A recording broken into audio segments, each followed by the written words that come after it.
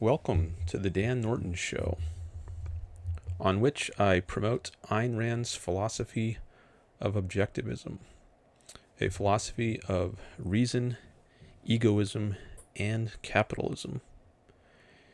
It is Tuesday, April 7th, 2026. I see we've already got some people in the chat. I see Audrey, who has done a super chat. Thank you, Audrey.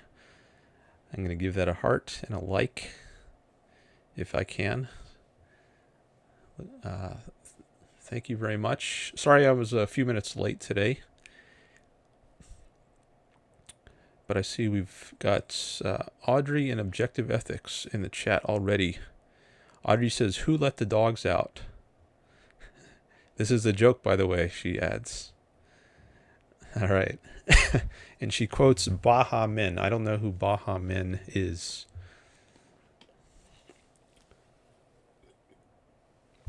But I appreciate the support. And I want to start a super chat goal. But first, I just want to say the last live stream was great in terms of getting a lot of viewers. I had a record number of viewers. 1.6K. That's, I think, substantially more than any other live stream I've ever done before. Even the one with Harry Benzwanger, which had previously set the record. But I got far more with this latest one. And I think it is probably due to my newish thumbnail and backgrounds. I guess many people find that enticing, intriguing. So it's been doing very well in the algorithm. And I got a lot of subscribers too, which was good to see. So people didn't just click on it, but they actually liked it enough to subscribe. So that was great. And I appreciate that. And I welcome all my new subscribers. I think I picked up about 15 subscribers since I started my last live stream, and that's much more than I usually get, so that was really good to see. I had 3 calls with leftists. All 3 of them were leftists, and we talked about politics, but we also got into some ethics, and I thought we had some really good discussions. And I hope to continue that today. We'll see who calls in. If anyone, there's never a guarantee, but maybe it's more likely people are going to call in with the new thumbnail. We shall see. Objective Ethics in the chat says, "Gave the stream a like to get things going." Thank you. I appreciate that. That can also help push it out in the algorithm. And he says he will listen when I get ready for work. All right. I listened to some of your last stream, your failed prophecy series with Johnny B. And you had Jill, Jesus is Lord. It took me a while to figure out who Jill was. But then I realized that must be taken from his thumbnail. Because on his avatar on YouTube says Jesus is Lord, so I guess you all called him Jill for short. So I listened to some of that discussion.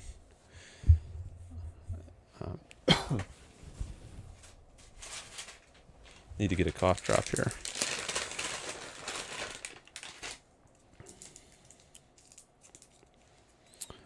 I've got a new pop filter here on my mic here. Hopefully that filters out cough drop noise, if there is any,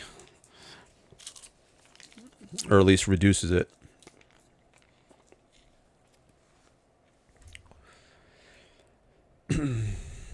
All right. So this show is largely driven by the topics that you all raise. I don't always have a preset agenda here of topics I want to get through. So I'm here to engage with you all. That is the main point of the show. So if you all have topics you want to raise, feel free to do so in the chat. You can ask questions, make comments, and you can also call in. I've got a number on my background, 657-233-0878. You can call in at any time, and I might screen it if you're a new caller, see what you want to talk about. But I definitely welcome callers.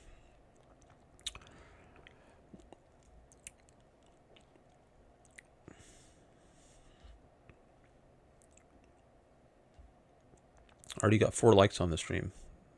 Thank you. I just remembered I need to adjust the volume settings on, or actually turn off the ringer. Some people, they said the ringing was very loud last time. When somebody called in, I hope it didn't hurt your ears. But what I can do is turn off the ringer, or the sound. And I should do that anyways, because when I screen the call, I only want you to hear my side of the conversation, and I won't turn on the caller's side until I've screened it and decide I want to have the call on YouTube. So right now, I'm going to turn off the volume for when somebody calls in. Let's see, where do I do that? Oh, I have to go to this window. That's my YouTube studio. And then I have to, let's see. Yes. Mute and mute. All right, you can't see what I'm clicking on here, but you see the cursor moving. All right, so I just muted it. So if somebody calls in, you should not hear it ring. And you won't hear the other person until I come back here and unmute.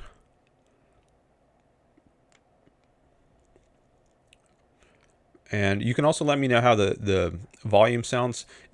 During my first call, I think, last time, someone said that my volume was low relative to the volume of the caller. And so my volume was already maxed out, so I couldn't raise my volume to match his. So all I could do was lower his to hopefully match mine.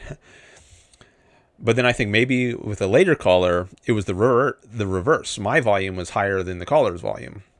So I never know exactly what kind of volume someone is going to be calling in with relative to mine. So you can let me know in the chat if either I sound too loud or the caller sounds too loud, and then I can try to make an adjustment so that it sounds better. I also noticed sometimes that when I was re-listening to the last live stream, and sometimes when I was listening to it through my AirPods, and sometimes the volume sounded fine for both me and the caller. Other times it sounded very low, and I think my AirPod just might have been low on batteries when it sounded low. So that's another variable. It could just be that maybe if you're listening to these with AirPods that are low on batteries, it might sound lower than it otherwise would. I'm not sure, but that's something you can experiment with. All right. So let's see. Anyone want to raise a topic?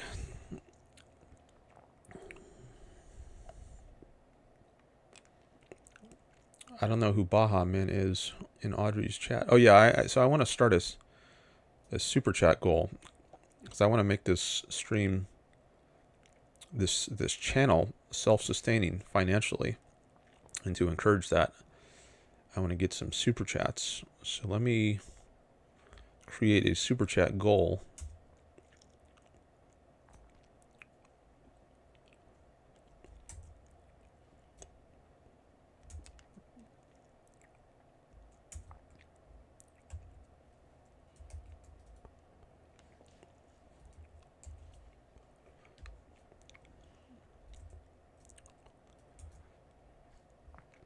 I'll set the goal at 5 super chats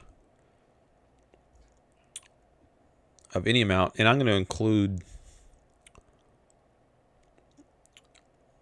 super stickers as well. And I'll set that goal for 3 hours. And start it. And I'm going to count Audrey's. She was first. She contributed before I started this, so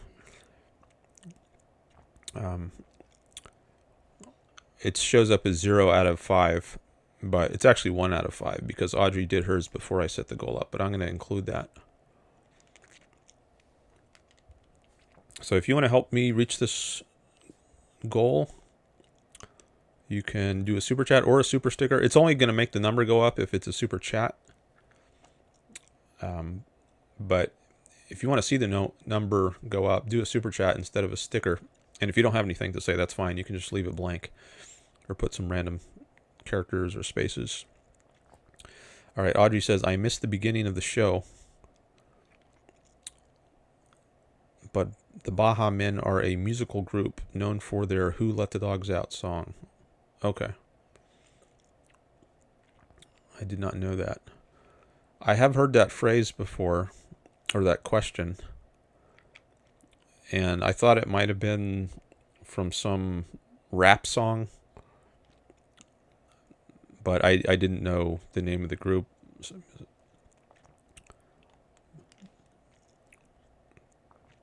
Okay. And I started a few minutes late, so I don't know if you actually missed anything. I think I started 4 minutes late.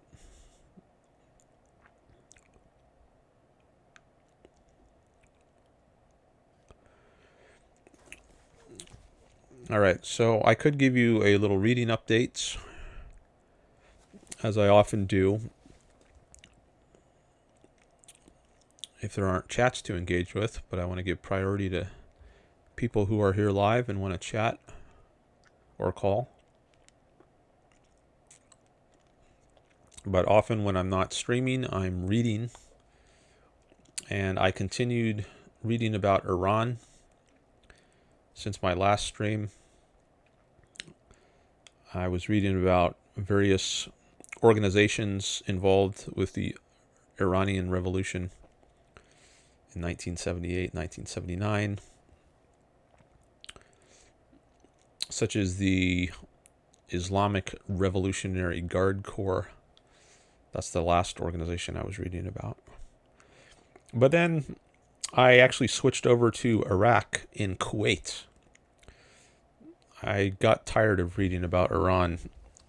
I was reading about a lot of the details about Iran, and I started feeling like it wasn't as interesting as it had been before that.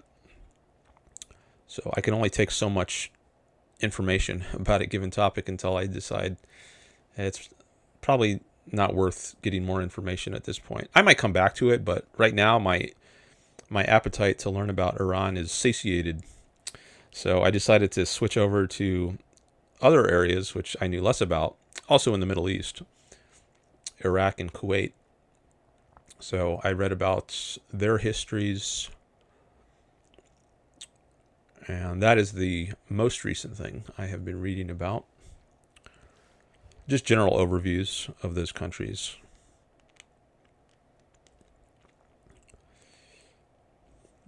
So there's a little reading update. What else? I have some other topics I could talk some about. Some thoughts I had in the wake of the last live stream. Maybe I could discuss those now. Audrey says, I'm more interested in metaphysics and epistemology than politics. I remember you said before you're interested in epistemology. And you've asked about induction a couple of times, which is part of epistemology.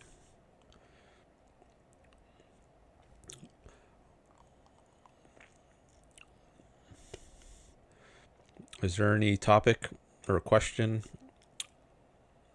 or a comment you want to make about metaphysics or epistemology? I just remembered someone in the last stream said he was going to call in, or at least might call in today's stream.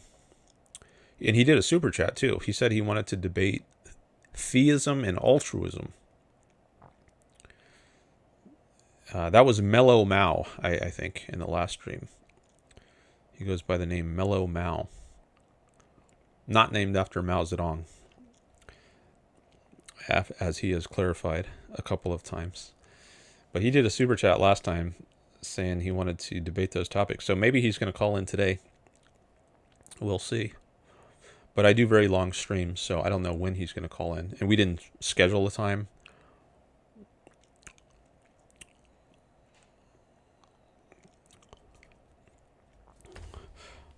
I noticed that last stream, it took a while longer than usual for my stream to start getting views. Normally I get a spike in the first hour that I go live, but that didn't happen the last stream. And I'm taking a look right now at my analytics to see if there's been a spike. Oh yeah, there's a little spike starting to grow. So I guess this stream is getting out. Well, that's good to see. So hopefully that'll keep going, and then more people will come by. Audrey says Mao Zedong was a monster. Yeah, I would agree with that. Killed so many people.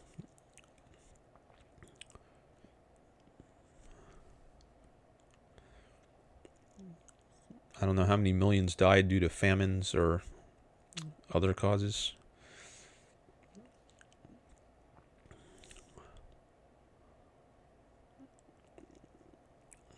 Do you have a regular schedule? Can people plan their schedules around your show? I stream every 5 days. That's my schedule. Lately, I've been starting at 2 p.m. as I did today. Or 2:04 to be exact, because I was a little bit late. But my schedule is just once every 5 days, usually starting in the afternoon at 1 or 2. And I announced it yesterday. Sometimes I just put out an announcement on the same day I go live. I don't announce it the day before, but the last 2 or 3 streams I have put out my announcement the day before, so that helps people schedule. But even if you don't see that, you can just know that I stream once every 5 days.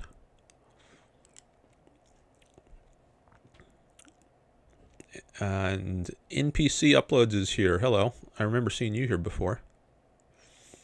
Objective Ethics says, I am doing a formal debate against Jill, Jesus is Lord, in May on biblical morality. It will be me dunking on the Bible and Jill justifying slavery and throwing rocks at disobedient children. Okay. All right, good luck with that. Yeah, I noticed it started to get kind of testy or heated. The part I was listening to, your last stream, when he was on, and I guess you said he was in the hot seat, because I guess the rest of you were not theists. You were either atheists or agnostics or deconverted or something. And I don't know if I could summarize the core of the issue you were debating, but I do remember it was starting to sound kind of testy. What does testy mean exactly? Testy is an adjective describing someone who is easily annoyed, irritated, impatient, or touchy. Okay, I'm not sure that's the right word. Maybe heated would be a better. NPC Uploads says, I don't think I've ever seen someone pro-atheism and capitalism and anti-leftism and Trump, haha, Very rare combination. Yeah, I think it is rare. I think Ayn Rand's is rare. I promote Ayn Rand's philosophy, and she has very unique outlooks on things, and I would say consistent. So there's really no fundamental difference between the right. There's no fundamental similarity. No, sorry, I said it right the first time. There's not a fundamental difference between the right and the left. At least if you take the right and the left to be, if you take the right to be represented by Trump and MAGA, and the left to be represented by, for example, Bernie Sanders or AOC, neither of them are in support of individual rights. Neither of them are in support of freedom, at least not consistently. So I think if you look at things in fundamental terms, what's really important in politics is whether people are free or not who they're subject to. Like, you have a choice of masters. Are you dictated by Trump? Is he our dictator? Or are we subject to the dictatorship of the proletariat or the left? I don't think it matters too much, ultimately, who your master is. The real issue is whether you have any master at all. Whether you are a serf or a slave to some allegedly more important entity, whether it's society at large or some king or wannabe king. I don't think that matters too much. So if you look at things in terms of fundamentals, then I think you can group both the right and the left in the same category as bad. Assuming the right means the Trump MAGA faction. But a lot of people don't have that perspective. And that's what I'm trying to offer here. I'm trying to offer a new perspective on things and give people a new way to look at things and see things as being different or similar, which they hadn't seen that way before. And also, like you say, putting atheism and capitalism together is something you haven't seen before. Yeah, a lot of people who allegedly are pro-capitalism are religious, but I think those ultimately don't go together.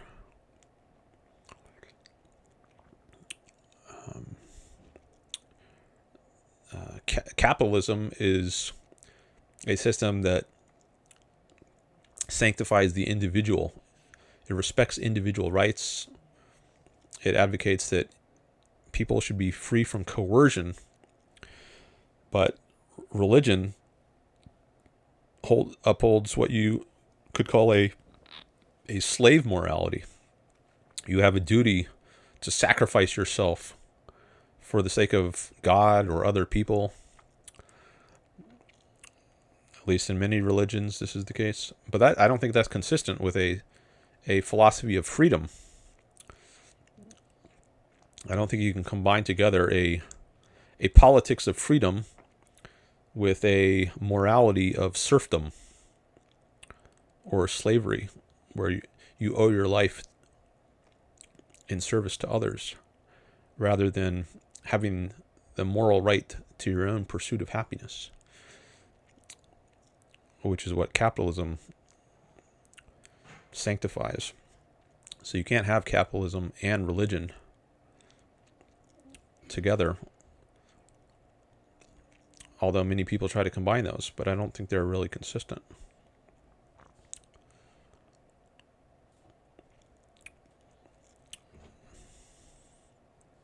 Very rare combination, says NPC uploads. Dan, do you have more regulars if people can easily predict when your next show is? For example, every Thursday at 2 p.m. Wow, I butchered that sentence. And then she writes again, Dan, do you think you'll have more regulars if people can easily predict when your next show is? For example, every Thursday at 2 p.m. Maybe, but what I like about doing it every 5 days, which is regular, it's just not your typical, I guess usually people, maybe they'll do it once a week, because then you can easily hold in your mind and remember the same day every week, like every Thursday, for example, as you say. But I think I just like streaming more than that. Like once every week doesn't seem like enough to me. Like I'm eager to stream more than that. Like I'm looking forward to streaming once every 5 days, and I think I might just not get my fill of streaming. Oh, John Wayne is also here. Hi, John. I might not get my fill of streaming if I do it once every 7 days. So I would like to stream more often than that. More often than once a week. However, I think I also don't want to stream too much. Like if I stream once every 3 days or once every day, that's too much for me. Because I have other things that I want to do. Like I have a lot of reading, studying that I like to do, which I hope in the long run improves the quality of my streams, because it gives me more content to talk about and it makes me more knowledgeable when I have discussions and debates with people. So I like having time off stream to learn a lot. So I just find that the Goldilocks position for me, not too much, not too little, of streaming is once every 5 days. And I've tried different things in the past. Like when I first started streaming, I was streaming twice a week. I would stream on Wednesdays and Saturdays. And that worked pretty well for a few months. But then I started doing longer streams. Like in the early days of my streaming, I started about a year ago. My streams were usually around 2 hours.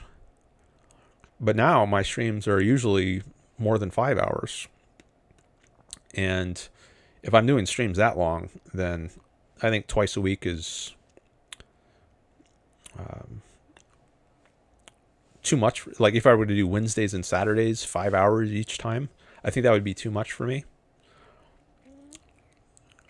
But 5 hours or more than that, even once every 5 days, I think I can handle that. So it just so happens, given my appetite for streaming and my appetite for non-streaming activities like reading and studying, that once every 5 days works out well for me, given the length of my streams. So that's what I've settled on for the meantime. This might change in the future, but another reason I don't like to just do it the same day every week is that might rule out a lot of people who maybe they have some commitment on that day. Whereas if I change the day around, then I get new people showing up who might not otherwise be able to attend my stream live. Like maybe they have a commitment on Thursdays, and if I'm always doing it on Thursdays, they'll never be able to come live. But if I rotate the days, then I can reach different people.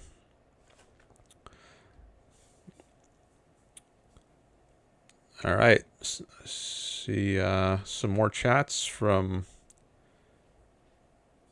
NPC Uploads and Special 9668.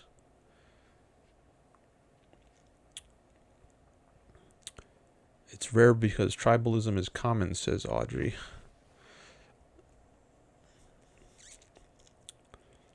That's getting back to the combination of my positions.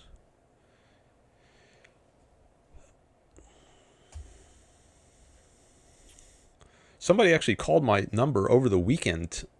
I don't know if they were just experimenting or didn't realize that I wasn't live. But you can leave a voicemail on my number anytime. Actually, another thing I want to do, in addition to getting the volume settings right, is turn on Do Not Disturb in Google Voice, so that during a call, if somebody else calls in, I don't hear a beep. But it'll just, so if someone calls in when I'm already on a call, it'll just go straight to voicemail.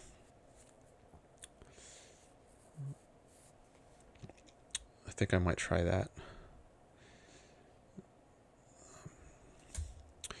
All right.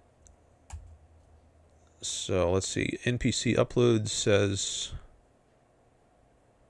I feel like the only / most important thing politically and morally should be the advancement of technology and conquering of space. And that ideally we live in a capitalistic society. However, everyone has at least food, water, and home, just basic needs. Because realistically, communism and socialism will never happen. It's human nature to want more than others and be better than others at everything, not just financially.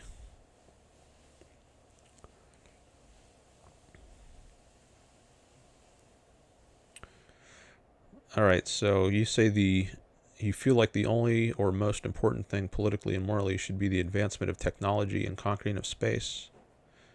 What about freedom? That's what I think of as the most important thing politically.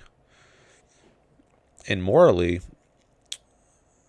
I think the most important thing is pursuing your own happiness. And if technology and conquering space is a means to that, then go for it. But I don't think those are the ultimate ends. I think those are means to the end of pursuing your own happiness. That's the ultimate goal, morally speaking, that I support, pursuing your own happiness.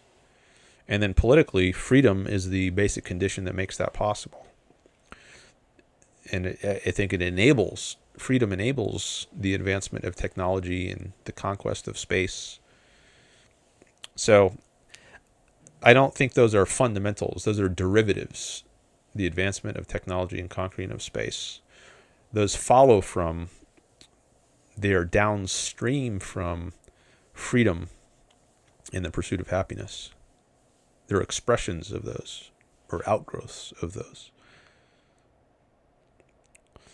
Likewise with these other things, food, water, home.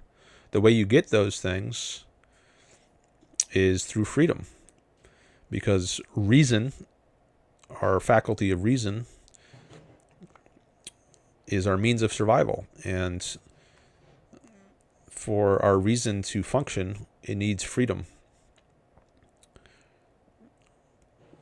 Reason doesn't function under force. Ayn Rand makes that point. A gun is not an argument.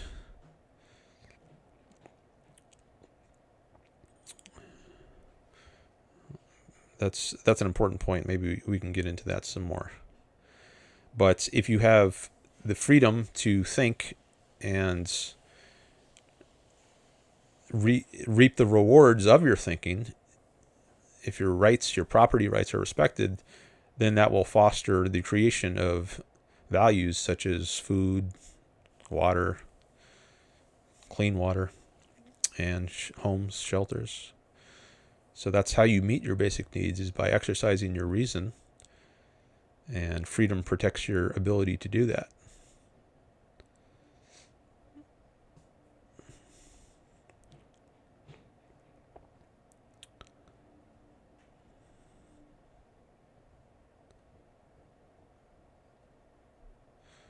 You say, realistically, communism and socialism will never happen. It's human. Well, haven't they happened? What would you call Soviet Russia? Was that communism? What about North Korea? What about Cuba? What about Cambodia under Pol Pot? What about China under Mao? Was that not true communism or true socialism? I think many supporters of socialism or communism will say that. They'll try to distance themselves from the atrocities of those regimes.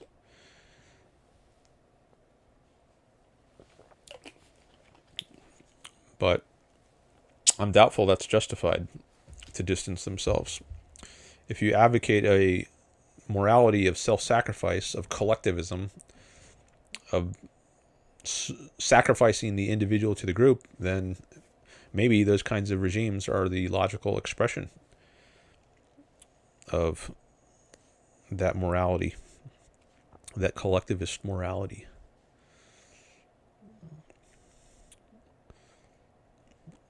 but that might be a good topic to get into some more.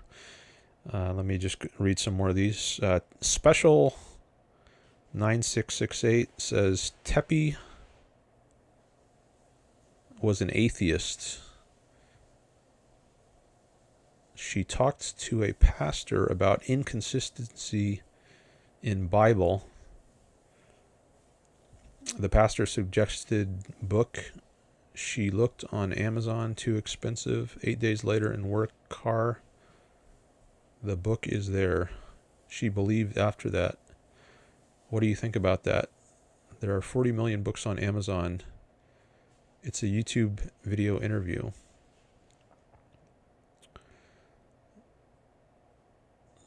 So there was someone by the name of Tepi who was an atheist, and then Tepi talked to a pastor about inconsistency in the Bible.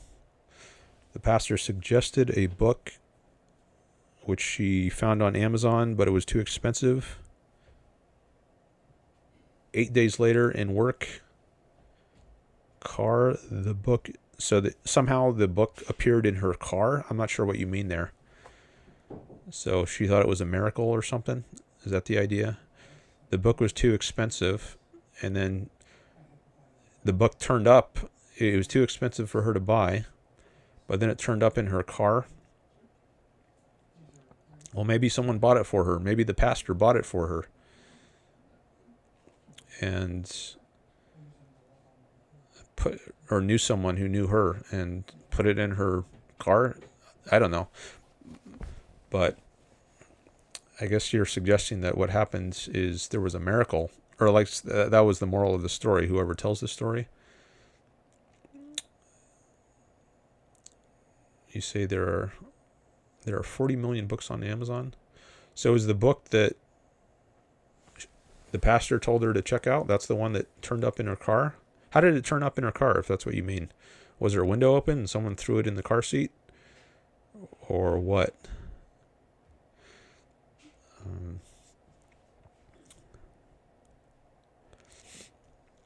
I don't think miracles are an actual thing, if that means violations of the law of causality, like the parting of the Red Sea. But maybe you can expand a little on what you mean happens, like how this book turned up, and is it supposed to be evidence of a miracle? Is that the idea? Oh, you say no, it was left by a client. Yeah, miracle, he says. Also, I think it's appropriate to have a level of skepticism. Like, just because someone said something happened doesn't mean it actually happened. People can lie. And what's more likely, that someone rose from the dead, or that someone just made up a story about Jesus rising from the dead? That just because someone says something happened doesn't mean it actually happened. And you can use your own experience of the world to help you decide whether what someone is telling you is credible. Like if I tell you right now that I was going for a walk this morning and I saw three elephants coming down the street the other way, and I was blown away. I was like, why would there be elephants in this, in California where I live, walking down? I mean, I've seen elephants in a zoo, but this was crazy. Elephants were like walking through my neighborhood, and I never thought I would see it, but there they were. Now, would you believe me if I told you this, or would you say Dan is just making up some story? So what's more likely, that I'm just being silly or trying to put one over on you, or that it actually happened? So maybe someone is just BSing, making up some story, and you might want to verify it. And if you can't verify that, then that gives you some reason to doubt whether it actually happens.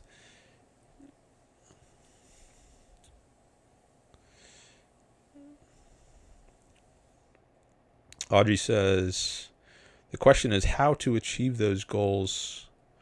I think the solution is freedom, the absence of the initiation of force. Yeah, how to achieve space exploration or basic needs like food, water, and clothing. Objective Ethics says, there are a number of natural explanations for her finding the book in her work vehicle that should all be eliminated prior to offering supernatural phenomenon as an explanation.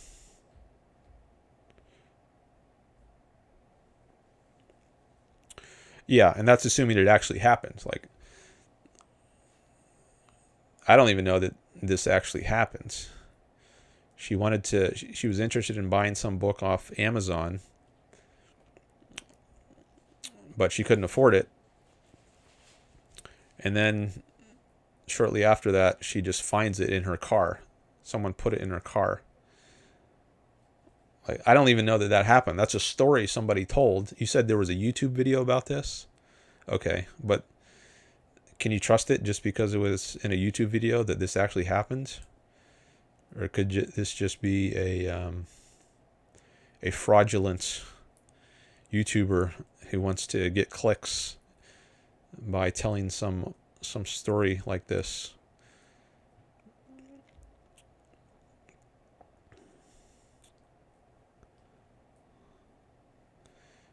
And how is the book put in the car? Don't we typically leave our cars parked? Locked when we're not in our cars. So how would the book end up in the car if the car was locked? That's just one question to ask. So I don't take for granted, I don't concede that this actually happens. But then if it can be established that this actually happens, then maybe it's right to do what Objective Ethics says here and look for natural explanations.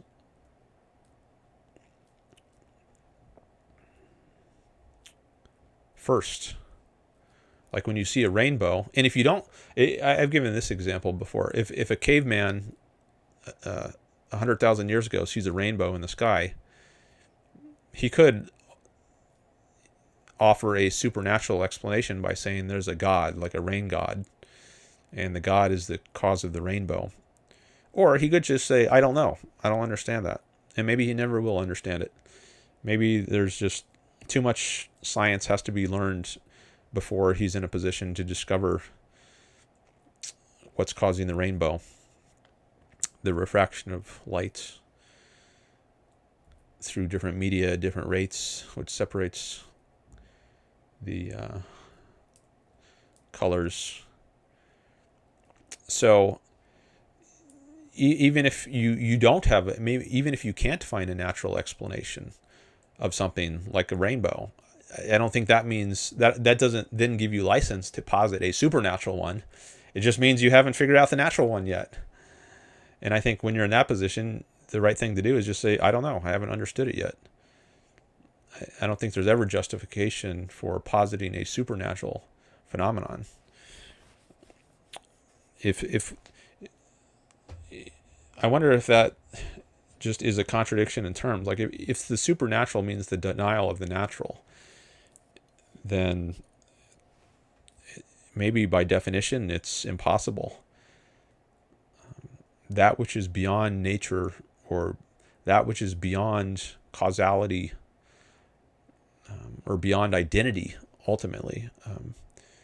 Causality is an expression of identity. Ayn Rand says it's the law of identity applied to action. Or at least that's how Dr. Peikoff characterizes it in his book Opar, Objectivism, the Philosophy of Ayn Rand. And there's nothing that lacks identity.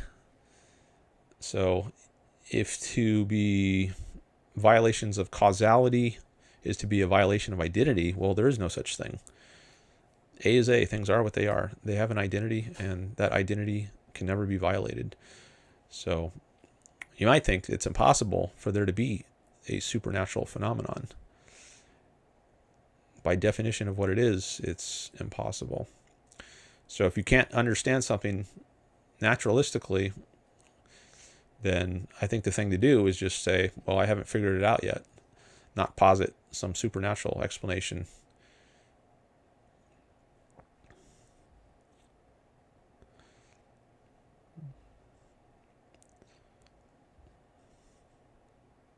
Audrey says, gonna bounce, peace out. Yo, all right. Thanks for coming by, Audrey. Thank you for the super chat again.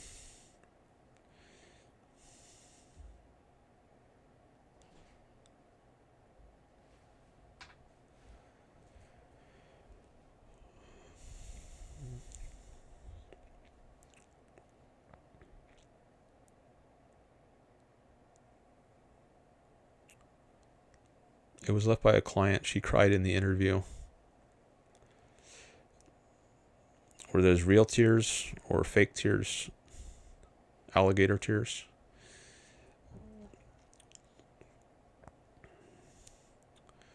People cry in movies all the time.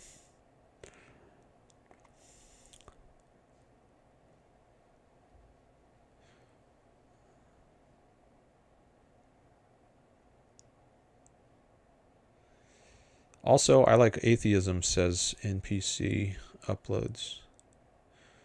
I'm for sure against religion in general. It's all man-made and keeps people as slaves. Serving an imaginary master. And it lets the elites control us much easier.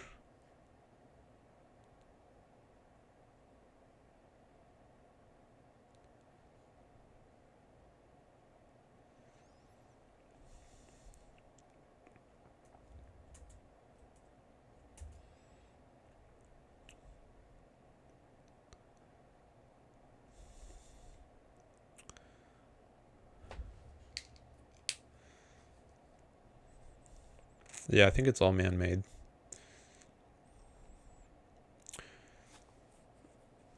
And in a way, it avoids having to make slaves out of people.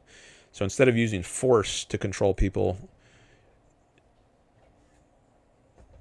religion uses ideas to control people. It controls their minds, and then you get them to do voluntarily things that slaves do, right? If slaves serve others as their master because they're forced to under threat of force, well, it's harder to do.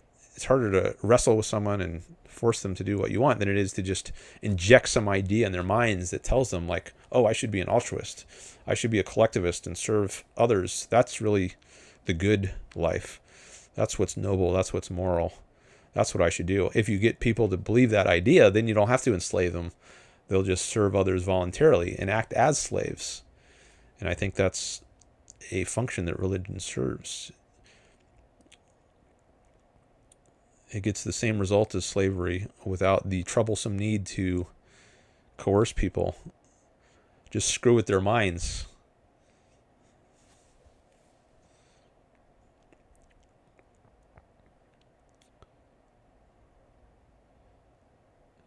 And it lets elites control us much easier. Yeah. She has told this story in multiple interviews. All right. Does that add any credibility that she's told the story multiple times? Or is she just repeating the same made-up story, the same lies, perhaps? The stories of religion have been told for millennia. Does that make them more true?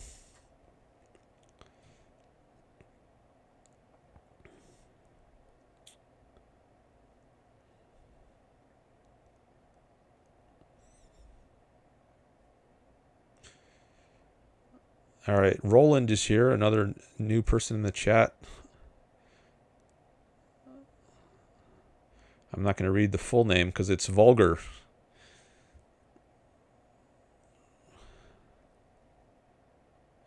Maybe you should change your name, Rollins. At least if you want to be in my chat. I like to keep it clean here. You can change the way your name appears on YouTube.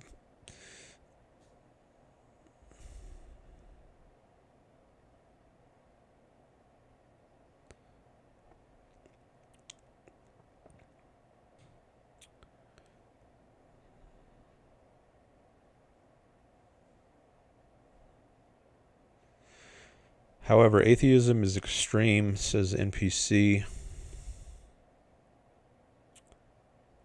I think it's almost as extreme to completely deny God as it is to fully believe in God. I think agnosticism is the way, just to say, I don't know.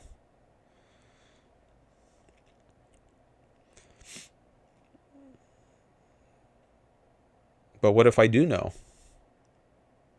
If God is supposed to have characteristics like omnipotence, all-powerfulness, which imply a contradiction, like the ability to create a rock so heavy that he can't lift it, to use a common example, then I can rule that out. I can say, no, there are no contradictions. I do know that. So because God's nature implies contradictions are possible, then I can know there is no God.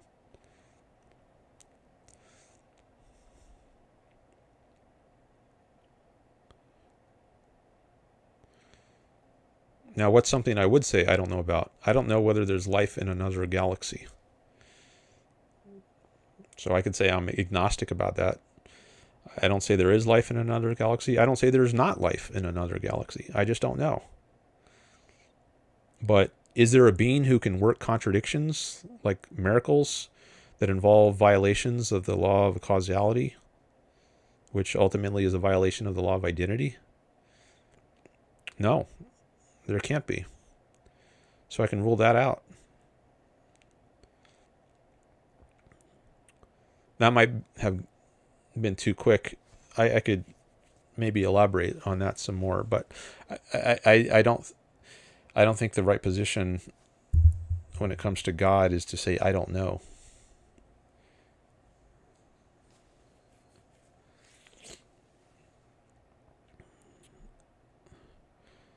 If you don't, Audrey says, if you don't know whether God exists, you default to the position of no reason to entertain the notion of God.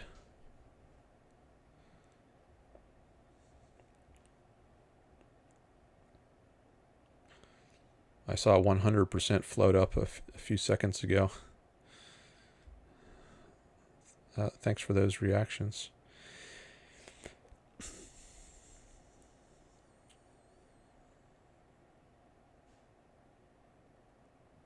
There are different versions of atheism. There's hard atheism and a soft atheism. Somebody just did a super chat. Oh, Ariel David. Hello. Thank you. You're a new person. Welcome. All right. I want to give priority to super chat to encourage them. So I'm going to skip ahead and read his or hers right now. And it says, I used to do mental exercises as a kid, such as, could God strip himself of his powers? Oh, look at all these hearts floating up. Thank you. That's good to see.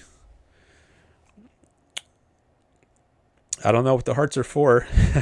I would like to know. But maybe those are... Well, you can tell me, whoever's putting those hearts up there, what the hearts are for if you want. But anyways, I appreciate them. Ariel David 95 for $5. Let me also see if I can reply to this.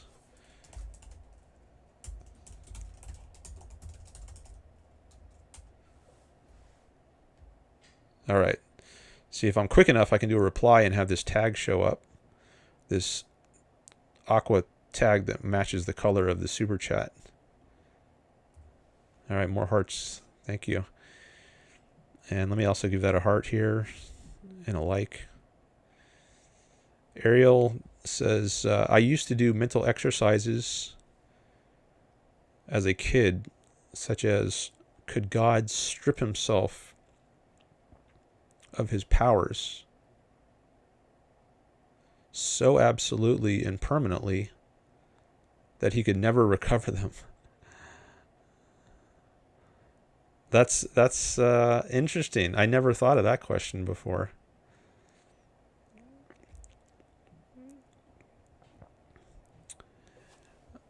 Could he strip himself of his powers so absolutely and permanently that he could never recover them? I wonder if that's puts him in a kind of paradox, like the question about the rock. Like if he's all powerful, he should be able to strip himself of the powers. Otherwise, there's something he can't do, and he's not all powerful. But if he can strip himself of all the powers, then he's no longer all powerful. And that would then defy the nature that God is supposed to have.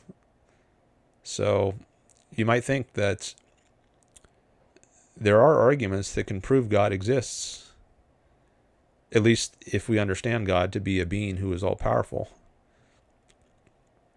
Because that characteristic, omnipotence, involves some kind of contradiction.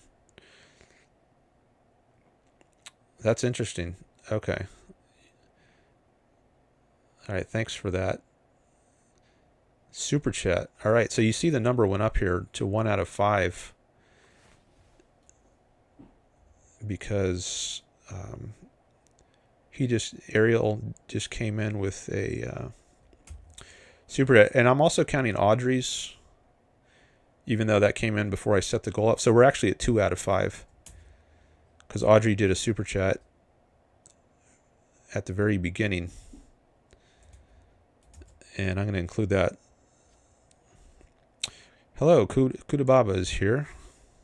He says there is no logic to arbitrary nonsense. All right, Roland is back and he changed his name. Is that the same one? Yeah, same avatar. But you can see the name changes from what it was up here.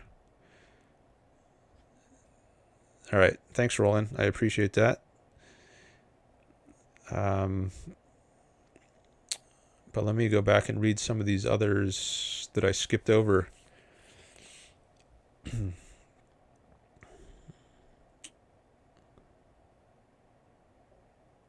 Let's see, where did I get up to? Oh yeah, I read this one. Okay, yeah, this was the next one. Objective Ethics says, I am an agnostic regarding serious God concepts such as Aristotle's unmoved mover, etc., but none of the gods of organized religions should be taken seriously, as we know how, when, and why they were invented by men. I heard you say something that is consistent with that in your, I don't know if it was your last live stream or maybe the one before, but I remember you saying that you were a hard atheist when it comes to traditional God concepts. And that was interesting to hear, because I had mostly heard you say you're an agnostic before, but you added some nuance by saying with respect to certain God concepts, like Aristotle's, you're agnostic about that, but not with regard to the traditional God concepts, like for Christianity or Islam. When I say I'm an atheist or a hard atheist, I mean it with regard to the traditional concepts of God, because that's usually who I'm having a discussion with. It's not usually if someone wants to defend God, they're not like some Aristotelian supporter of the unmoved mover, right? If you're talking to people in today's world, it's typically a Christian or a Muslim or a Jew, right? So I guess I just assume by default that that's the conception of God at issue. But if someone says, oh, I have some more philosophical conception of God that maybe has nothing to do with religion, maybe like Aristotle held, then I might. Would I still say I'm a hard atheist? And for anyone who doesn't know that term, hard atheist as opposed to soft atheist, so the way those are distinguished is soft atheist just lacks a belief in God. It's the absence of a belief. But a hard atheist has that. He does lack a belief in God, but he goes further and says positively there is no God. So he takes an affirmative position about whether there's a God or not, and denies it. Says there is no God, and so that's what I mean when I say I'm a hard atheist. And to further specify that what I mean with respect to traditional religious concepts of God. I might also be a hard atheist when it comes to other concepts like Aristotle's concept of God as an unmoved mover. And I think we might have talked about that a little bit once when Objective Ethics called in. But I can at least say with respect to traditional concepts of God, I would be a hard atheist.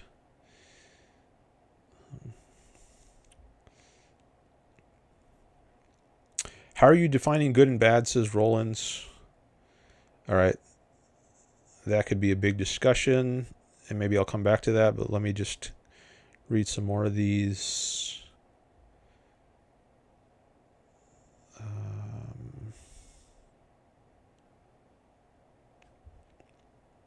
Oh, Simon is here. Hello.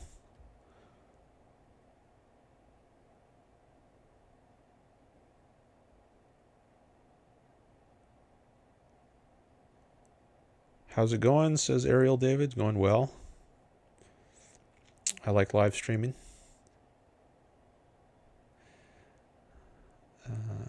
Thank you so much for the welcome. You're welcome. And thank you for the super chat. I appreciate that. I wonder how you came across my channel. I guess it's pretty rare to get a super chat from someone who is completely new, who I've never seen before. I think most of my super chats are from people who I have seen before and maybe are even regulars. So, but you came in right out of the gate with some money, so I really appreciate that. Thank you.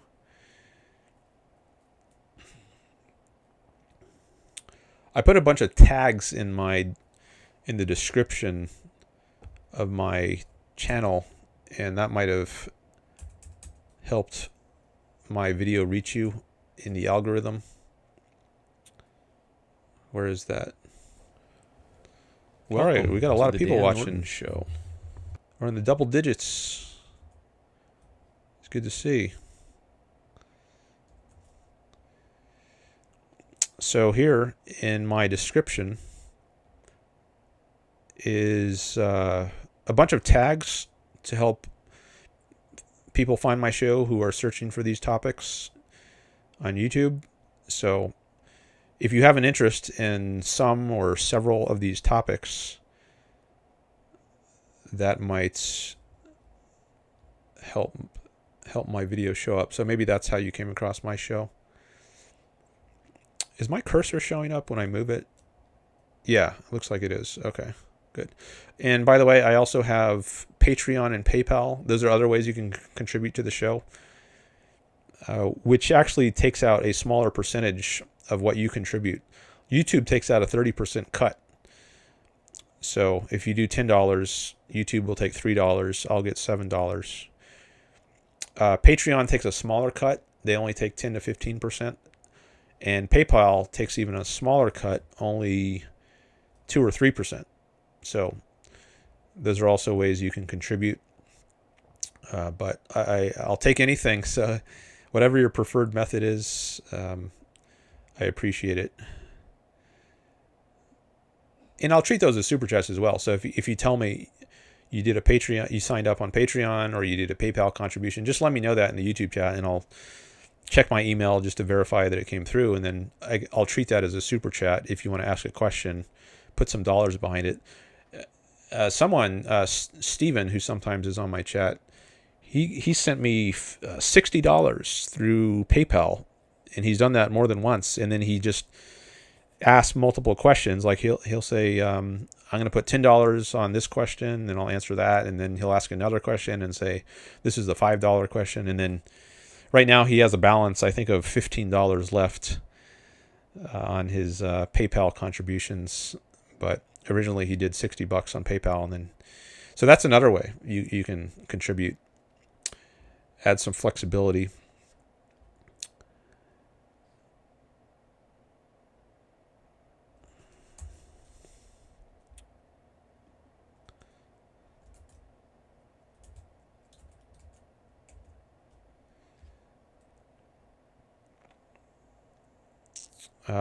Ariel David says, I've been hanging out online with some objectivists and libertarians.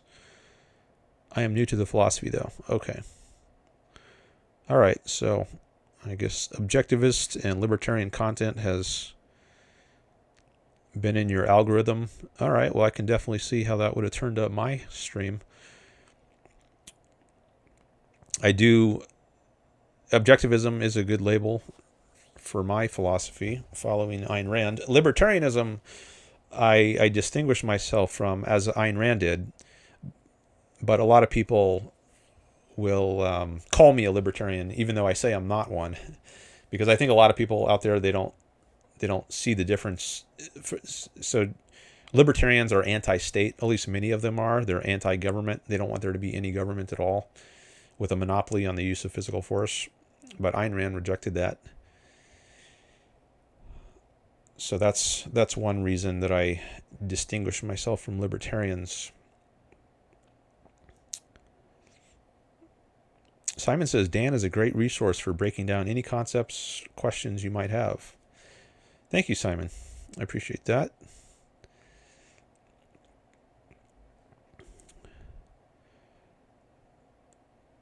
Okay, let me read some of Roland's here, because I haven't engaged much with Roland's. And he kindly went to the trouble of changing his name. So let me read some of his more. He asks, how are you defining good and bad? By what furthers or frustrates your own life, your own happiness. Life and happiness, I think those go together. So something is good if it promotes your own life and happiness, and something is bad if it frustrates or destroys your own life and happiness. That's in a nutshell how I would distinguish them. Following Ayn Rand, she's the inspiration for my ideas, because I think she makes sense. And then let's see some more of his chats.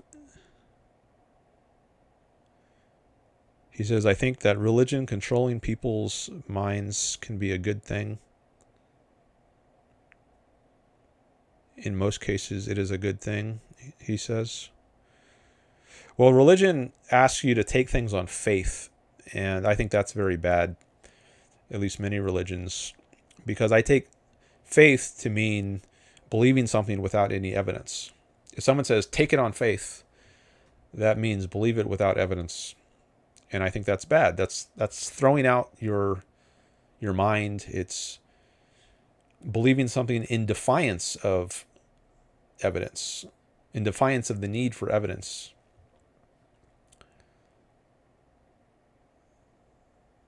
Like the Trinity, believe that God is one and three at the same time. Doesn't make any sense, but you're supposed to believe it anyways. The mystery of the Trinity. But if I tell you, well, give me your life savings right now. Go to my PayPal link and send me all your money. That doesn't make sense, you say? I don't care if it doesn't make sense. Take it on faith from me that it's a good thing for you to do that. Just do it. It's good. You don't understand? Too bad. Take it on faith. What's your argument against that? If you're going by faith, argument is beside the point. It doesn't matter if something is irrational, doesn't make sense. You do it anyways. But that's anti-life. That's not good for your life and your happiness. So I don't know why you say religion controlling people's minds can be a good thing. If religion involves controlling people by getting them to take things on faith, I think that's a terrible thing. Special All right, so he was the one talking about the YouTube video.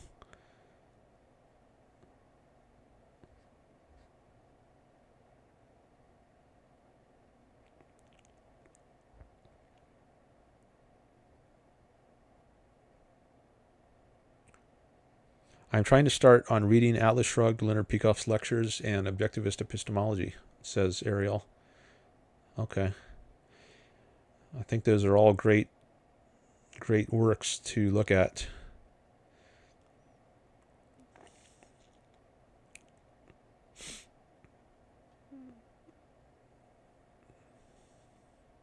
He says, I am more focused on objectivism right now, though objectivists do share some common ground with libertarians. It might depend on the libertarian. I don't think every libertarian is anti-states, anti-government, but at least many are. There's a split among libertarians, and I think and I don't follow the libertarian movement very closely, but I know there's a difference between the Mises Institute and the Cato Institute, for instance. In the Mises Institute, I think is actually hostile to Ayn Rand. That was the one founded by Murray Rothbard, I believe. The Mises Institute, which is poorly named, according to Yaron Brook, who's an objectivist, a YouTuber, another one. He thinks that's should be called the Rothbard Institute because it doesn't reflect Mises's ideas, I guess. But I think that's, at least the Mises Institute is more anarcho, well, they call themselves anarcho-capitalists sometimes, but I don't think that's a thing. I think capitalism requires there to be a government. There can't be anarchy consistent with capitalism. But maybe that's a discussion we could get into. But I think at the Cato Institute, they're less anti-government, or I don't know, maybe they're not anti-government at all. Maybe they just want limited government. I'm not sure. Excuse me. But I think they're at least closer to what Rand would support.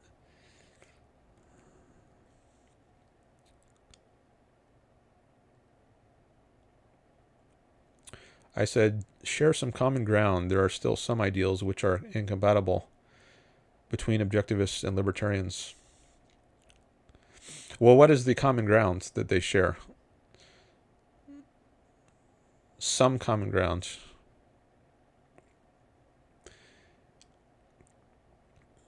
If it's limited government, yeah, they share that, but I think that's only some libertarians. So libertarian is maybe a unhelpful label because it packages together people who are pro-limited government and people who are anti-government altogether. And I seem to recall Greg Salmieri, an objectivist philosopher, making the point that libertarian is not a useful term for this reason, because there is no coherent ideology that unites all people who call themselves libertarians. So there might be some common ground between objectivists and some libertarians, but I don't know if there's a consistent or coherent ideology of libertarianism that unites all libertarians.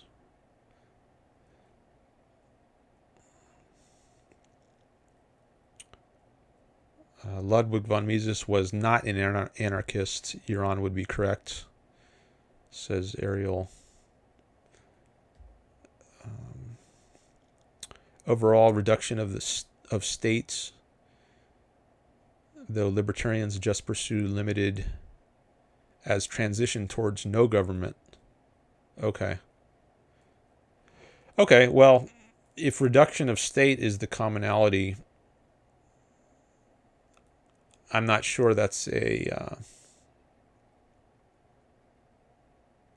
important enough similarity You might even think libertarians are radically opposed to objectivism if they want anarchy.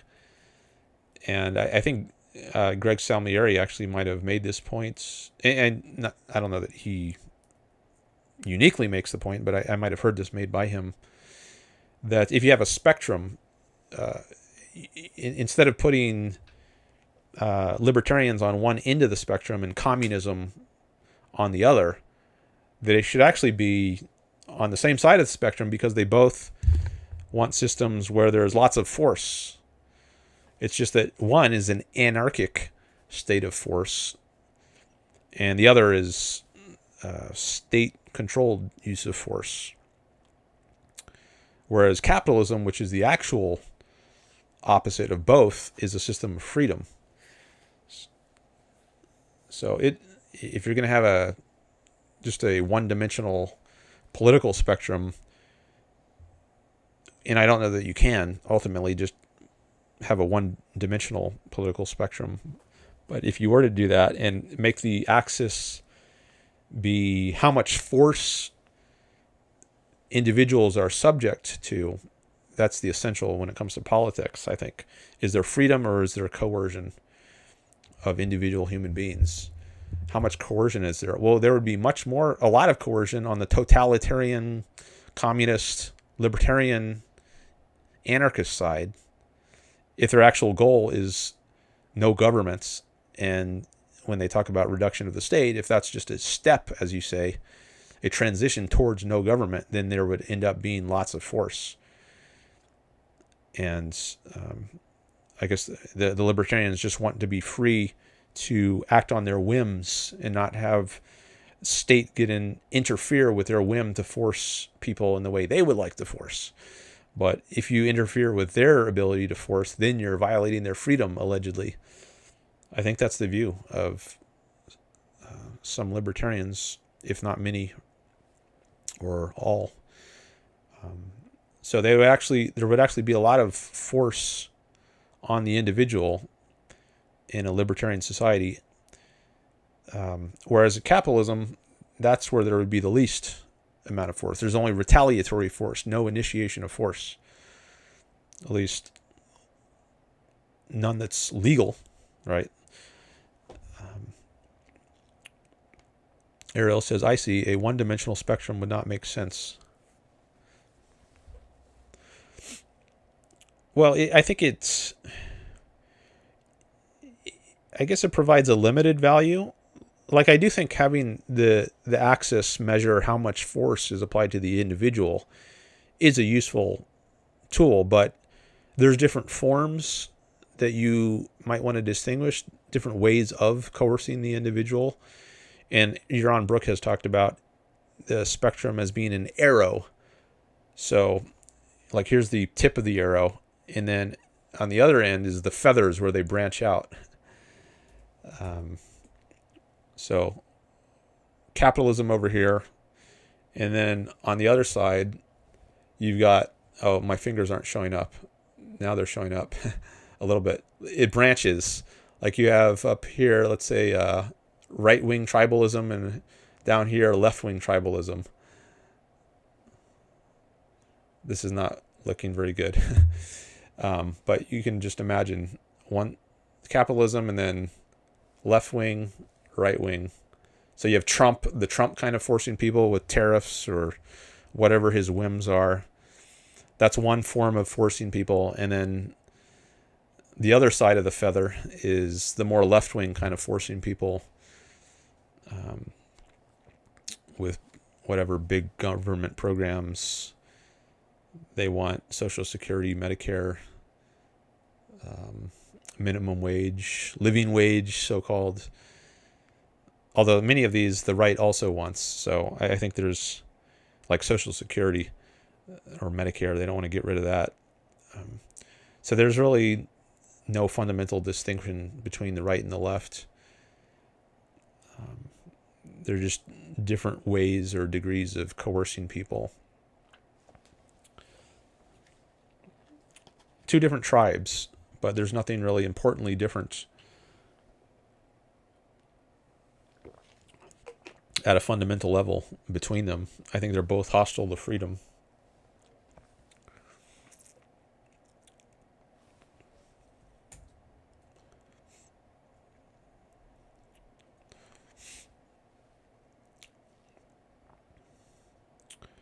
All right. Let's see what else is in here. I gotta turn my fan on a little more.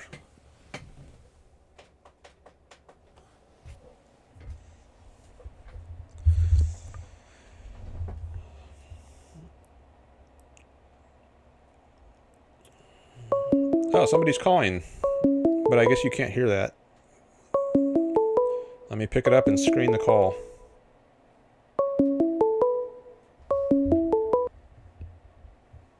Oh, it says I have to allow mic access. Not this again. This happened before, and I don't know why. Let me try something else. Hello? Hello? Okay. Let me see if I can figure this out, and if I can't figure it out quickly, you can call back in on Zoom. I'll give you a Zoom link. But sometimes this happens where somebody calls and then I hear it ringing and I can't pick up the call because my mic has not been given access. But I don't know why it tells me my mic hasn't been given access. So let me see if I can troubleshoot that. Give me a minute here. It looks like you left a voicemail. Let me see if I can hear the voicemail. Oh, it says transcription not available. But maybe I can hear it.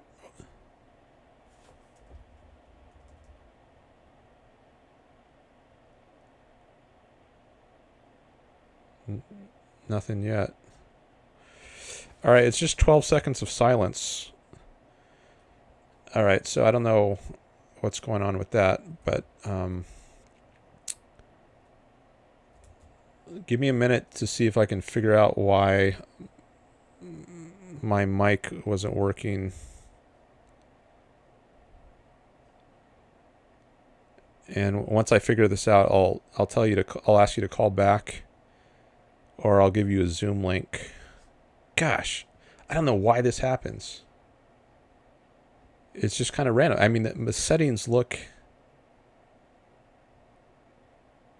I didn't change anything between now and the last stream. I wonder if... No, that's... Okay, let me try something else.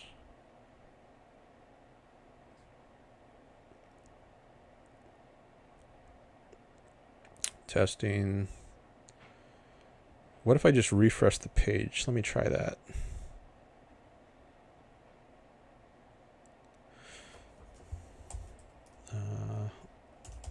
Notes.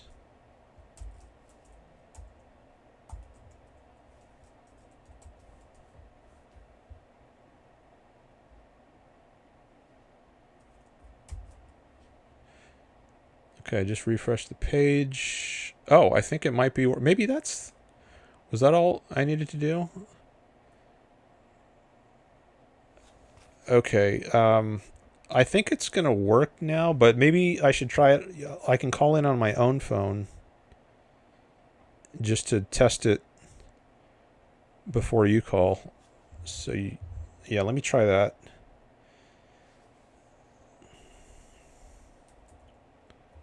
And then after I confirm it's working, I will ask you to call back in.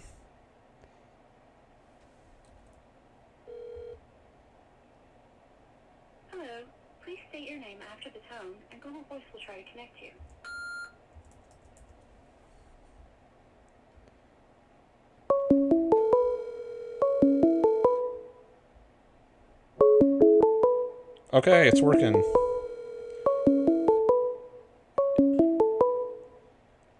Call from Lucas. To accept, press 1. To send a voicemail, press 2. Hello. Hi, can you hear me? Yes, I can. The audience cannot hear you, but I can hear you. So, what was your name again? My name's Lucas. Lucas. Okay, so what were you interested in talking about? Yeah, I wanted to talk more about you're a libertarian, is that correct? Objectivists. I was actually just talking about that a few minutes ago. I don't know if you heard that part of the stream. I was saying how Oh no, objectivism is I actually only different from libertarianism. okay, but you're like a free market kind of guy, from Yes. my understanding. I just found you like a day ago, so I thought Okay. it was interesting. I thought I'd call in, and I Okay. appreciate you having an open dialogue. But yeah, what I wanted to discuss was the kind of your kind of ideal state and the practicality behind some of these ideas, because I do know you're a fan of Ayn Rand, Right. and that kind of thing. So I kind of want to talk to you about your ideal state, and because it seems like it'd be a very decentralized thing, and I don't really feel like decentralized government Okay, that's are fine. necessarily. Let me just turn on your audio so audience can hear you now. But this sounds like a fine call. I just wanted to talk to you for a few seconds before I turn on your audio. All right, so now I just yeah, your audio. So now you should be audible to the audience. And audience, let me know in the chat if I sound too loud or he sounds too loud, and I can try to adjust the volume. So this is Lucas, and go ahead and start over. Just tell the audience what you're interested in talking about.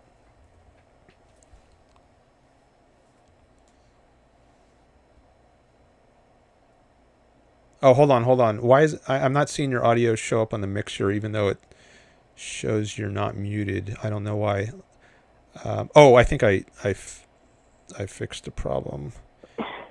Okay, now I see it showing up. Okay, start Okay, again, please. okay, sure, yeah. So I kind of came to call and discuss the kind of practical objections to a libertarian, or I guess you say you're objectivist, kind of state, and I wanted to talk about, what your ideal state would look like, and it seems like it'd be very decentralized, and I really don't believe in the modern world that decentralized states can survive without being cannibalized cannibalized by bigger, larger, centralized states. Okay. Sorry, I was just testing the volume on my phone to make sure you were coming through while you were talking. No worries. Is So there you like a think? delay or anything? Yeah, there's like a 15-second delay or something. So all right, so you think that a small government kind of state is going to be cannibalized by a larger government state. So there's like a natural tendency for a small government sort of system to turn into a larger government system. It's not like a stable, lasting. But also just the fact that I think larger states just militarily can conquer smaller states. More centralized authoritarian states can conquer smaller states, and just with that alone, it kind of wipes out these small government things. That's really my bigger claim. Okay, they can conquer smaller states. All right, let Yeah, me. so like smaller states are weak.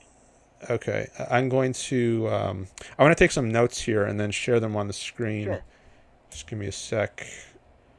Help me keep track of the conversation. Kudababa says his volume is still too low. We can hear him. Oh, Nick is here. Hi, Nick. He says we can hear him. Dan needs to look at the chat Okay. more often. All right, yeah, I might need to do that.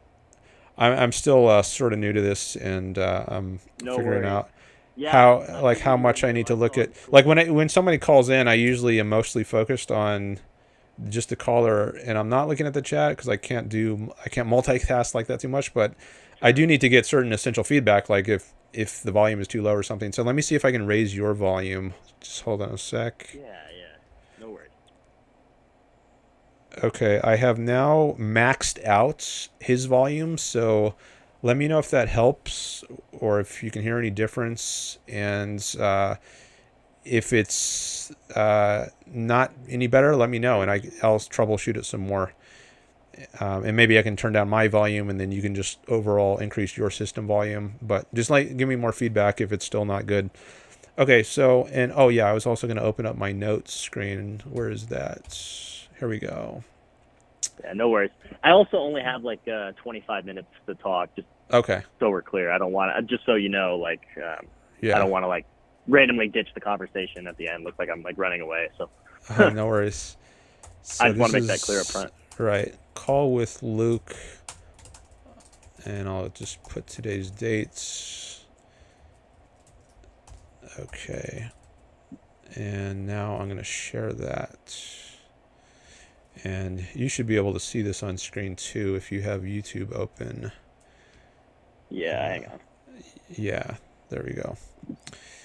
Okay, so you said small states, let me make this a little larger, will be conquered by large states, larger states. Typically. Okay. So I guess we can just start on that point. I don't think that will happen. Actually, I think if we had a good foreign policy, no one would want to mess with us. Peace through strength, I think, is actually a thing. If we have real strength, stronger than we actually have right now, like if we were willing to fight wars without one hand tied behind our back, so to speak, and worried about civilian casualties on the other side, for instance, as happens in the case like of the Iraq War or the Afghanistan War, where we didn't go all out, I think that makes it much harder to fight. But if we have good rules of engagement, then no one's going to mess with us. And that's just talking about today's United States. Yeah, but that's because it's a huge centralized. Sorry to cut you off, mate. But that's because it's a huge centralized government with over 330 million people. If we were just like a small, if every like state was its like own kind of loose sort of confederacy as it was in Articles of Confederation, I don't think that'd be the case. We can look back at history and stuff, and we can see larger states like Nazi Germany that were like super authoritarian and centralized, conquering smaller states like Belgium, the Netherlands, Luxembourg, Austria, Czechoslovakia, Slovakia, like it goes on and on. Well, Hitler was appeased by Britain, for one thing, and I think if countries surrounding Nazi Germany had good foreign policies, then the Nazis wouldn't have been able to become as powerful as they were. They're taking over more and more lands, and also, another aspect of foreign policy is getting involved in the right wars and not the wrong wars. And like with Nazi Germany and Soviet Russia, once the Germans invaded Russia, I think maybe the best thing to do would have been just let them fight each other, destroy each other, rather than get involved. And we didn't get involved after Pearl Harbor, and I think that was appropriate. But I don't think the U.S. should get involved in every war. Like the Vietnam War, I think was a mistake, because I don't think there was a serious threat to U.S. lives and property. Either, but...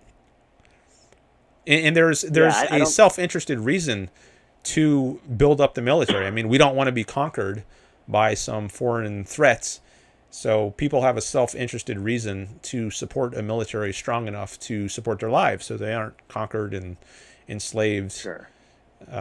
So you were saying like America today with 330 million people has a military that's I guess strong enough, but in the kind of society I envision, it wouldn't be that strong.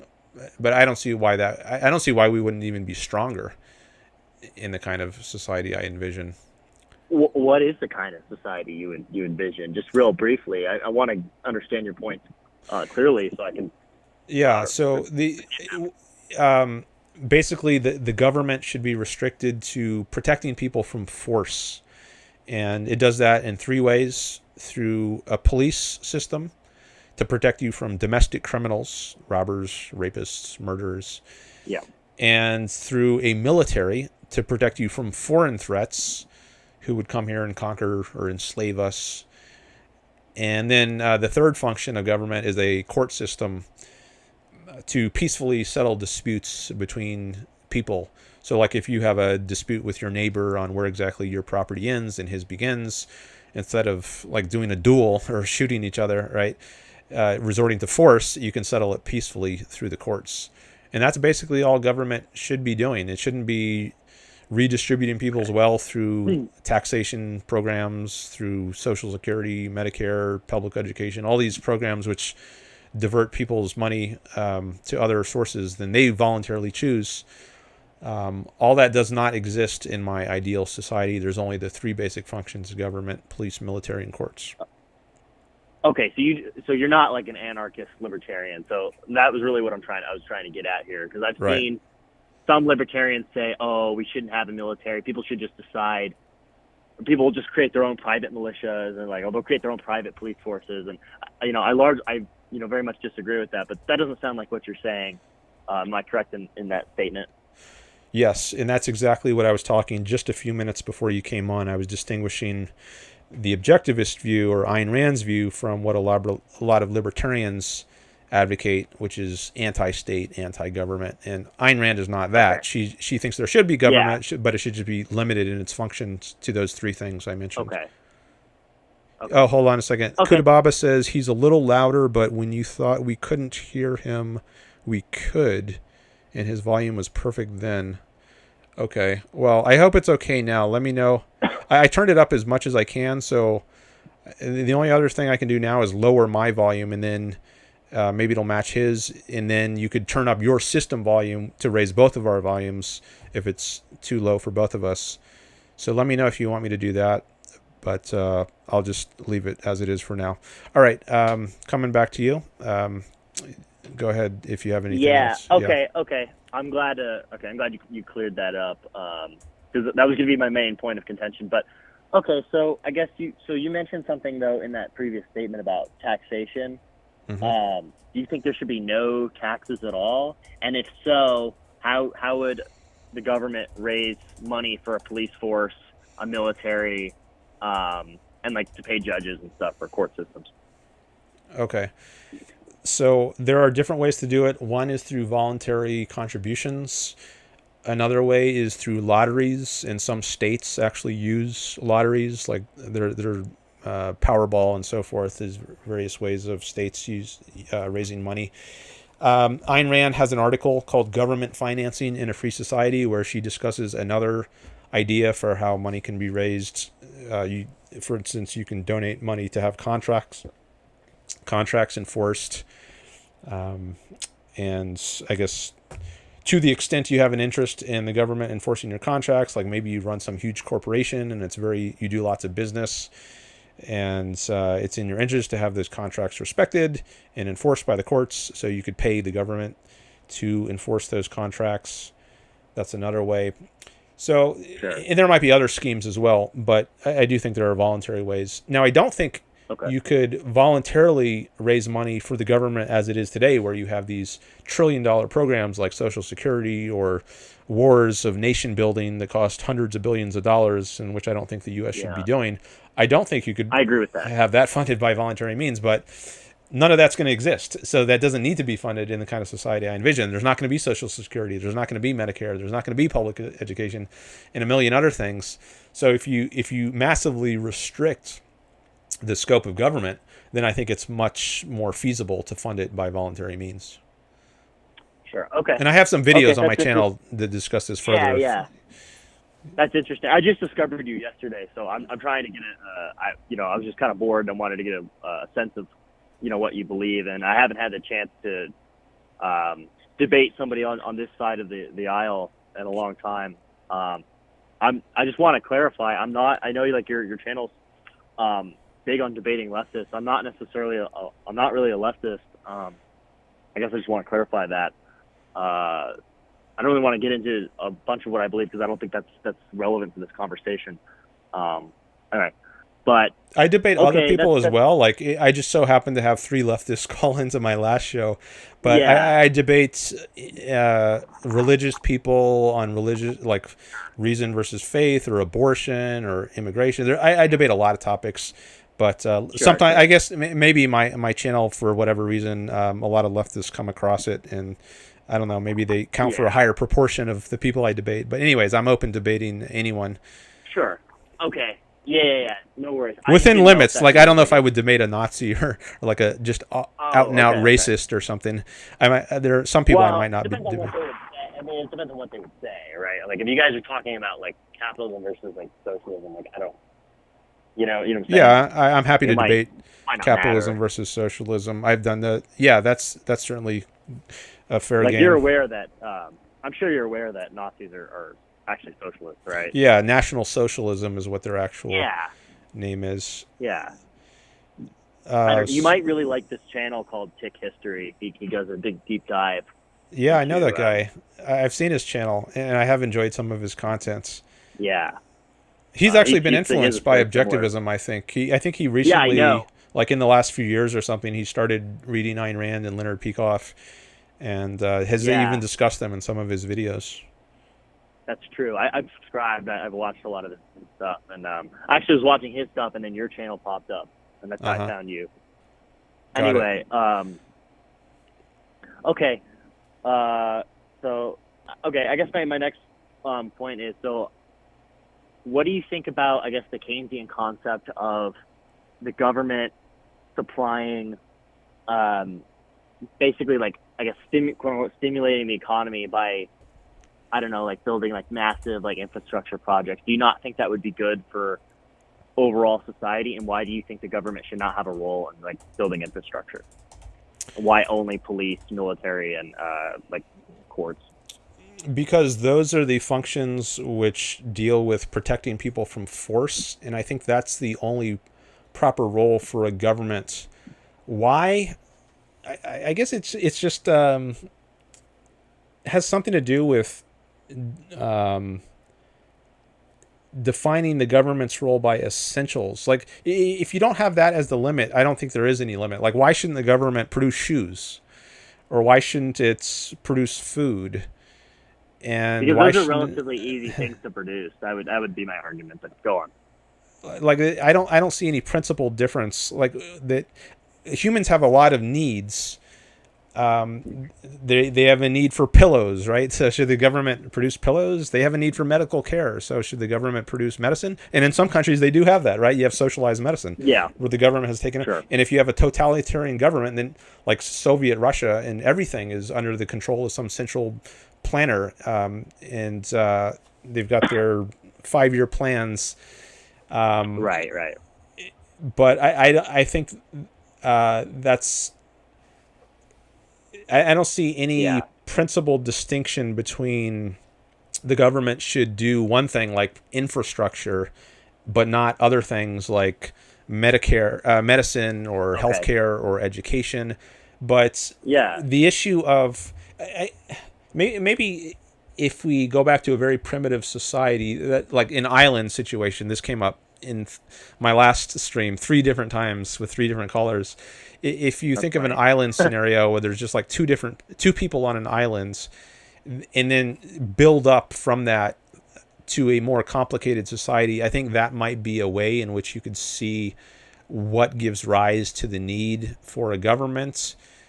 And that might be useful in this case to induce, like from the facts, there's deduction and there's induction. And Ayn Rand, she has an inductive approach to philosophy. You start from concrete observations and then build up to abstract principles. And if we want to follow that kind of method, which I think is a good one, maybe an island kind of scenario is good, and we can see where does government come from. So I don't know if we want to go down that road right now, but... not really. Okay. I'm a Nietzschean. Just to give you a background on my philosophical worldview, I'm more of a Nietzschean. I guess you could say I'm kind of Machiavellian as well. But that's kind of where I'm more coming from. Which is, it's interesting. I think that's the Ayn Rand induction kind of thing. There's some merit to that. Seeing where these outcomes lead to. But I guess to circle back to your point about why the government should produce, I think why the government should produce infrastructure, education, and healthcare, I'm furthering on to my point, is because I believe that, we'll just start with infrastructure, and I'll go down the education and healthcare route, because those are two kind of different things. I don't really think the private market would be willing to build these large infrastructure projects that would benefit anyone, whether it's just because one company couldn't do that or the companies just can't work together to do this. I'll give an example, like the interstate highway system. For, a long time, we didn't have very many, very good roads to, the western part of the United States. And so what the government did was they subsidized the interstate highway system. And I don't think the government did that. I think the roads that we would have now would be less efficient than if just a private companies took care of it. Okay. I think the cost would be too high for private companies. Okay. Which is like someone like the government. So, and I'll go down the education and health. I could go down those roads too. I have a different objection than the infrastructure one. Okay. I don't know if you want me to say mine now or later. Well, let me just say a little on the infrastructure, and then you can either continue on infrastructure or you can go on to education or healthcare. But sure. just a bit on infrastructure. I do think there might or might not be private incentive. In a given case, some entrepreneur might or might not think it's profitable to build a road in a given case, but if there's not an incentive to do that, if someone doesn't think they can make a profit, well, there's no duty for someone to do that, and there's no right for anyone to force anyone to do that. So let's say you decide to live in some very remote place that you have to access by walking, let's say, because there is no road.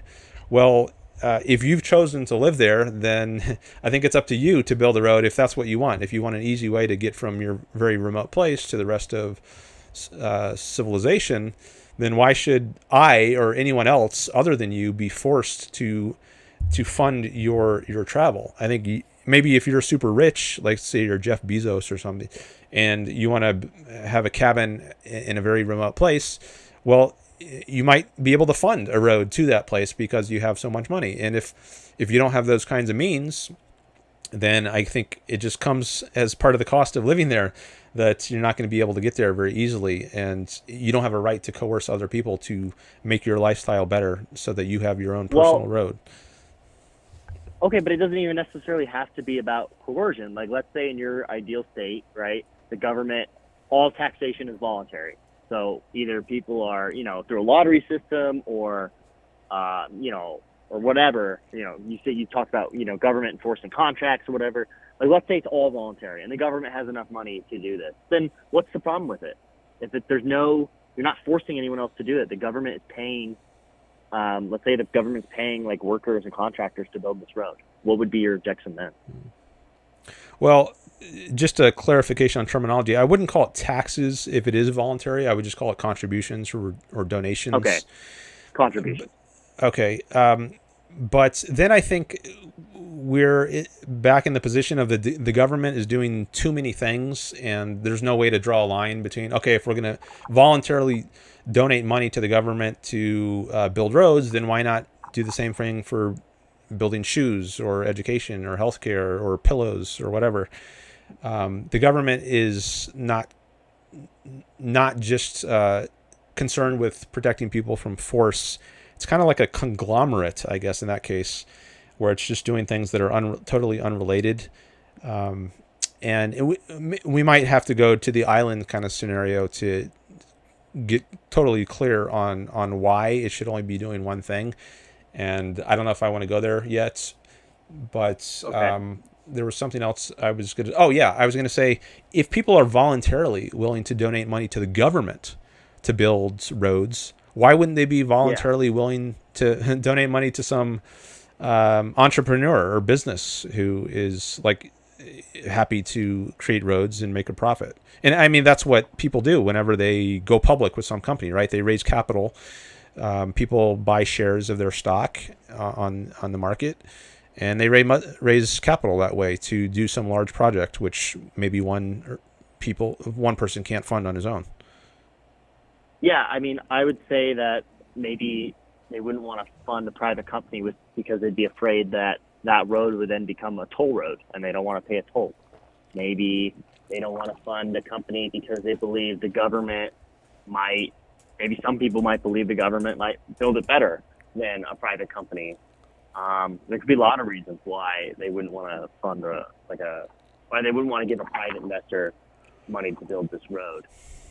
Maybe they just believe that, well, it'd be more people have access or are aware of this government, of the government than this private investor. So I have to give less of my funds to the government than this private investor because only so many people know about this private investor, whereas everyone knows about the government. So there's less of a share of their income goes to the government than this private investor to build this road. Obviously, there are really rich investors like Jeff Bezos that are known, by essentially everybody. But I think that's not typically the case for most entrepreneurs. And that would be my objection. I only have 5 minutes left, so I kind of want to touch on education and healthcare. I'm not trying to gloss over the infrastructure thing. I have 5 minutes left, so I do want to touch a little bit on education and healthcare. And I just want to ask you this question. Why do you think that, if I'm assuming in your world, if someone doesn't have the funds to become educated, they just won't get educated. Is that correct? Not necessarily. You can, for one thing, there are private charities who can provide scholarships to poor people. And also, there's free education. I learn a ton now just by reading Wikipedia. And I'm not paying for that. I'm talking more right? about primary. I'm more talking about primary education, like children's education. Right.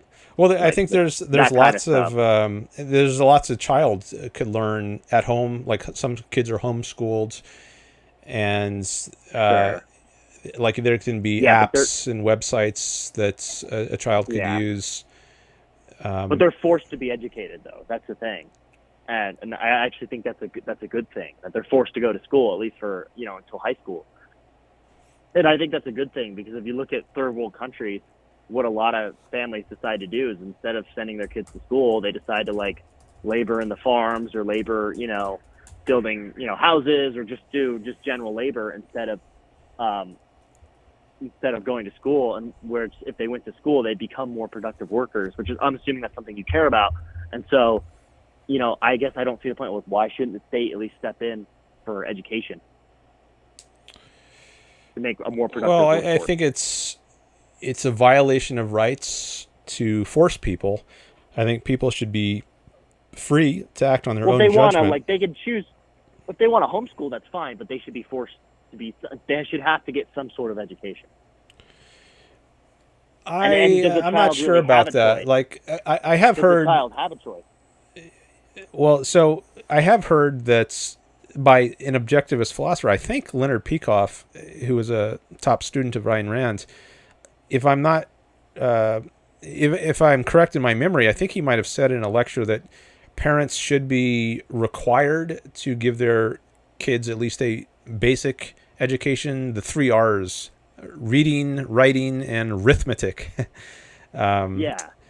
And beyond that, it's not required, but they should at least do that. Now, I've heard, I think Yaron Brook, another objectivist who has a YouTube channel, I think he said there shouldn't even be that much.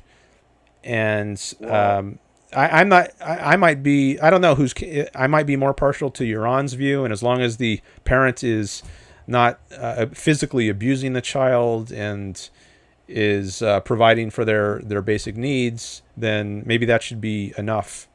So, go ahead. Yeah, my concern would be that, you're going to create this large underclass of people that, as you can see this in third world countries where, they have no education because it's more economically profitable, at least in the short term, because these people aren't 100% rational, or they just simply don't have the funds to cover long-term expenses, where they send their kids out to work as soon as they can, because that way they can at least return some profit to the family. Whereas, if they send them to school, they're not making any money necessarily, Well, I think or making less money than they do be working full time. Educating children is a feature of more free societies. Like, it's because we have, it's a luxury to not have kids have to work. It used to be that you would have large families, right, 10, 12 kids, and many of them would die. Child mortality was high 100, 200 years ago. But with the advance of freedom and progress, people have become very wealthy so that the kids don't need to work and they can go to school instead. But I think that's a feature of capitalism, not But coercion. some people have been wealthy, but not everybody's wealthy. So there will be I mean, maybe that would be true in the United States. Maybe 95% of people could send their kids to school, but still, there'd still be some children, a lot of children, more than there is now in this system, left out of education. Well, I think everyone would be much wealthier, and if we had a capitalist system, and not at the same level, like there would be large inequalities, but I don't think that's a problem. Sure. So I don't think. Well, maybe not, but. Yeah, go ahead.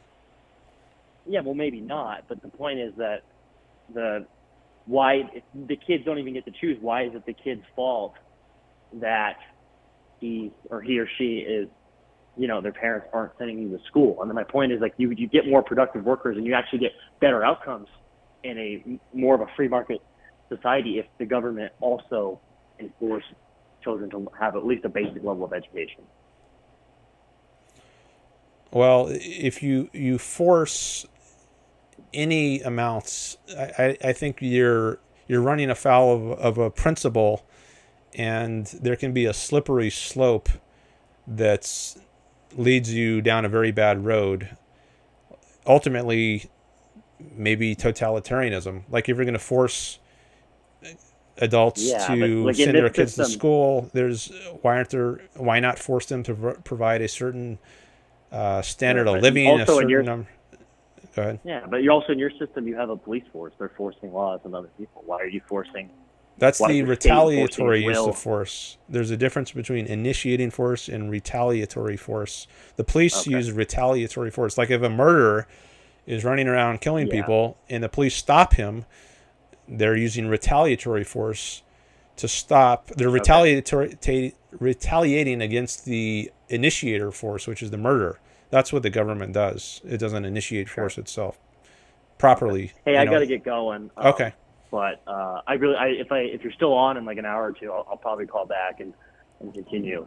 But it was nice talking to you. I'll definitely call back in the future. Okay. Yeah, my shows are often very long, so there's a good chance I'll still be on in an hour, and you're welcome to call back. Thanks for calling in. Okay, awesome. Yeah, I didn't want to dip on you, but I have to go. All right, I'll see you. Okay, bye-bye. Bye. All right. That was good. Glad to have a call. That helps save my voice when somebody else does some of the talking. Then I can do longer shows. And now I want to remember to turn off the caller's volume so that the next time I get a call, you don't hear a loud ring.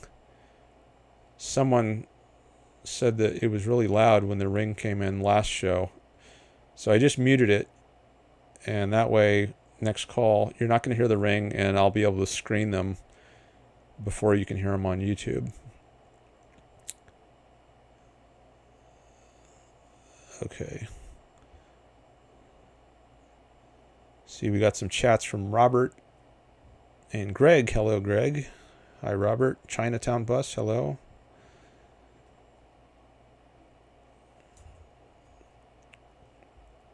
The volume is good enough now. All right. All right.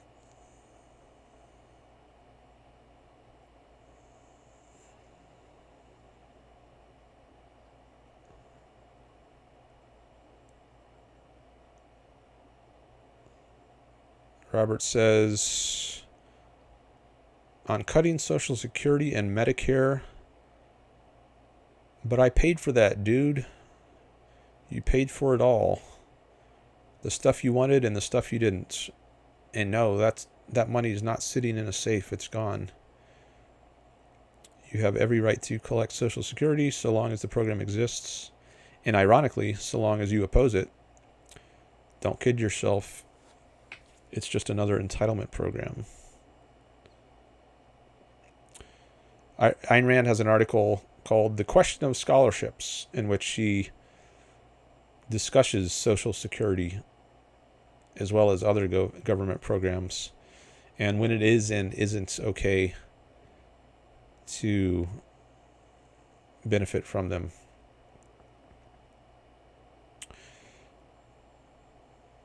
And then Robert says the counterexamples are widespread.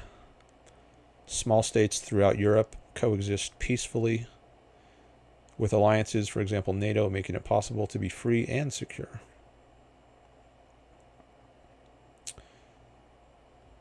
The why, that is, why should government only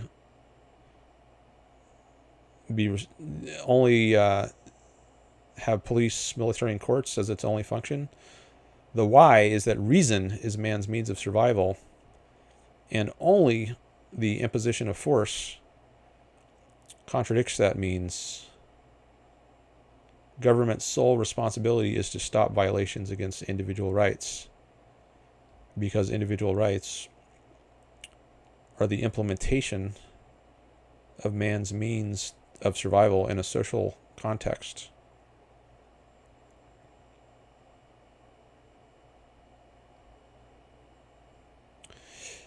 I might need to improve my understanding of that point, because I didn't have ready to go a good answer. If we discussed it for a while, like I said, if we went to the island case, we might have been able to build up to it and induce it. But there might be a better, quicker way to get to the point. Maybe something along the lines of what Robert is saying here. I'm glad that he at least was okay, at least in one part of the conversation, with saying there shouldn't be coercion, like voluntary.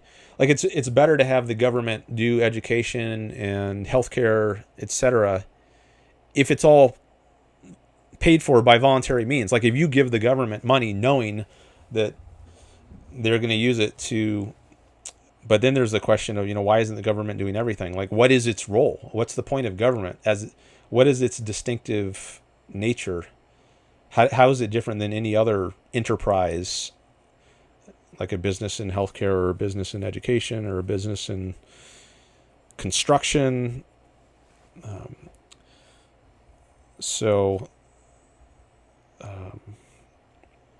There at least shouldn't be coercion, but the objectivist view is that that's not sufficient to define government. It's not just that what it should be doing shouldn't involve coercion. It's that it's only should be doing things that relate to coercion.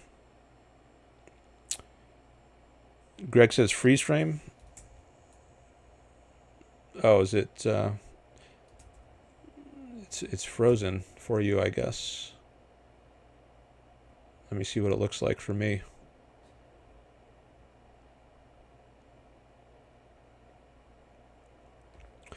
Maybe it's better if I test this on my phone.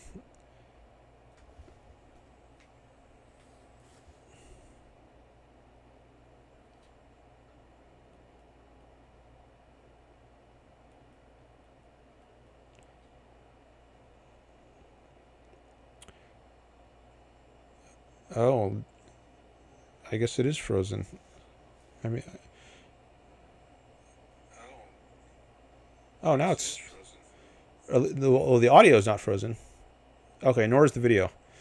So for me, it doesn't look frozen. So hopefully it's unfrozen for you too now. Kudababa says froze for about 10 seconds. Back now. Okay. All right. Well, I'm only using OBS this time, not Zoom. Well, that's been the case for a couple streams now. I thought that it might freeze less if I'm only using OBS and not also Zoom, because then I have less things running and it's less of a strain on my computer. And I didn't remember anyone saying anything about freezing or choppiness in the last stream. So hopefully it's helping. Maybe it would be freezing even more or being more choppy than it is if I also was using Zoom. Now, the disadvantages of using OBS is that my image is not as sharp, like around the edges of me. It's sometimes a little blocky, whereas Zoom has a much sharper outline of me. But I think it's probably more important that we have a non-choppy, non-freezing stream than it is that we have a higher quality image of me.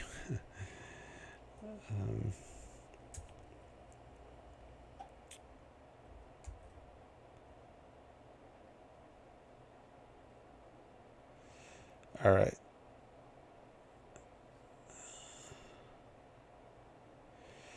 So I think I could use a better understanding of why government should only be concerned with protecting people from force. And that's one thing I get from doing this show. I find out what are my weak points, what do I need to beef up on, what do I need to understand better. And I guess, to be honest, I shouldn't assume that a certain view is the right one and then just work my way to that conclusion and have it set in advance that it is true the government should only be concerned with that. I should reason my way to that, maybe, and if that is where reason leads me, then I can hold it honestly. But I don't want to have my views settled in advance and then try to rationalize them. Greg says, iPencil, how many industries interact to make such a simple device? I saw there was a video by Milton Friedman on the pencil and how no individual can make a pencil by himself because so much goes into it. The rubber for the eraser might come from one part of the world. The wood comes from another. The graphite or lead from another. The metal that connects the eraser to the rest of the pencil from another. The paint coating on the pencil. So there's so much that goes on just in creating a pencil that no one person could do it. Yet it gets done somehow through the invisible hand of the free market, which I guess is the decisions of many individuals, and the invisible hand is just a metaphor for that. Chinatown Bus asks, what are your thoughts on the conflict in Iran? Well, I really hope that there is regime change, and I don't know how likely that is, but that's really what needs to happen. You have this murderous regime, and we shouldn't just settle for a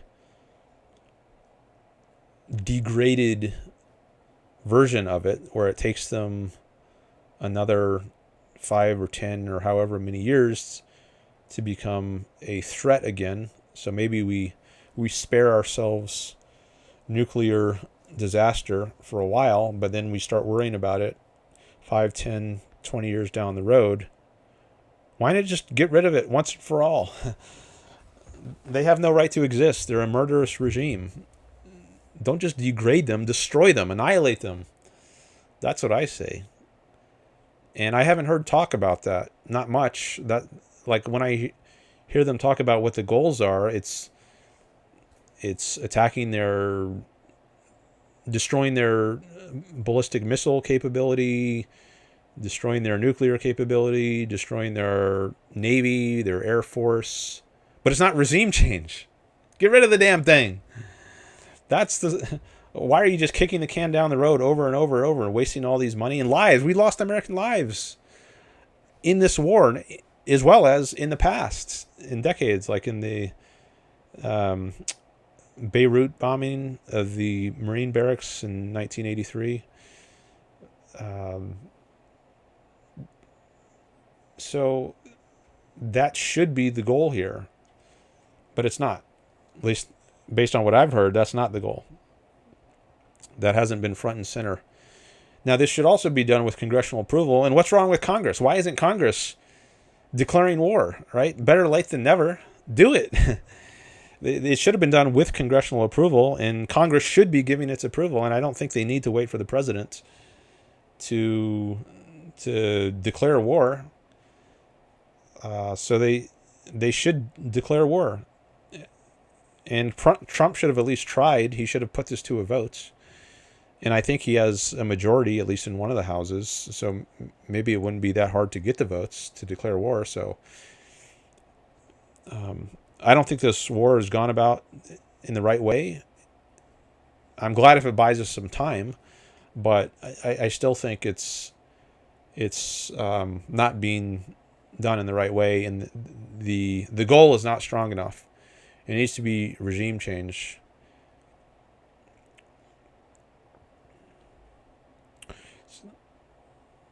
So there's some thoughts on the war in Iran.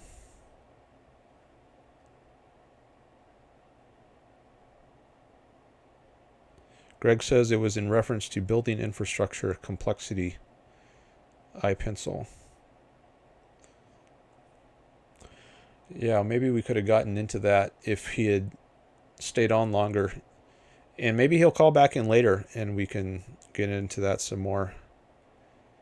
He said he wanted to discuss education and healthcare some. We didn't get into healthcare at all, but we spent a little time at the end on education, and we spent a few minutes on infrastructure. But maybe if he calls back, we can get into that some more.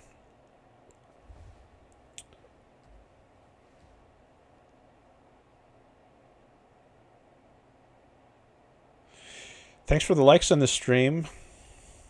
See, it's up to 11. Good to see. And thanks for any new subscribers.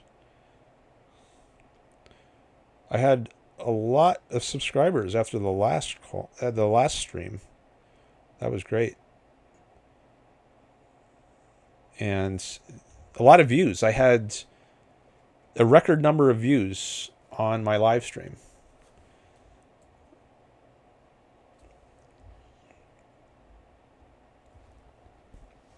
1.6K.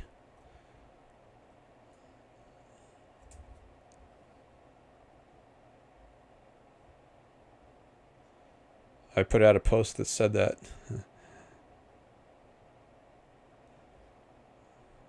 And the record before that was the stream I did with Harry Benswanger, Objectivist philosopher Harry Benswanger. That got 904 views.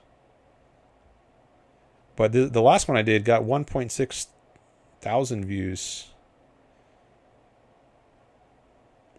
And I got a lot of likes too. I think at 37 likes, which is the record number of likes, except for Harry Benswanger's. That got 50 something.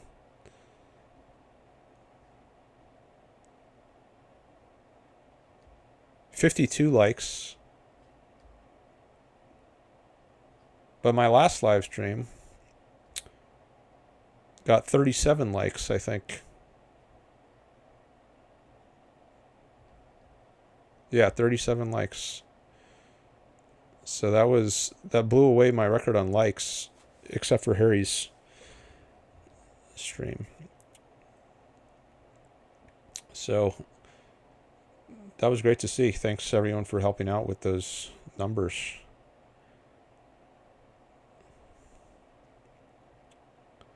I hope to get some more streams like that. Continue the trends and make this a big stream where I get lots of viewers, lots of subscribers. And you can help with that by sharing the stream. That's one way. But just your general engagements in various ways, liking, sharing, commenting, subscribing, being in the chat, watching, all that sends a signal to YouTube that people are interested in my content. So all of that can help tell YouTube, send this out to more people. If all these people are engaged, then maybe more people will be interested to see this stream.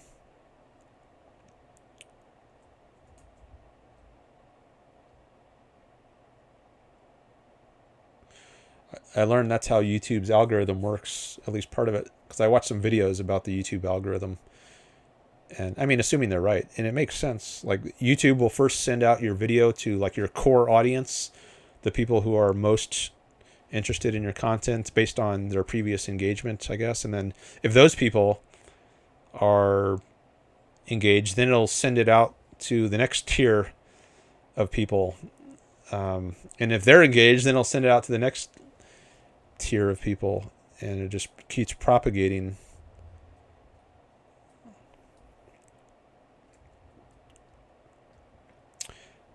Kronos says, has no one called in yet? No, someone just called in a few minutes ago. Well, the call ended a few minutes ago. Maybe he's already gone, though, because he says, okay, have fun, peace. So he might have been a hit and run chatter. Not in a bad way, though. Just here very briefly, in and out.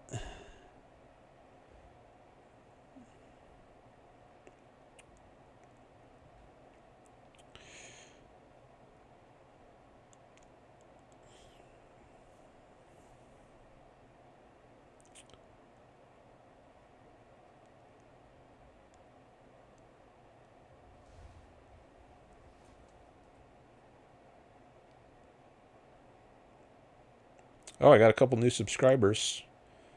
Nice. Thank you for whoever that was.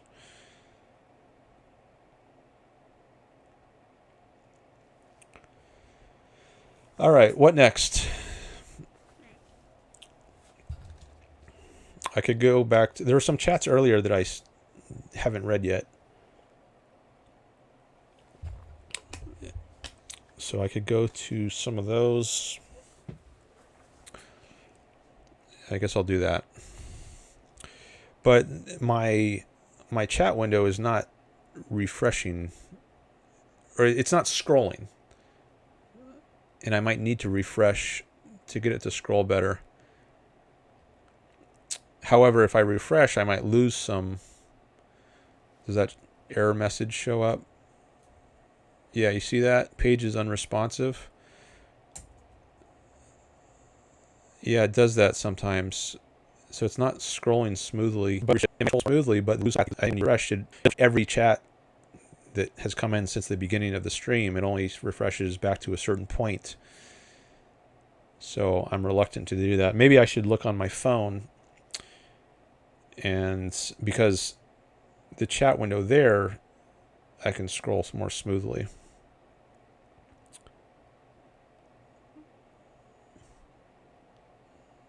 That one sets a top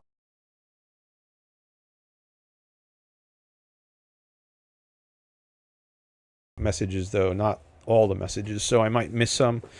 You can let me know if it seems like I missed some chats, but on that one, I can scroll back. Well, it doesn't give me timestamps, but is chatting, and he says, how are you defining good and bad? That's about how far I can scroll back.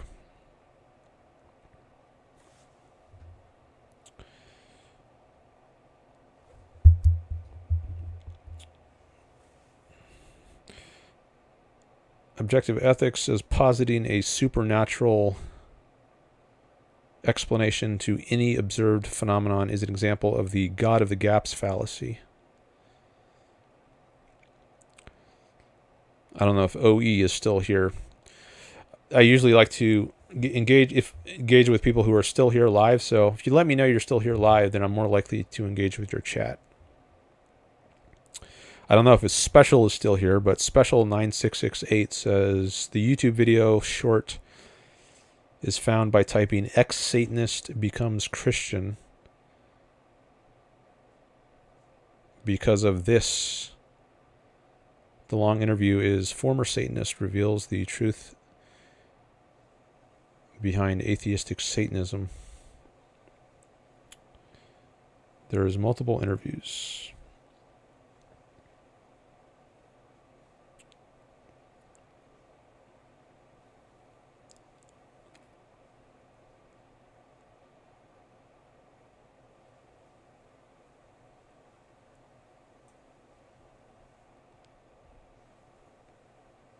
Oh, Alex N. There's a new person. He says, for all of these stated ideologies you're in favor of, selfishness of humans is assumed, correct? I don't assume people are selfish. I think being selfish is a choice.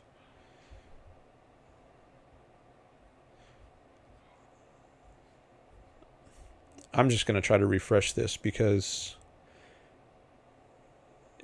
I can barely scroll in either direction, up or down. Okay.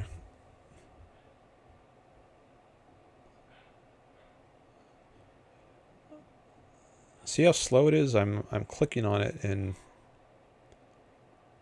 it's taking many seconds to respond.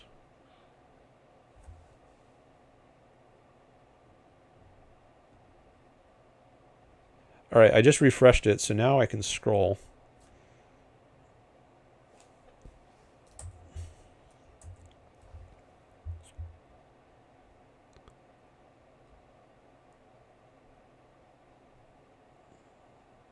This is the one from Alex that I just read.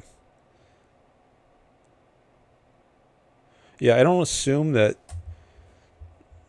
humans are selfish. Whether you're selfish or not is a choice. You can choose to act in a way that benefits yourself, or you can not choose to do that. Like if you give into your whims, your desires of the moments, to eat a slice of cheesecake, for instance, when let's say you're on a diet and your doctor has told you better stop eating these very high fatty foods or you might get a heart attack, but you cave into temptation.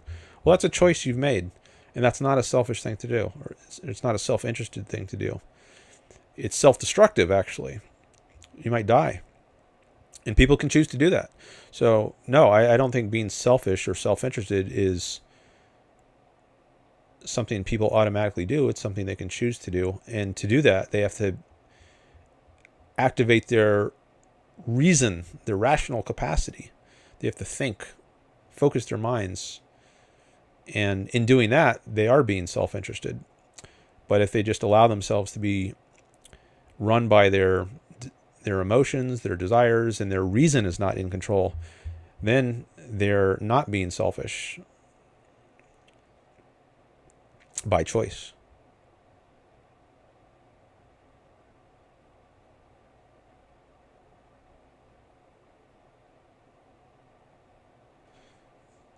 Couldn't an all-powerful God overcome a contradiction? Not if A is A. If things are what they are, then you can't make them not what they are. At least not at the same time in the same respect. You can't make a leaf be not a leaf at the same time, at least. You could crush the leaf and grind it into non-leaf parts, but you can't make it a leaf and a non-leaf at the same time and then in the same respect. That would be a contradiction. And I guess an all-powerful God could do that, but that's why you shouldn't believe in one. Because he can work contradictions. So if you believe that contradictions are impossible, or to put it more positively, if you believe that the law of identity is true, that things are what they are, an implication of that is that they are not what they aren't. They aren't what they aren't. So I think the reason to deny an all-powerful being is because they should be able to overcome contradictions, but that can't be done.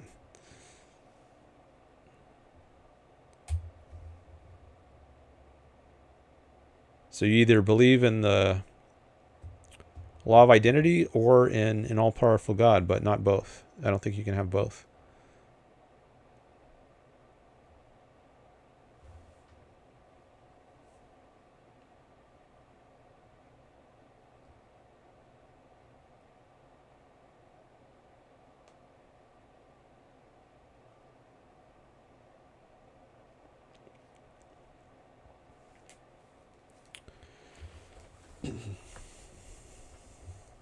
All right, who's still here? Is Roland here? Is NPC Upload still here? Because as I say, I'm more likely to engage with your chats if I know you're still here. I want to give priority to people who are still here.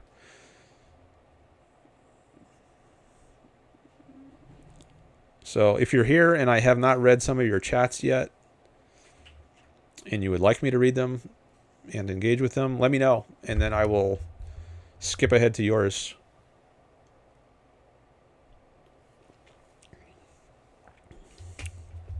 I can see there are a bunch of people watching, but I don't know who they are.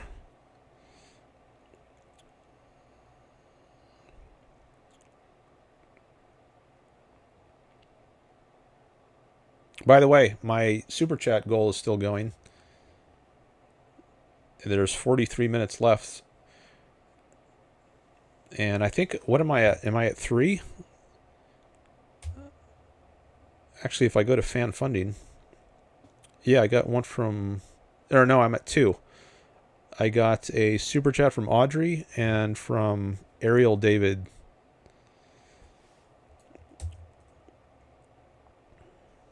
So I need 3 more super chats or stickers in order to hit the goal.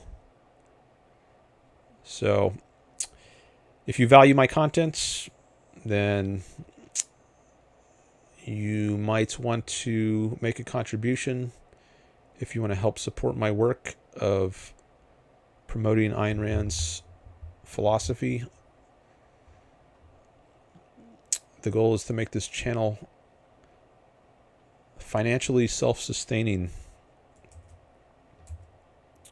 I was thinking that maybe I could have callers pay to call in.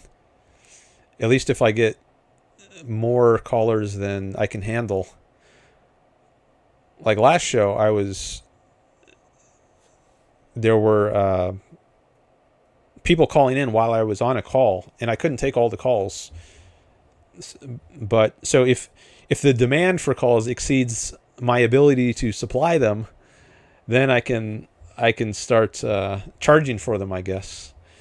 And I can give, not like I always would necessarily, but if there's a shortage of calls, then I could give preference, a shortage of my ability to take calls or supply calls, then I can give preference to people who are willing to pay for them and give higher preference to people who are willing to pay more for them.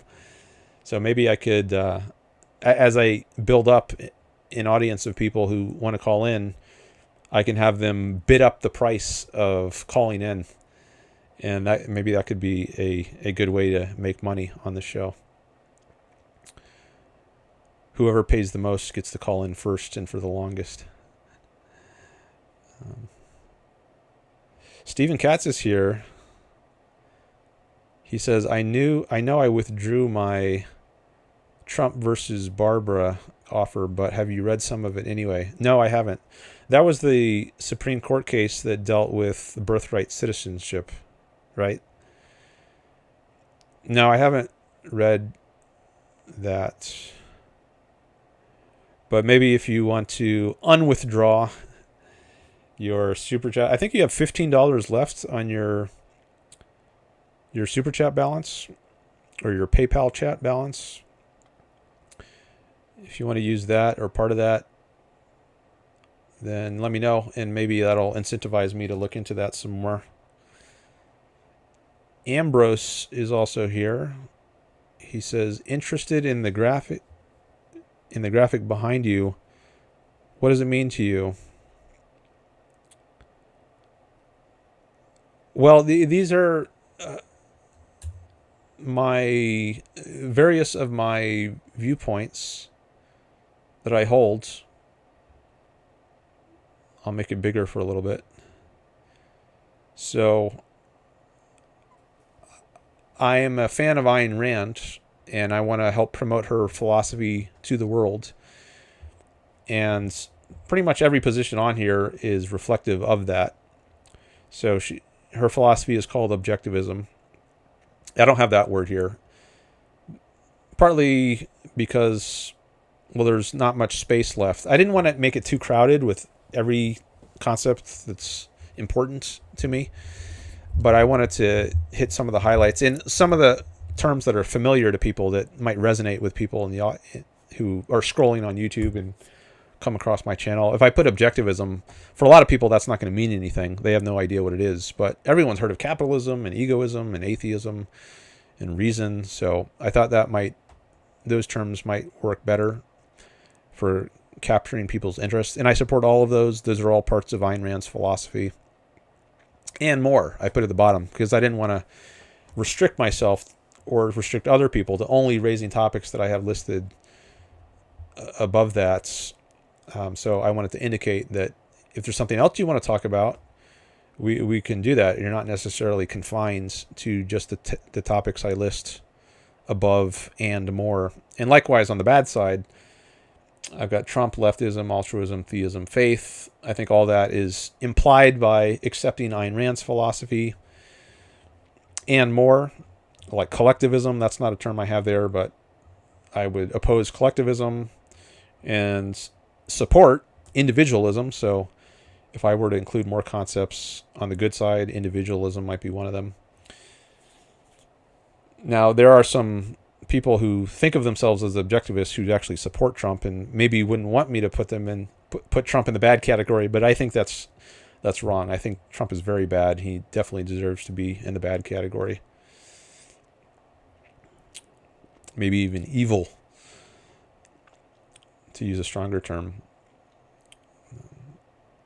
And you might be able to argue he's a lesser of evils. I don't think he was even that in the last election, but I do think he's definitely on the evil or bad side. Certainly not good, though. I think he's definitely opposed to Ayn Rand's philosophy. So there's a little about my backgrounds.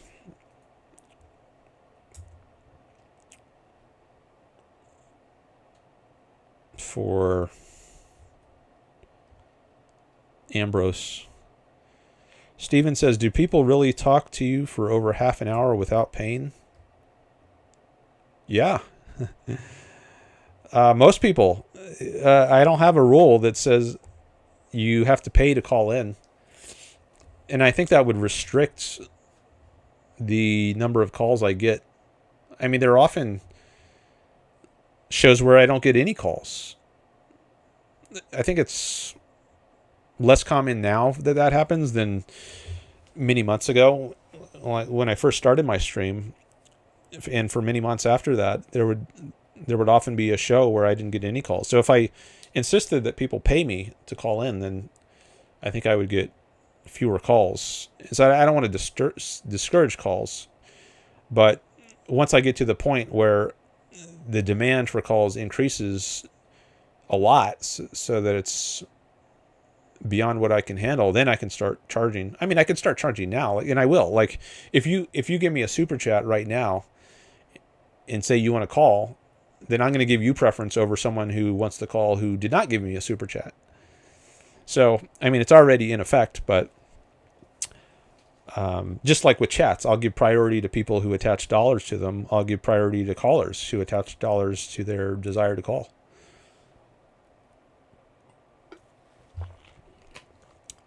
But I was just thinking that if maybe in the future I can get to a point where I have so many people who want to call in that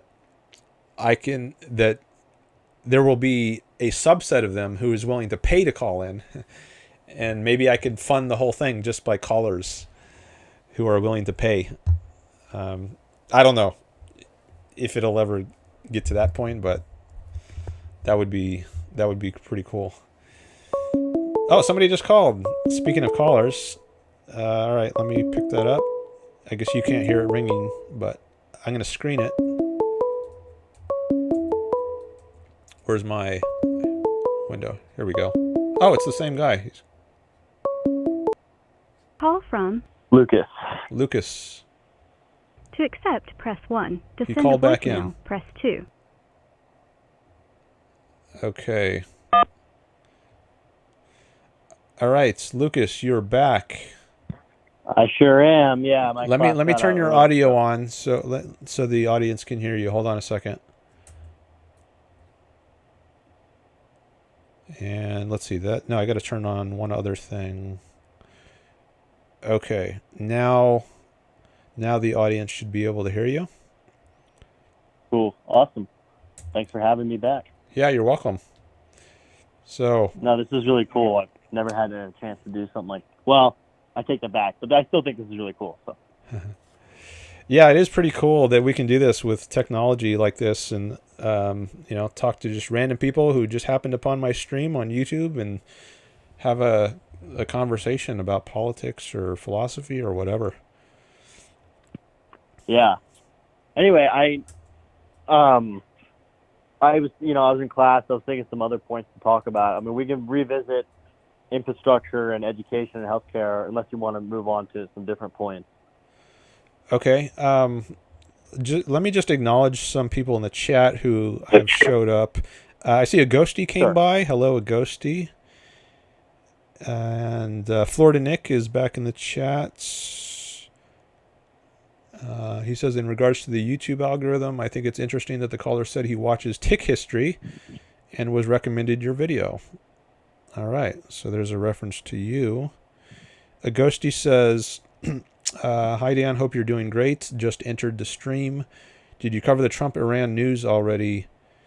No. So if there was news that just came out today, I have not heard about it. I saw something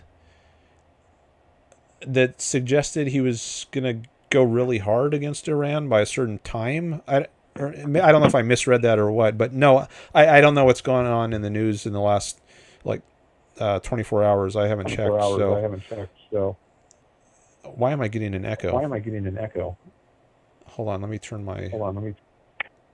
Oh, was that coming through my phone? I think that was... Okay, I got rid of the echo. Yeah, so if there was some big news about Trump and Iran in the last 24 hours, I haven't heard about it, and I haven't commented. I said some things about the war in general. I think it should... the goal should be regime change, and that should be done with congressional approval, but I haven't said anything about late-breaking news, so you can let me know what happened if there was some news, and maybe I can comment on that. Oh, Kudababa says, we can hear your phone ringing. Okay. I have an idea of why maybe you could. I hope it didn't blow your ears out, because someone was complaining it was loud last time. But if it's not too loud, then maybe it's fine to leave. Did you also hear me talk to him before I said, all right, now YouTube can hear you? Because I want to be able to screen calls without the audience hearing that part. So I'm going to have to check on that. In the last show, did you talk about the Artemis moon mission? No, I don't think I did. Here we go again. His audio is already on. Okay, so I guess you heard the part where I thought I was just screening him. Okay, I'll have to double check my settings, because I think I know how to fix that. But anyways, I'll do that after this call. All right, and there's some more chats above that. But since he called back in, I'll have to get to those later.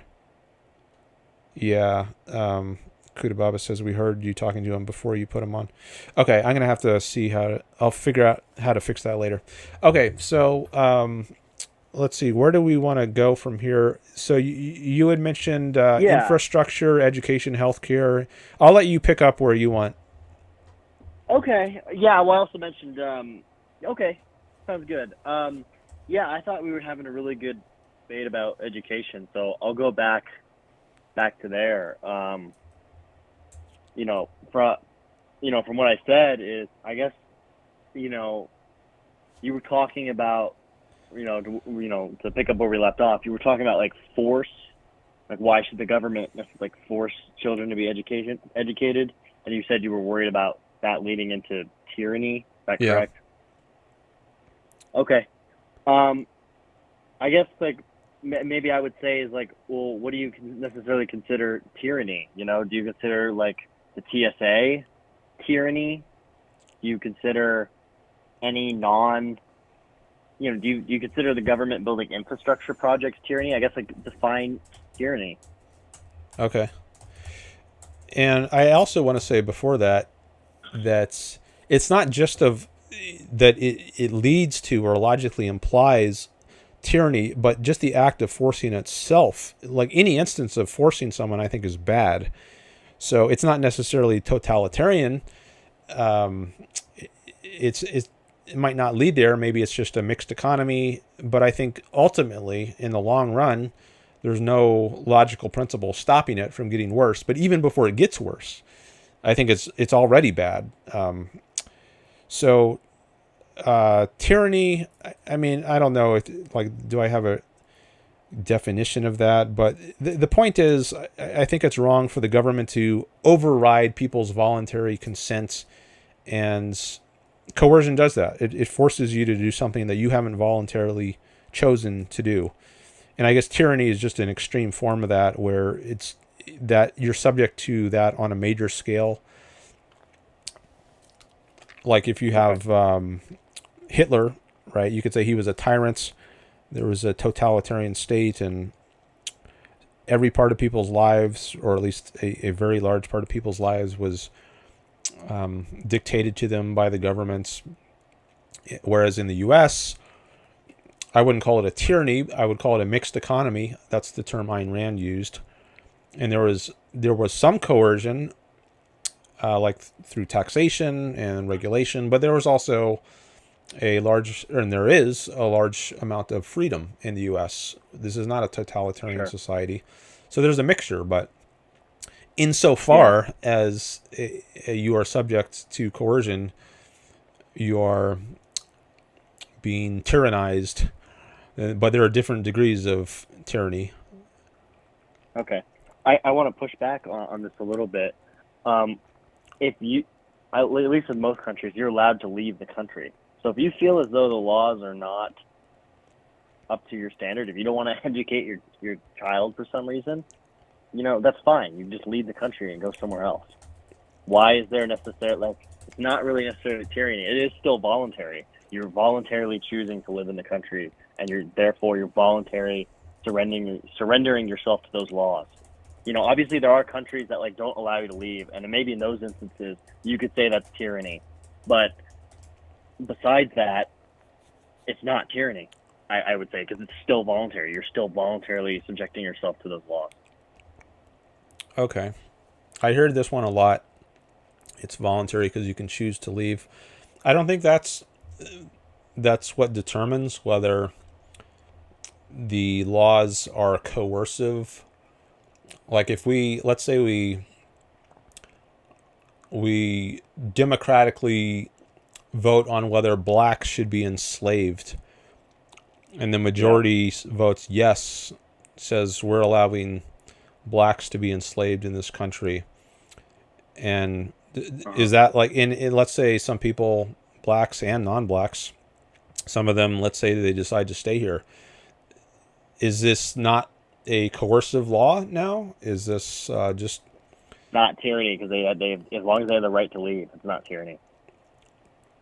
Okay, but I think there's also an issue of what right do people have to vote. Like if you have unlimited majority rules, I think that you're basically throwing out the principle of rights. There's no such thing as rights anymore. If everything is subject to vote. I don't really think I'm a Nietzschean. I don't really think there is rights, but go on. Okay, well, that's right. You did say you're a Nietzschean before.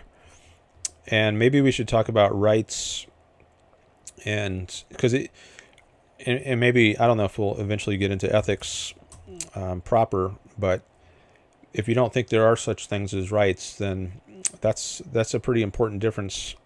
So maybe we should discuss that. Yeah, I think so. I think it'd be more interesting conversation, actually. What's that? I think it'd be a very interesting conversation, or a more interesting conversation. So. Okay. Well, I do think it's good to get to the fundamentals of a disagreement, and that's so yeah. Let's go a little deeper here and talk about rights. So, what is a right? That's the question. Maybe we could start with that. I could go first, or maybe go. Actually, I'll go for it. Okay, I could go first. Yeah. So when I say that like rights like don't inherently exist, what I'm saying is really the only quote unquote rights you have are the rights you're able to will into existence. Basically, what I'm saying is that you're not, just because you're alive doesn't necessarily mean you're guaranteed these, rights or these safeties. That's really just enforced by some larger entity, and if that entity fails to enforce it, then you don't have these, safeties or these quote unquote rights. Your rights basically are determined basically upon, competency of the person enforcing these. I guess you could even call them privileges or safeties. That's really the only rights that exist. It's really, are you able to enact your will upon the world? That's really what determines, quote unquote, what is right. Because if it's not being able to be enacted, then it's not, you don't have that right. Unless it's being enacted right now, then you don't have the right. Okay. I'm taking a look at the chat in line with Kuda Baba's suggestion that I need to look at the chat more often. So I'm taking a look right now. It's hard to multitask, I understand. He says, your volume is good. I think I already read that. It's not tyranny so long as you can leave, says Robert. Okay. All right, so now we're on to the issue of what is a right, and you're saying the only rights you have are the ones that you can will into existence or that can be enforced. Maybe this is a good time to go to the desert islands kind of case, because there I think maybe we can get a better idea on what rights are.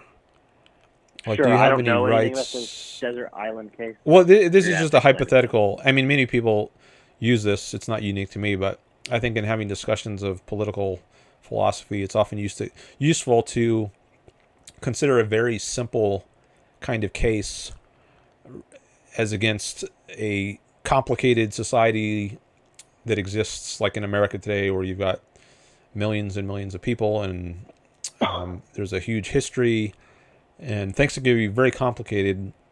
But if you take just an island with two people on it, I think it helps figure out some of the basic principles, which ultimately should be able to carry over into a much more complicated society if they're good principles. But to understand them, I think it's often useful to just consider them in a simplified form. So let's try that. Let's say there's just an island with two people. Maybe they were shipwrecked and they've washed ashore, and there's just two people on this island. How should they deal with each other? Do either of them have rights, or do they have no rights? How should they interact? And it might depend on the person. Like if let's say if they're on the same boat and they wash up, then maybe they were friends. Maybe they're out boating and their boat crashed or ran aground on some shallow waters. But if let's say they independently arrived on shore and they don't know each other, then I guess they're less likely to be friends. Maybe they would hate each other. Maybe they would be enemies. So I think whether you would interact with this person depends on the nature of the person. So if the other person is going to help you survive, maybe you can have a division of labor. Maybe one person can work on collecting food, berries, catching fish, and maybe the other person can work on building a shelter. That's one way you could do it. Or if, as against a non-cooperative situation where one person tries to make a slave out of the other, maybe he brought a gun on board his boat and he carries his gun onto shore, and then he he threatens the other person with it, and he says, you do all the work, you collect all the food, you do all the shelter building, or else, I'm going to shoot you. And so that would be another way of dealing with the other guy. So I think depending on the nature of the person you're dealing with, like even if he has a gun, that doesn't mean he's going to use it against you. Maybe he's going to use it to hunt food and help you out and give you some more food. So I think how you should interact with other people depends on the nature of the person you're interacting with. Like, is this someone who can help your life, or are they going to be making your life worse? Yeah, I agree with that. And I think the egoistic thing to do, and I support egoism, that's an even deeper issue than rights, and maybe we'll get into that some later. But I think the egoistic thing to do, the best thing to do for you. Now, if you're a self-sacrificial person, like let's say an altruist, I guess I would be giving you different guidance. If I were an altruist, then I thought, well, the goal here shouldn't be to promote your own life, your own well-being, your own happiness. The goal should be to sacrifice yourself for the sake of others. Well, then what I would say you should do is going to be different than if I think the goal should be to promote your own life and well-being and happiness. So first we have to get clear on what is the goal here, and that's an ethical issue. So I don't know if you want to go there now, but let me just say that I think my goal, and I think everyone's goal, should be to pursue their own life, happiness, and well-being. And given that, many things follow, including how you should interact with other people.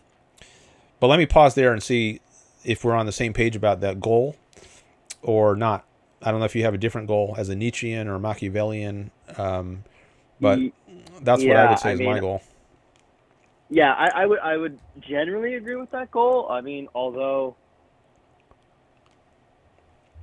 easily be, somebody's happiness could be like, could be about wanting to take power. Some people might go, well, I get happiness. Maybe they're like a masochist. They get like happiness from enslaving other people. So yeah, I generally agree with those goals. I mean, if there was just two, me personally, if there was just me and this other person on this desert island, I mean, I would try to like cooperate with them.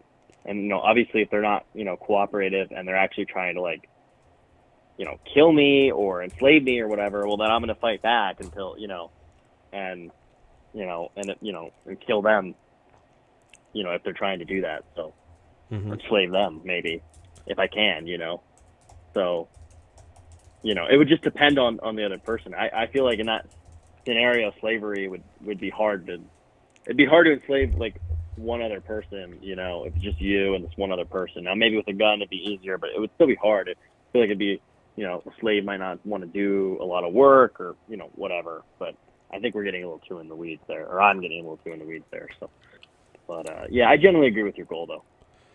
Okay, so the goal is, I'll underline it here on the screen here, life and happiness. Now you did mention power. I wouldn't think of that as my goal. It might be a means to a goal, but not the ultimate ends. Like power over somebody else. That's not how I think of my. I don't even think that's a means. If that implies like having someone as your slave, I wouldn't want that kind of power. So, but I would say, and maybe we can get into that some more if you want. But I do think that life and happiness are properly a goal to pursue. And if I do think power of some sort is a goal worth pursuing, it's because it's a means to my own life and happiness. It's not an end in itself. It serves the further goal of life and happiness. So I guess let's get clear on the ultimate goal as distinct from means to that goal. Would life and happiness make good ultimate goals? What do you think? What do you mean by life? I guess. What do you mean? I see happiness. What do you mean by life? Like everyone's living? Good question. Life. Well, there's. Hold on. Let me write this out. Ultimate goal. I'm just typing out some notes. Sure. So life well, let's maybe think in terms of some examples. I am a living being. You're a living being. A dog is a living being. A mouse. There's all kinds of living beings in the world, and all of them are pursuing, well, at least the non-human ones. I think with humans, it's different because they have choice about what they pursue. They have free will. But the non-human species, I think they're all aimed at their own survival. And any apparent counterexamples, we could discuss that if you want to. But in general, at least, I'll say that all living organisms are aiming to pursue their own life. And like a plant also is a living organism, and it does various things to enable it to live. Like it turns its leaves towards the sun, and it grows its roots down into the soil. And if it doesn't do that well, it'll start to die and decay and decompose. Like if it can't get any sunlight, it'll start to shrivel up. If a bear can't get any food, it'll start to lose weight and eventually become very scrawny, and it'll starve to death. But there's a certain kind of life which we would say is a well-lived life, and that's a life where the thing is able to continue living. Like if the bear is successful, then that means that it's able to continue its life. Whereas if it's not living successfully, if it's not getting the food it needs, then it's going to shrivel up and die eventually. Yeah. And every living organism faces this issue of life or death, and certain actions promote its life, and certain actions detract from its life.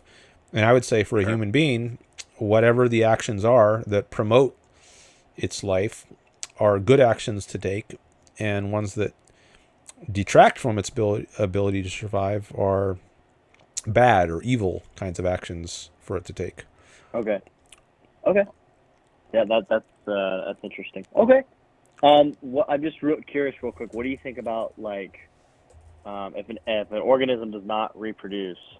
Do you think that's against an act of life? I would say if you're an organism and you're reproducing, in some ways those offspring are in some ways an extension of your life. Okay, I would say kind of level. Reproduction is not the goal for, at least not for human beings. Now animals. Well, I disagree, but. Like some people, Ayn Rand is an example. She did not choose to have children. And now for some people, I think it does make sense to have children. I think it just depends on how you think your life and happiness would be best served. And for some people, I think they would have the most happiness and enjoyment from life by having children. And other people, no. Maybe they're very passionate about their career and they just want to have a ton of time for their career and their spouse, let's say, but they don't want to have to devote a lot of time and money to raising children. And so they decide for themselves that that's actually not conducive for their life to go the best. Well, so I think, go ahead. Fine, but you go back to the happiness thing, though. That means you don't really support the life thing. You go back to happiness. Well, they're happier this way. And that's fine. But you're not really supporting life per se, because it'd be like, oh, life and happiness. Then well, it's your own life, though. Those people, your own life, not just life in general. Life, but if you don't reproduce, you failed biologically. You're just a failure in a biological sense, and that's fine. Maybe some people want to do that, but you're not. But you're going back to the happiness thing. Yeah, it's your own life. You can choose that, but from a biological standpoint, you're not, I guess, promoting it in some ways. You're not promoting your own life. Okay. Hold on a second. People just want to use? Just a second, because I heard a beep. I think someone is trying to call in, and I forgot to. Oh yeah, somebody is trying to call in. So you can just leave a voicemail. I guess they can't hear me saying this, but yeah, I guess they went to voicemail right now. I meant to turn it on, to put on Do Not Disturb while I'm on a call. I forgot to do that. I'm going to do that right now. So All right, so now if anybody else calls in, I think you'll go straight to voicemail and I won't hear that beep. But Luke, you can still hear me now? Yeah, yeah. Oh, okay, good. All right, so anyone, so if that was you who called in, you can just leave a voicemail, and then after I'm done with this call, I'll listen to your voicemail and maybe decide to take your call. Or you can also let me know in the YouTube chat. You can say what you want to talk about, and I can screen the call that way. But I think for now, I'm just going to put it on Do Not Disturb. So any future calls are going to go straight to voicemail, and I won't hear the beep. Okay, you were saying that it's the goal of life is not met. Like you fail at the goal of life if you don't reproduce. But I don't think there is a goal to reproduce, which is like dictated to you by reality or something. I think goals are something that we choose. We choose what our goals are, and I don't think we have any duty, or that reality is like we can personify reality and that there's like some booming voice from the sky that says thou shalt reproduce. I think people just choose their own goals. But go ahead. Yeah, I mean, maybe not. There's not necessarily like a God that's saying that, but we can look in the material world. The things that survive, at least organisms that survive, are ones that chose to reproduce. So, you know, if we have a bunch of people that decide not to reproduce, well, you know, their genetic makeup will not survive onto the next generation. And so in some ways, you know, if life is something worth pursuing, as you say, then it would be necessary to reproduce as to continue life. But when I say life is worth pursuing, I mean your own life. That's like what matters to me is but my like life. I'm saying reproduction is an extension of your life. Well, why? Why are you saying that? I mean, it can be, but why does it have to be? Well, I mean, it has to be. Like, I mean, it is. It's just that's what it is. I mean, you don't have to reproduce. That's always for the most part, that's a choice. I mean, are there cases of rape and stuff? Sure, but like for the most part, that's a choice. You know, but if you choose not to, you are not pursuing your own life, because like there's something in you, you know, that goes back, you know, genetically millions and millions, you know, to the beginning of, you know, time, or, you know, or whatever, the beginning of DNA, that you're choosing not to continue on. Like there's a part of you, you know, obviously, you know, consciously you die, right? But in some ways, by not reproducing, there's a part of you that is not continuing. Some of you is continuing on, you know, if you reproduce. Obviously, it's not, you know, it's not 100% you, right? But some of you is like continuing on. So, you know, by saying I don't want to reproduce, you're not prioritizing your life, and that's fine if somebody wants to do that. But just be honest and say, oh well, just happiness is all I care about. Well, I think I don't think there's a dichotomy between life and happiness, between your own life and your own happiness. It can be somewhat tricky, I think, to exactly spell out the relation between life and happiness. In one place, Ayn Rand says that happiness is the psychological state of successful living, something along those lines.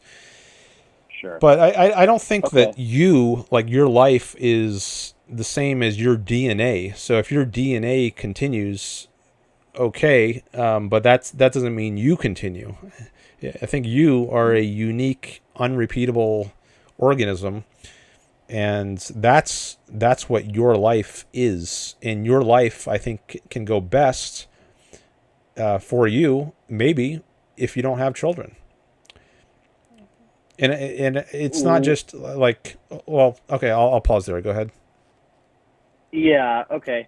I mean, when I say, you're right. It isn't you that continues on, but it's like I said, it's a part of you that continues on. You're 100% right when you say you are a unique combination of genetics. It is. I don't know about, like, maybe one day it'll be completely repeatable, but as of right now, you're right. It is not completely uniquely repeatable, but no, what I'm saying is active reproduction is that, you know, half of your DNA and half of the other person's DNA create something new and unique, but that's still in some ways, obviously it's a new thing, but it's a new thing created with, like, you could say old parts. And that obviously creates something new, but like part of you is in that new thing. So by not creating a new thing, you're not continuing at least a fraction of your life afterwards. Well, I don't think I'm continuing I mean, at all fine afterwards. Like, I think even if I was cloned perfectly, like 100% of my DNA, but it's a different organism, that's still not me. And I don't care about that thing, at least not in the way I care about myself. I would say it is you. If it's a 100% like exact match, I would say it is you. Well, that's what you have with identical twins, right? They have the same genetic not code. Not 100% though. Well, but even if it were, the twins are still different people. I don't think identity is determined by your DNA exhaustively. I mean, that's part of your identity, but it's not. Your conscious experience, for instance, is going to be different. Like one twin looks in one direction and sees one thing, and a different twin looks in a different direction and sees a different thing. They're having different experiences, and that's part of what differentiates them. They're different beings, even if they have the same identical DNA.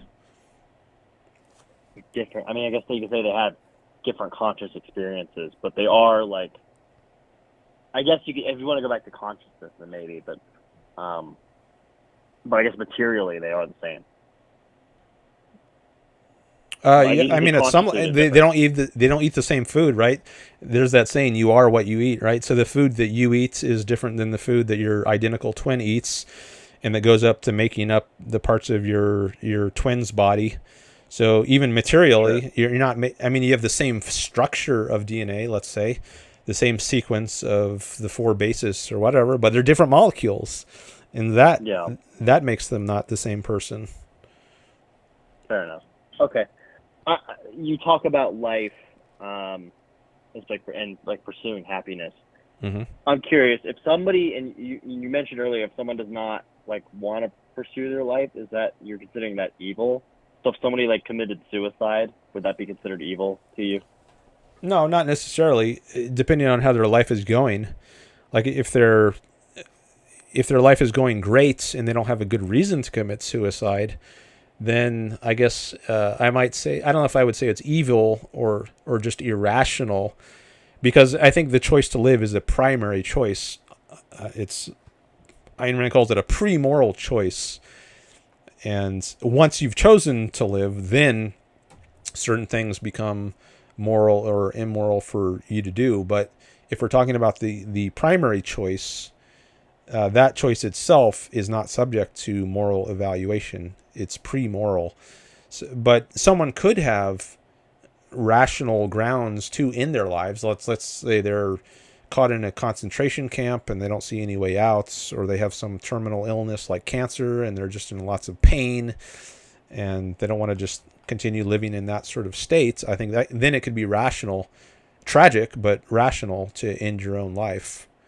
So it's only if you're living in a certain way that the life proper to whatever species you are, like the bear, if you're living a life proper to a bear, if you're a bear, or proper to a human, if you're a human, like you're not running out of food. Like I said, you would become a scrawny bear and eventually starve to death.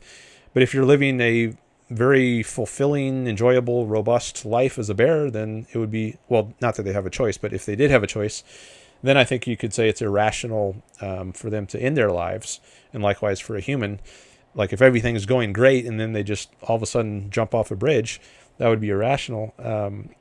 But there are cases where I don't think it would be irrational. It would be rational to end your own life. Yeah, I mean, I don't think killing yourself in a concentration camp is even rational. I mean, me personally, I'd fight to the very end, but I could see that, like maybe like you kill yourself in like defense of others or something. I mean, I can maybe see that in those cases. But okay, what would you say if somebody's happiness is to harm others? What would you say? I mean, I'm assuming I know what you're going to say, but I do want to hear your answer. So, like, let's say, I don't know, I I really love stealing from other people. You know, like it brings me happiness, and I get more things out of it, and I'm pursuing my life, and I'm quite rich now after stealing money from people. You know, like what, I guess like what would your response to that be? I'm curious to hear what you think my response will be before I give it. Yeah, I sure. I think you would just say like, well, because they're depriving other people of happiness, that they like could be dealt with by like a police force or something. Okay. That's actually not what I would say. It's not because, well, I would say for one thing, I don't think that actually is a way to happiness, to victimize other people, for instance, by stealing from them. I don't think that's a road to happiness. I think it's a road to unhappiness, actually. I think it's Really in your interest to um so that point. And actually, before I go on to any other points, I'm curious to ask you, do you think it's in your interest to steal from other people, say? it could be. It certainly well could be to steal from other people. If somebody, I mean, it could be like, I don't know, for example, let's say someone stole like my computer, right? And I knew who the person was that stole my computer, and I knew I couldn't get my original computer back. And let's just say the police like can't intervene for whatever reason. Like let's say we're on a desert island, or I don't know. Give this example. But I see the criminal's friend. He has a similar computer. Maybe I will steal from his friend to like get back at the criminal. Maybe it could be necessarily to steal, or it also could be to preserve my own life. Maybe I'm starving and I don't have any money on me, and some guy comes along and he's selling like, I don't know, bread or something, and I need food to live, and so maybe I steal his bread to continue my own existence. So there could be cases where stealing is rational and good. Okay, I Maybe agree not that first case, but definitely the second one. Okay, so there are emergency cases where I think it can be morally justified to steal, but Ayn Rand has an essay on this called "The Ethics of Emergencies." But if we're not talking about an emergency case where, for instance, you don't need to steal some bread in order to live, then in that case, do you think it's in your interest to steal? It very well could be. I mean, it could be like, it could just be something like, and it could be a selfish thing. I'm not saying I would necessarily do this, but like maybe I really needed or wanted a new car. Maybe not even needed, wanted a new car, and I don't know, I was like $5 short. Just hypothetically, right? I was $5 short, and I need to pay the whole thing in cash. Maybe I would steal $5 from like a millionaire or something, where he wouldn't even notice the $5 is missing. Yeah, and maybe in that case I would steal. Okay. So if I knew I wasn't going to get caught with it, I probably would steal, yeah. Okay. So you would steal in some cases, like if you want to get a new car and you're $5 short and you have to pay in cash, and you thought you wouldn't get caught. I mean, I generally probably wouldn't want to steal from people just because it creates like a low kind of trust environment. But yeah, I mean, if I didn't like the person or I had some personal gripe with them or something, maybe I wouldn't care about stealing from them. Be like, yeah, screw this person, right? Okay. I'm writing this down. Yeah, you generally wouldn't want to steal because it makes for a low trust environment. But if it's someone you hate, then you would. Yeah, I wouldn't mind stealing from them. Yeah, if I didn't think I was going to get caught, or they weren't going to if they did catch me, they were like gonna cut my hand off or something, then yeah, I wouldn't steal. But I'm saying some people could Some or people would. Well, okay. Well, I want to know about you. Like, what would you do? Oh, I mean, if I didn't like the person, and I could get away with it. Yeah, I'd steal from them. Okay. All right. Well, I'm not sure what direction to go with this. I guess one.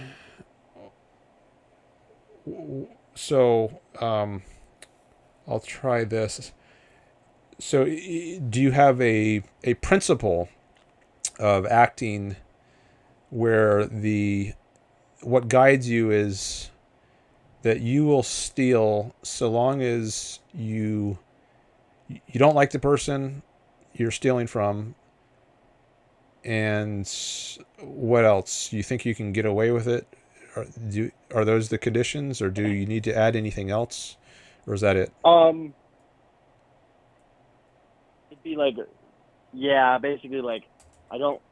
Basically, like, it's like if I knew for certain if I could get away with it, if I didn't know for certain, and like, I don't know, like if the punishment was like really low for stealing from that person, like it was like, oh, you do like a 2 hours of like community service, maybe I'd risk it or something. But like if the punishment for stealing was like, oh, it's execution, or oh, if the owner catches you stealing, he can like kill you, then I wouldn't steal.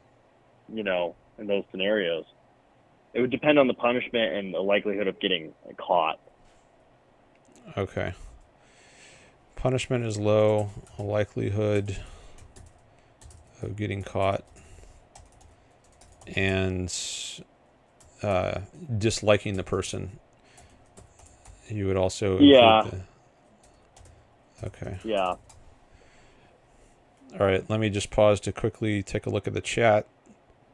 I see Audrey is back. Hello. Set Scales Dom is also in the chat.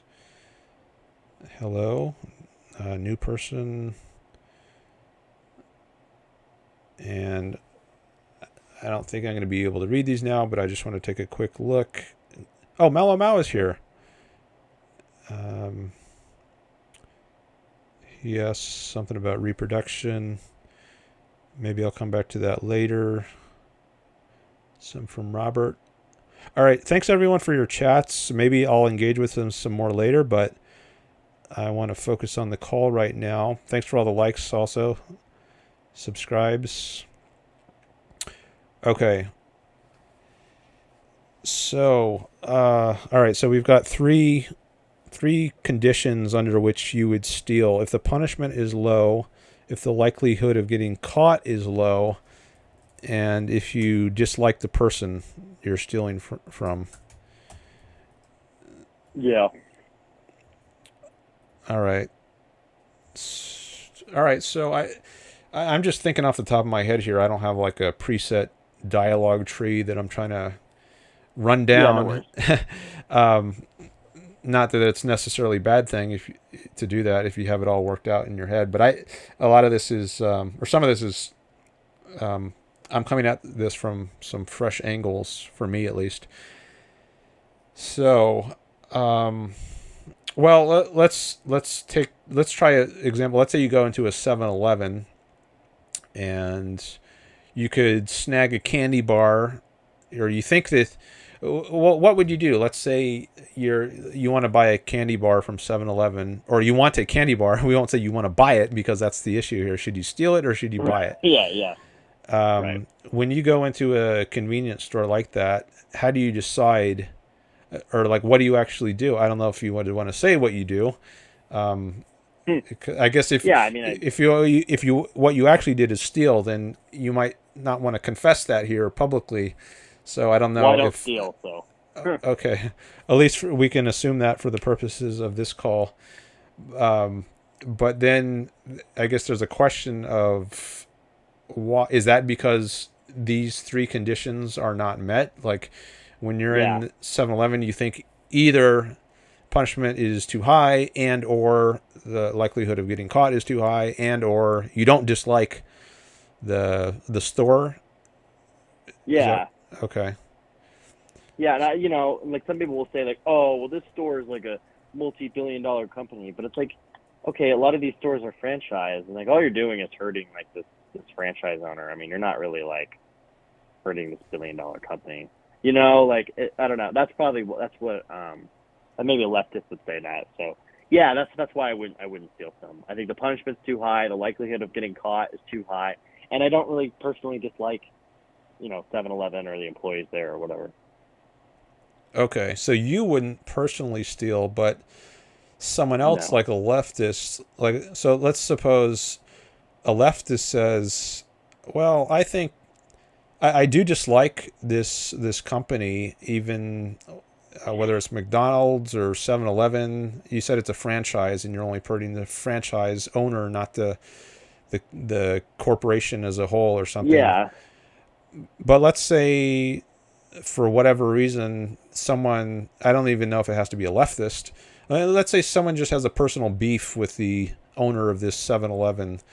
He wouldn't steal from any 7-Eleven, but he dislikes the owner of this 7-Eleven. Mm-hmm. So he checks that box, and let's say he checks the other boxes too. Like, he thinks that it's unlikely he will get caught, and if he does get caught, the punishment is pretty low, or at least low enough for him. I don't know what the punishment might be. Like, maybe he has to go to jail for a month. I don't know what shoplifting penalties are. It may vary from area to area. But anyway, I don't shoplift, so I don't know. If there's somebody else who does check all three of these boxes, then you would say for that person that they should go ahead and steal? If they want to, yeah, if they choose to, yeah. Okay. I'm not going to stop them from stealing.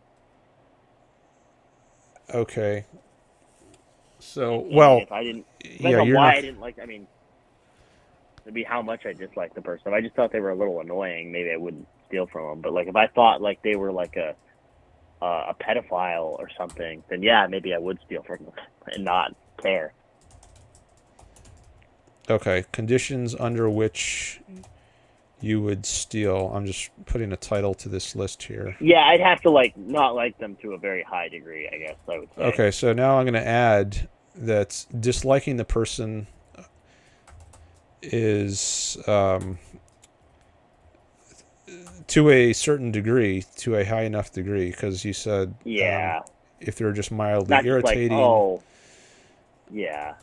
I probably just wouldn't shop there again if they were mildly irritating, but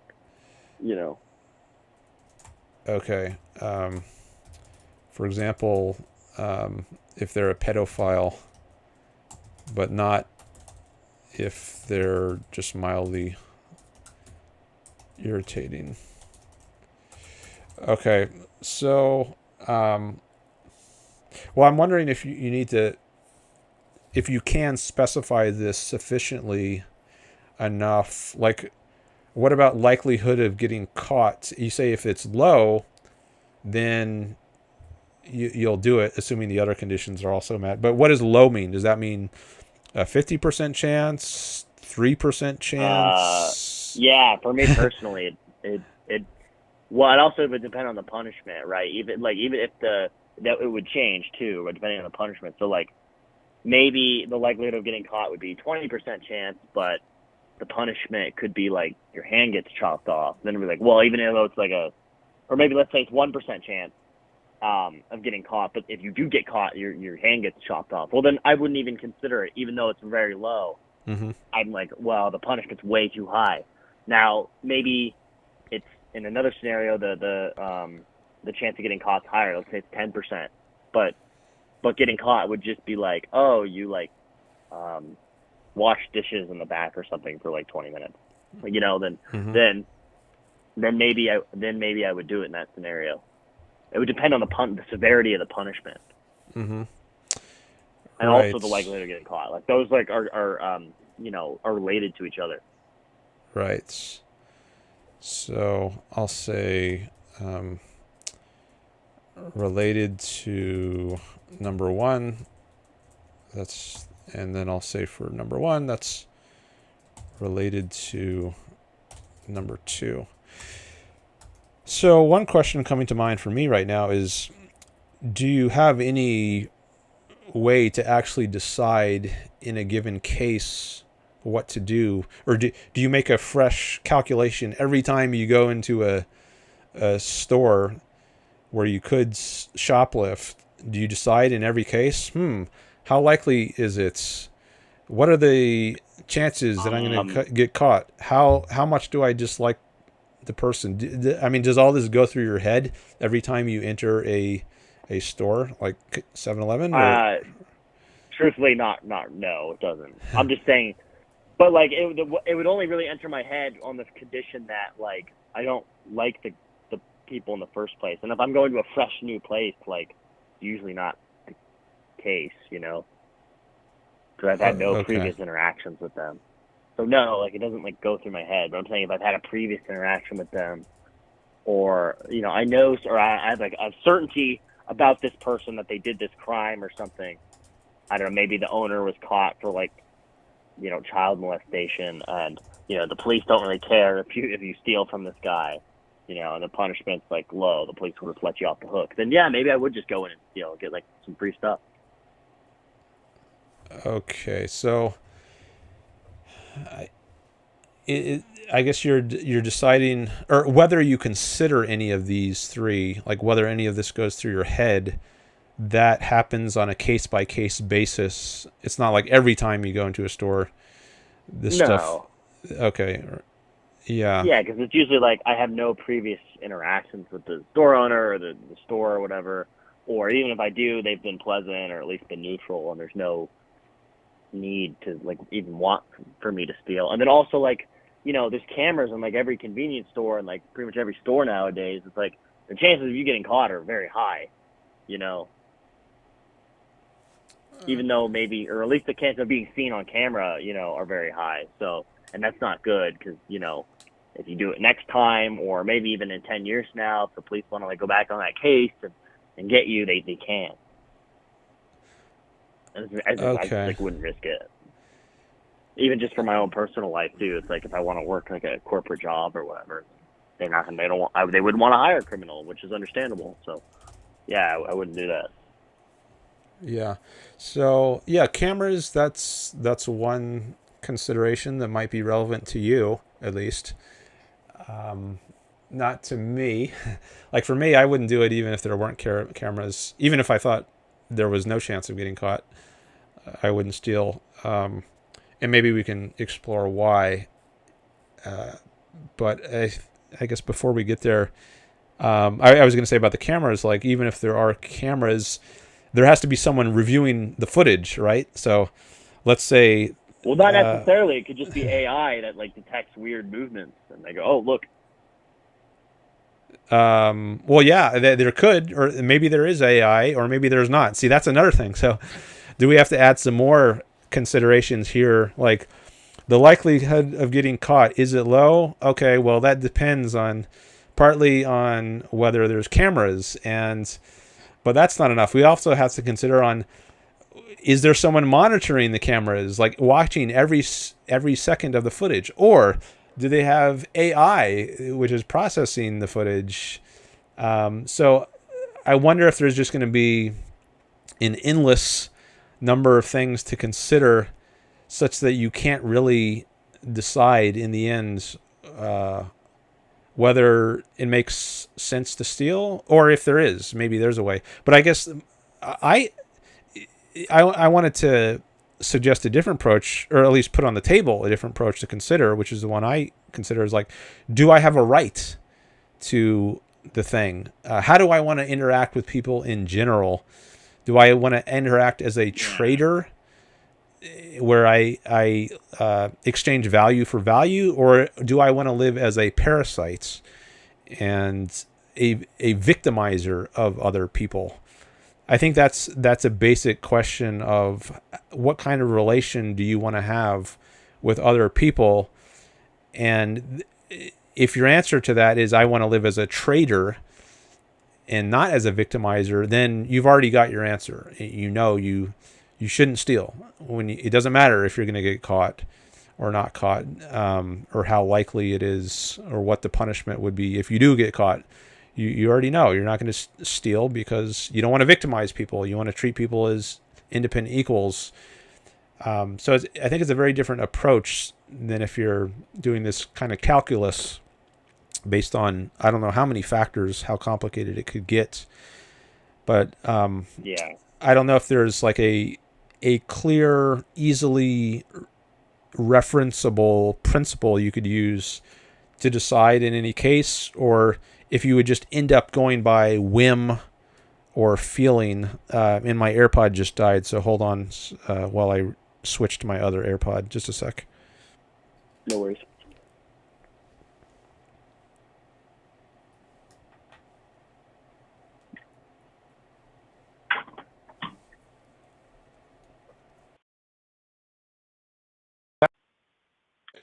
And I have to switch my mic back too, because when I swap out my AirPods, it changes my mic automatically. Okay, now it's back to my podcast mic, so I should sound the same as before. Okay, so I said a bunch of things there, and maybe I could continue, but I would rather come back to you and see if you want to say anything at this point. Yeah, I mean, as technology increases, I mean, there's more and more, especially with anti-theft prevention, like there's more and more factors to consider, you know, and there might be to a point where there's so many factors to consider that no, at least rational criminal would want to steal. I mean, there's always irrational players. Maybe they're just impulsive, or they have like kleptomania or something, and they just like have an urge to steal and they just do it anyway and don't really care about the consequences. Or they're just simply low IQ and they didn't factor all the factors that could be into it. But at least any rational criminal, you know, maybe in the future wouldn't want to steal. But, you know, as technology increases, there are more and more factors to consider.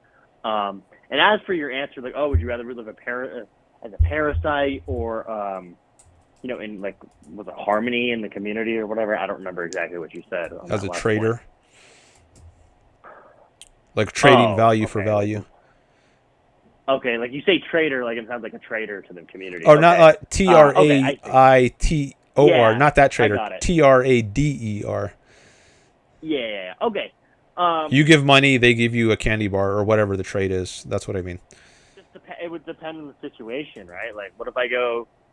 Let's say there's these two tribes that, for whatever reason, they hate each other, and you know, maybe somebody from that tribe last week like stole from my tribe or even stole from me, and I go to their convenience store and, you know, I have the opportunity to steal from them. Maybe I would, you know, maybe I would want to be a parasite onto them, but, you know, maybe I wouldn't steal from my own community because I want to trade with them. Maybe it's like a, you know, could be like an ethno kind of centric kind of thing. As irrational as that might be, but that does happen. Well, if it's retaliatory, I think that's different. Like, I think you can use...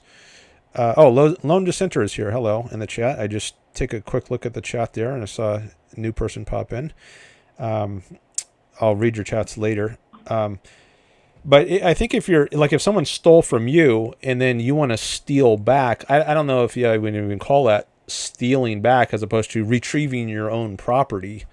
So, I'm saying, like, stealing something new.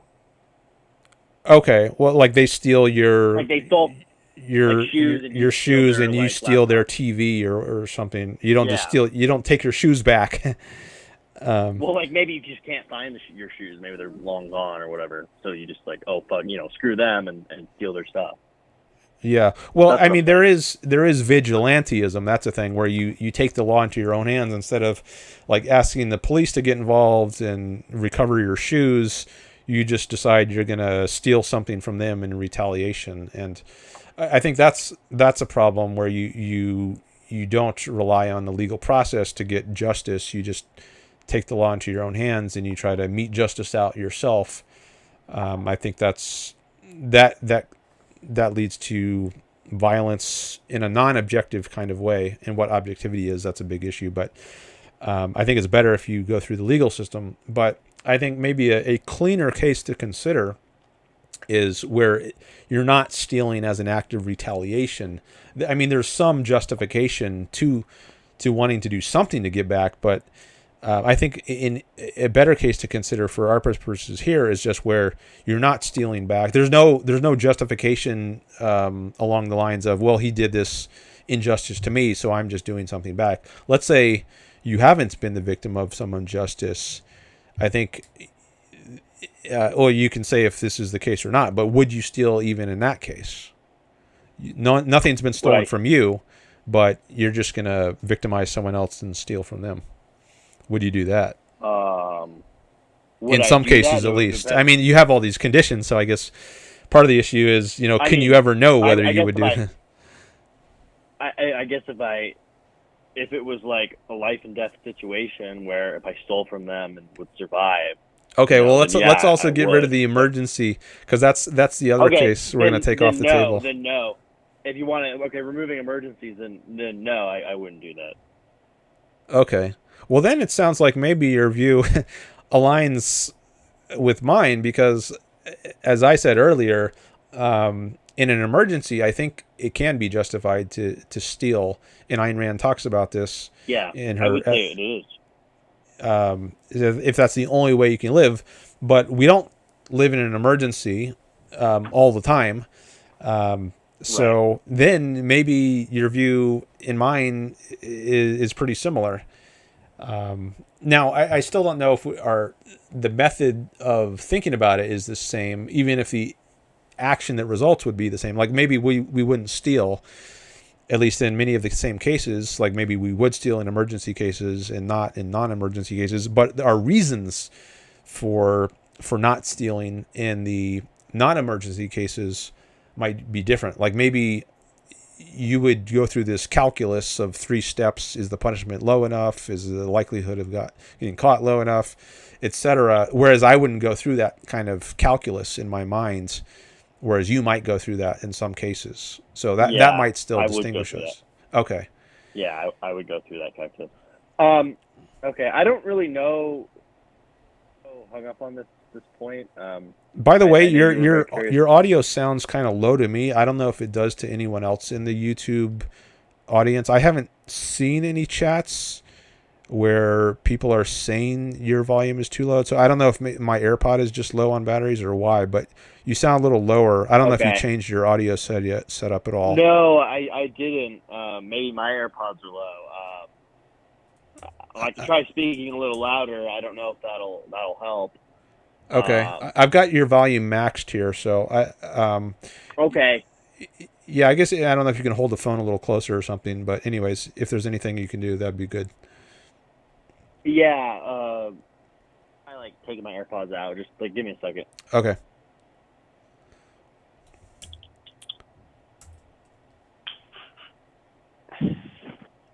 Lone Dissenter says, in the end, the principle deciding whether he steals is if he feels like it, and the calculus is what rationalizes it. The feeling has decided the issue, and, quote, thinking is just being used to scheme. So do you want to go by feeling or reason? All right, thanks for that. I don't know if Luke heard that because he was changing his AirPods. I did hear that. Oh, you did hear that? I did hear that. Okay. I don't, I just feel like that's not really the same thing. I guess I feel like this guy has done a disservice. It is sort of based on feeling, because you don't know the exact percentage, of getting caught and getting, of getting caught, and maybe you do know maybe, and you don't even necessarily know the exact punishment either. Maybe the judge is really lenient towards you, or maybe he's not. So there is he's sort of right in the sense there's a general feeling, but you are kind of using approximants, in that kind of sense. Okay. Do it sound better? No, it sounds about the same actually to me. Oh. but I get it's clear enough. And I don't see anyone complaining in the chat, so I think it's fine if we just stick with what we have. Does it sound any better? Is this better? That sounds a little better. What did you do? I just put the phone up to my ear. Oh, okay. Yeah, it does sound a little stronger, little more volume there. Okay. All right. Well, I'll stick to that then. Okay. Cool. If your ear doesn't get too hot, I know sometimes that can be uncomfortable, but Yeah. if you don't mind. Yeah. I'm not really too interested in talking about stealing and not stealing anymore. I think we've kind of reached that conclusion. I did want to go back to rights, though. We were originally going to talk about rights, and we've kind of moved away from that. Okay. Yeah, and like as a Nietzschean, I don't really think there is really necessarily rights.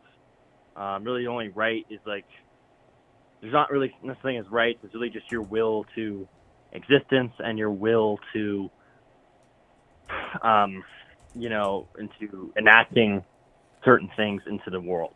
That's what I would say, rights are. If you can't enact this certain thing into the world, then you don't really have rights. You just have things you like to say or believe should be done, but you don't necessarily have rights. That's what I would say. You don't have unalienable rights. Okay. Your rights are dependent on you or some other entity either protecting your privileges or your things that an entity believes you're allowed to do, or you yourself and putting yourself upon the world and saying, I get to do these things and no one's stopping me, or if they do try to stop me, I'm able to overcome them. All right. So that's I because you keep mentioning rights, and so I want to see what do you think rights are? Okay, I think rights are a principle that defines your freedom of action in a social context. That's a definition, or almost a definition, from Ayn Rand. Oh, there are moral principles that define and sanction your freedom of action in a social context. I think that's at least almost verbatim how she defines rights.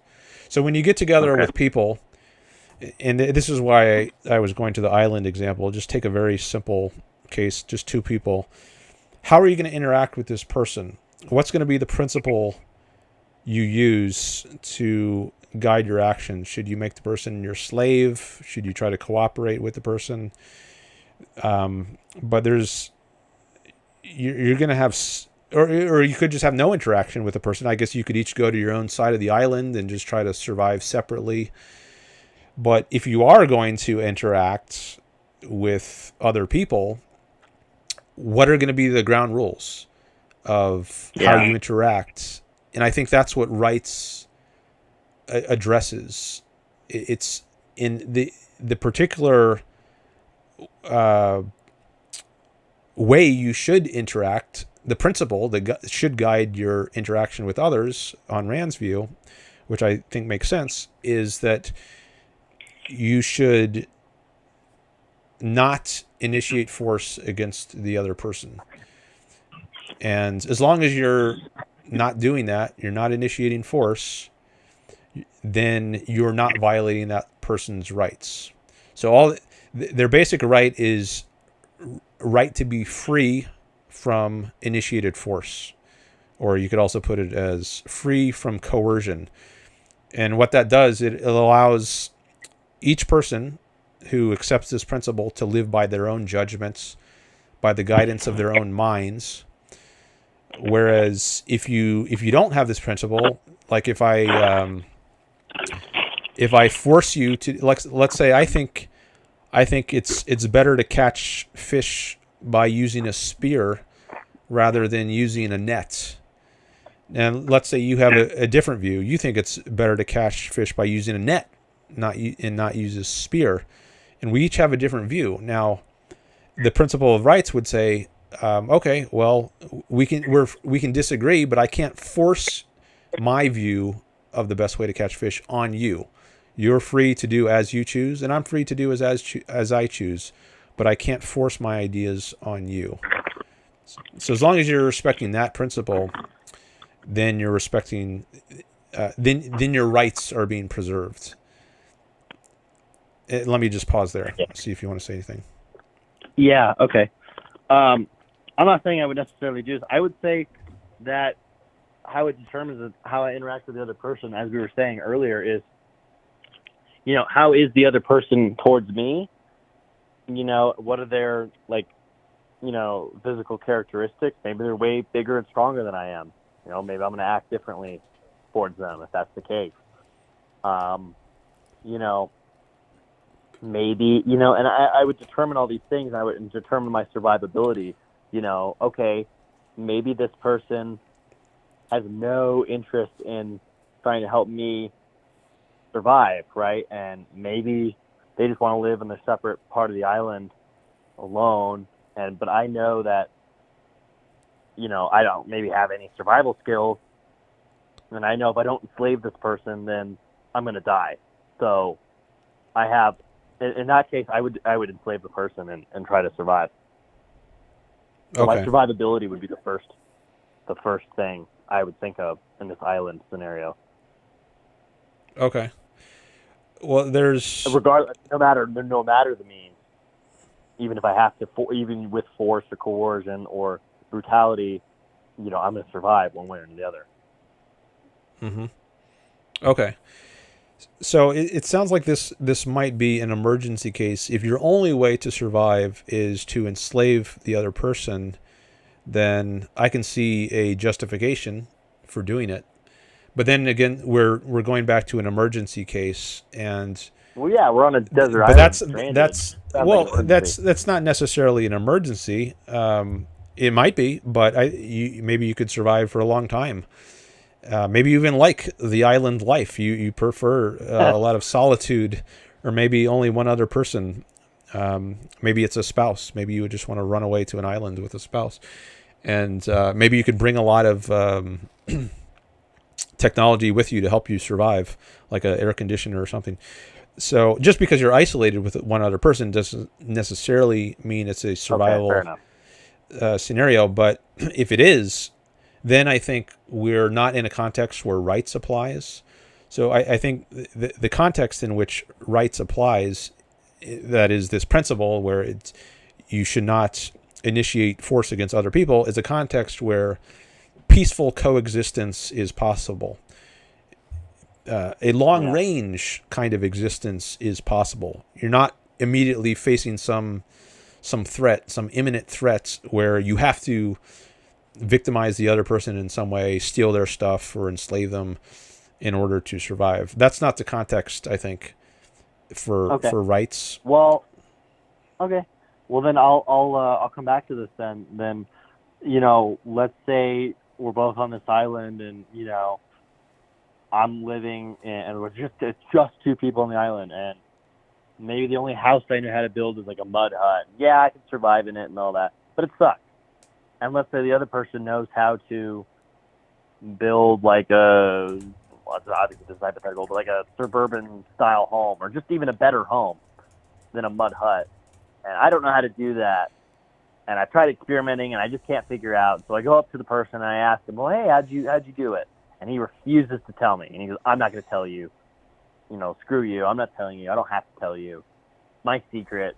Blah, blah, blah, blah, blah. Well, I don't really want to live in a mud hut for the rest of my life. So, yeah, maybe I would enslave them or beat them up, at least temporarily, to help me build this house. Okay. So it's not emergency because you can live somewhere. You've got your mud hut, but you could, if you had the knowledge he has, you could live a better home. You live in a better home. So in this case, this non-emergency case, you would, or at least would consider enslaving the other guy. Correct. Okay. So then you would be. Now, I guess there's. I don't think I would, or at least it's not immediately obvious to me that I would, and I'm thinking, well, why? Why the difference? Well, one thing that came to my mind is I could tell this other guy, hey, look, what if I know something that you don't know, and Yeah. I could benefit you. Now, Yeah, I'm just saying, like, in this scenario, he doesn't want anything to do with you. Like, he's just totally isolated, and he's like, I don't want anything to do with you. I don't want to talk to you. All right, so let's say you tried that.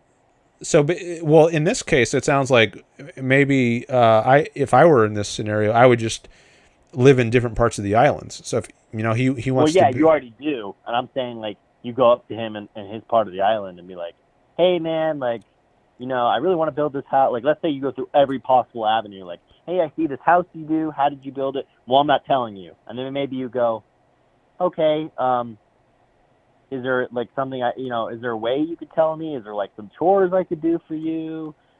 Is there some resources I could collect for you? And then maybe you would tell me. No, I'm not going to tell you no matter what. Mm-hmm. And if he's just, like, very persistent about that, and I could tell, like, maybe he's, like, a weaker person, and, I could just, like, tie him up and beat him up and make him tell me. I mean, maybe I would. But if he's like way bigger than me, or if he's like 6, 8, 10, 300 pounds, then I'm not gonna do that, So I'll be like, okay, man, sorry, and leave. It would depend on a couple factors. Okay. Now I'm starting to think about the list of factors you had before. I wonder if we're going to have a bunch of factors. Factors now. Yeah, and each scenario requires different factors. So yeah, I don't. Again, we might have different approaches here in our methods. Like, I don't know that I would go through a list of criteria. Like, how big is the guy? How likely is he to beat me up? Maybe he's very big, but he's a gentle giant, and he's not going to beat me up.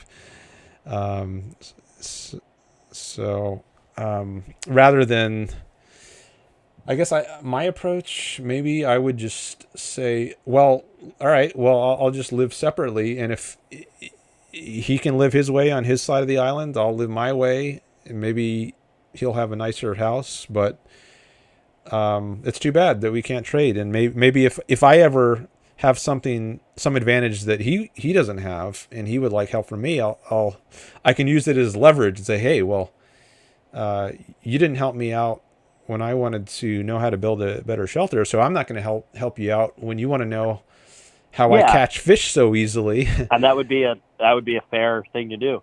But I to be honest, I don't want to be miserable in this crappy house. And if he's not going to give it up, or he's not going to work through an arrangement or a trade, and he's just, stonewalled in his, defense, then, and I have to live on this island forever. And, obviously this assumes a bunch of things. But if all these things are true, then yeah, I would, I probably would, try to either enslave him or beat him up and try to get him to tell me. Okay. Well, then, I'm thinking about the implications of this now. Like, so, because then, like, a bigger society, you can always go to somebody else and be like, hey. There's always going to be someone with more wealth, unless you're the richest man in the world. So, should you always be willing to victimize someone else? Like, let's say you make $20,000 a year, and someone else makes $25,000 a year. Should you victimize that person? What if they make $50,000 a year? Like, you can always. I would first say, like, I wouldn't, just because of the legal system. I would try to, if I do victimize that person, that person could, have, defend themselves, especially in the United States with, like, lethal force. They could pull out a gun and kill me, or also, the courts could step in and I could go to jail for the rest of my life. And also, like, it might just be easier to do it the legal way. Maybe it'd be simple, like, I just get a better job that pays more and I can make $25,000 a year, Okay, I caught some of that, but as you were talking, I just saw Audrey did a super chat for $15. Thank you, Audrey. Oh, nice. Let me read that one, and let's see. Can I be quick enough to give that a reply? Let me see. I think it just came in, so I might be able to reply to it. Oh no, it says the time to reply to this chat has expired. You got to do it really fast, I've found. It's like you have to reply within the first couple minutes, I think, to get the tag. But I can still at least say thank you in the chat. I haven't even read it yet. But I'm going to say thank you, Audrey, for the super chat. All right. So Audrey says, I rewinded a bit and am catching up. But in regards to how one decides whether to steal, your contrasting of the caller's approach against yours was fire. And then she's got a fire emoji, which I appreciate. And then she says, very classy. Okay, thank you very much for that, Audrey. I appreciate that. All right. Well, maybe we'll do... Oh, then she also has a thumbs up there. But it's a yellow thumb. And the background of the chat is also yellow, so it's a little hard to see the thumbs up. But I can see it now. All right, thanks, Audrey. Really appreciate that. And I see we've got a lot of people watching. We're in the double digits. That's good to see. And let me check the likes. We're up to 13 likes, it looks like. Nice. Thank you. And let me refresh. We got another subscriber. Great. Up to 1,067. So if we get 3 more, we'll be able to see it change to 1.07k subscribers. But the exact number is 1,067. Okay. All right. Cool. Thanks, Audrey, again. Really appreciate it. And that also gets us to our closer to the goal. Oh, I guess the goal ended because there was a 3-hour time limit on the goal. That was the maximum. But altogether, let's see. If I choose the fan funding, does that show up here? Yeah, if I go to fan funding, it groups all the super chats together. So, and 2 of them were from Audrey. She did $20, and then Ariel did $5. All right, so thanks for that. Really appreciate it. Okay, so let's see. Where were we? What was the last thing we were talking about? The likelihood of getting caught. Oh yeah, like in a legal system, in civilization, maybe you're more likely to. Yeah, I wouldn't necessarily. What we talk about, like victimization. Yeah. I was saying, like, okay, on the island, maybe I'd victimize somebody. But if I was like, I don't know, there's like 1,000 people on the island, and multiple people had better homes. If one guy just said, "Oh, screw you, I'm not telling you," well, then I would just walk away and go to somebody else. Mm-hmm. Okay, so like these scenarios are very unlikely. In fact, I find it a little silly to talk about some of these scenarios because they're so unlikely. Well, the point of the island is that I think it simplifies things because when you have a really big system, it's so simple that it's not even rational to be talking about it because like we don't live in a world like that. It's just a little silly. Well, in fundamentals, I think we do. Like, well, the way I think of it, at least, like whether I'm on an island or in a civilization with 1 million people, I see everyone as a human being who has rights and who is also pursuing their own lives and their own happiness. And that's true whether there's one other person or 1 million other people. So I think the principles are the same. Yeah, I guess I don't see it that way. I guess I see everything. So like whether I victimize someone or not doesn't depend on how many other people are around. That's not the essential consideration, at least. Oh, that'd be a essential consideration to me. Like I was thinking as you were talking, why not be even less likely to victimize if there's only one other guy and he's all you got? If you turn him into your enemy, well, you might think that's worse than if you just have one enemy in a society of millions and you can have many other people who are your friends and trading partners. If there's only one guy, then you might want to really make sure you're on good terms with this guy. Or you would just or have complete and total surrender of him. Like you would completely enslave him. It's like it's like 0 to 100 though. Yeah, you're either on really good terms or you would want to you'd have to want to have complete control over him. There'd be no in between. Because you're right. If I just beat him up and walked away, he could come back another day and kill me, right? Like, oh, this guy beat me up, I'm gonna kill him, right? And I wouldn't want that, right? So I'd either A, walk away and try to stay on good terms, or B, I'd want his total and complete capitulation. It'd be one of the two. There'd be no in between. You are kind of right about that. But yeah, if there was 1,000 people, then it'd be really hard to enslave just one guy enslaving 1,000 people without other help. Okay, so good terms or total victimization. Yeah, you don't want to be in the middle. If I just punch him and then walk away, and then another day he might come back, and that wouldn't be good. Well, so there's another option is to not be on good terms, but also not victimize him. And I think this might be let's say there's someone you really dislike in real life, and then you somehow find yourself on this island. Maybe you both wash up on the shore by coincidence. Now, since you really dislike this person, maybe instead of cooperating, you would want to just each survive separately. In there, you're not on good terms, but you're also not victimizing the other person. Potentially. I mean, it depends on how bad the person is. Maybe that person previously tried to kill me, and if that's the case, then if we both washed up on the island, I would, if I can, I'd immediately try to kill the person. Okay, yeah, well, I would want to take that case off the table, because that's like the case of retaliation that came up before, when someone steals from you and then you want to steal something back. Or even if they beat me up severely, maybe I would want to kill the person too, even though that's taking it to another step, just to be safe, But yeah, I get what you're saying. Maybe he just cussed me out one time and we're on bad terms. Okay.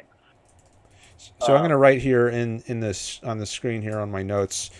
Take off the table these two cases: cases of retaliatory force, where you're getting back at someone for some initiation of force that they did, and also let's take off the table emergency cases, because I think those are cases where rights don't apply. Rights only apply in a case, non-emergency cases, where long-range existence is possible. There's no some immediate existential threat to you. So if you would still initiate force against someone, even if we're not talking about retaliating or an emergency, then we would have a difference to disagree about and discuss. So that's the kind of case I'm interested in. Yeah, I would be. Yeah. All right. I made that clear though. Yeah. So I don't know what the best thing to do right now is. I think I want to take a break at some point. Yeah, no worries. Maybe now is a good time for that, and then we could pick up. I don't know if you want to continue, but if you want to take a break, I'll probably get going. I do have some homework and stuff to do. I'm in college. Okay. But let's. Okay. Unless there's a pressing question you want to ask me. If not, we can end it here. And I could just say it was nice talking to you. And we can just end it here. Okay. And, thank you for calling in. I appreciate it. You were Luke, and I forget, you weren't in the chat, were you? You just called in? No, I just called in. I just saw your stream. I saw the background. I called the number. Okay. Nice. All right. Yeah, I am subscribed, but I might start typing in the chat stuff. It's a cool stream. In the future, I might even call back more. I did talk to you, so. Yeah, you're definitely welcome to call back. So, yeah, I'm glad you came by. Thanks. I appreciate it. Yeah. Hope I gave you something to think about. So, anyway. All right. Thanks. I'll catch you later. Bye-bye. Bye. Okay, I see a new person. MD Explains just came in the chat. Hello. He says, never thought a second time in my life that I'd see leftism grouped with Trump. Oh, and then he insults objectivism. I'm not going to read that one. You might get blocked if you just come in here and hurl insults rather than just debating the issues. Mellow Mau is back with some chats. You asked a super chat last time. You said you wanted to discuss atheism and theism, or altruism and theism, right? You can call in if you want, but I think I do want to take a break now. Let me just look at a few of these chats quickly. He says, the benefit of this conversation between Dan and Luca, I think it's Luke, not Luca, but he can correct me in the chat if he needs to. The benefit is regarding theft is that it derived the original need for a legal system. Strong people can defend themselves with their own strength. Oh, Mellow Mau. He just did another $2. How about our rescheduled debate from before? Yeah, we can do it. So you can call in, but I just want to take a break for like 10 minutes, and then after the break we can do our call.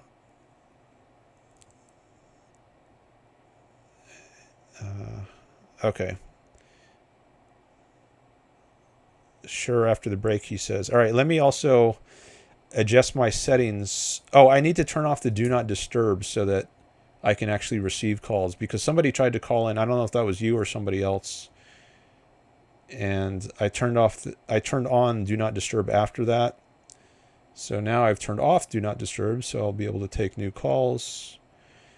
But I also want to adjust my OBS settings so that when you do call, people will not hear the ring or the screening part. I don't know if I need to screen you because you've been here before, but for anybody else, I think I've got it correct now. So you can let me know in the chat. You can confirm whether I've got it correct later once somebody calls in. All right, let me read a few more of these chats before I take my break. No, there's, I thought there might have been a voicemail, but there's not.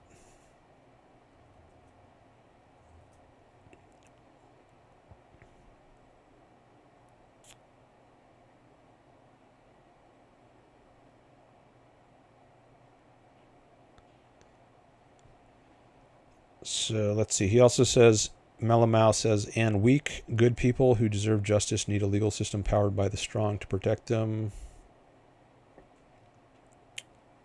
Lucas' thinking reminds me strongly of Nietzsche's concept of master morality versus slave morality. He seems to be an authentic representative of Nietzschean thoughts, which is good, he says.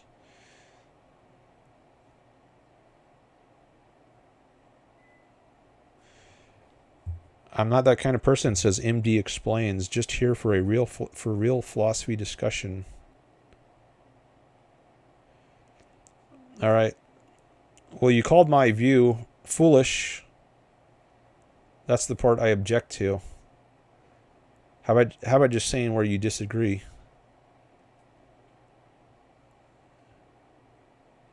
You can just say why you think it's foolish, and then maybe we could discuss or debate that. I'm into science. If science says there's probably no God, then let it be, and that's the case, probably. I don't think God is a scientific issue. I think it's a philosophical issue. I think you can rule God out, at least the traditional concept of God, where it means an omnipotent being, because it just violates the basic laws of axioms of existence, like the law of identity. I don't, if you just came in, I guess you didn't hear that, but we talked about that earlier in the stream. You say you're not insulting any person. Yeah, but you're still insulting a philosophy which I hold dear, and which many people here might hold dear. So if I don't know what your view is, like let's say you're a Christian, and I say Christian is stupid. Well, I'm not insulting a person directly, at least, but I might even say that in some contexts. Maybe I would, but typically, at least, I don't say that. I might say faith is irrational, and I have said that. But I think even if you're not directly addressing a person, you can still be insulting them by implication. I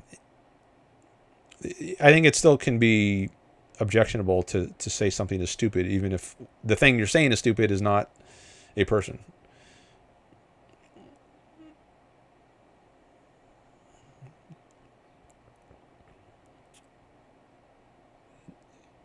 You say no idea is sacred. I think some ideas are sacred.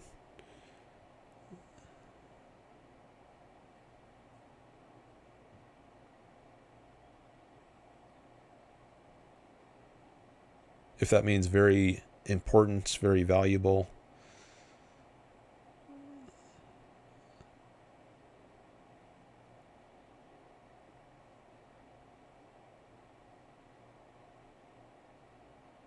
A link would work better than a number. I used to have a link, if you mean my phone number. I used to use Zoom. But the advantage of, well, one advantage of using this number I have, it's a Google Voice number, is, well, you don't have to enter a meeting ID for one. With Zoom, there's actually two ways you can call in on Zoom. One is by clicking a link. The other is by dialing a number. If you dial the number, then you also, in addition to dialing the number, have to enter a meeting ID. But also, but I guess that's not the case if you just click on the link. So there is that advantage. But something about a phone number, I think people more readily recognize that as inviting discussion. Like if I put that on the thumbnail or the backgrounds, I could say click the Zoom link in the chat to call in, and I used to say that on my old thumbnail, something like that.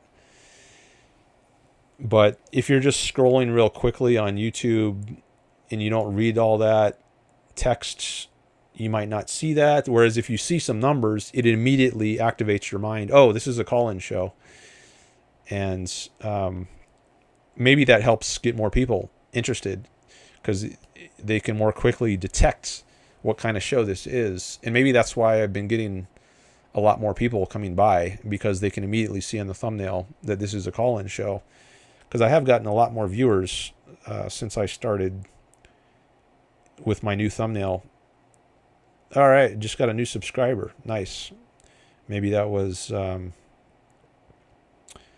don't know if that was Luke who called in or somebody else, but I see the number just went up. 1,068. But there are advantages and disadvantages to the Zoom link versus the Google Voice. You can do video on Zoom, which you can't do with the Google number. But I don't necessarily always want to do video. I guess if I know the person and I'm comfortable with them doing video, then I can do a video. Like with Holden, who has called in many times on video. But at least if it's a new person calling in for the first time, I think audio is probably better. All right, so a lot of these chats, I think I'll have to read them later after the stream. And I'm glad if there's too many chats for me to read right now during the stream. That's a good sign of a lot of engagement.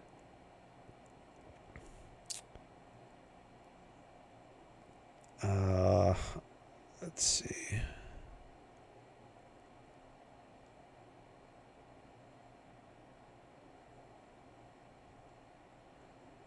The biggest problem with rational self-interest. Okay, I better stop reading now, or I'm never going to get to my break. And I want to get to this call because Mellow Mau, he did a super chat. And he's done 2 super chats now. So, all right, I better take my break now. I'm just going to type in the chat. On break. Back at... it's now 6:20 p.m. Pacific, so I'll say back at around... at about 6:31 p.m. Pacific.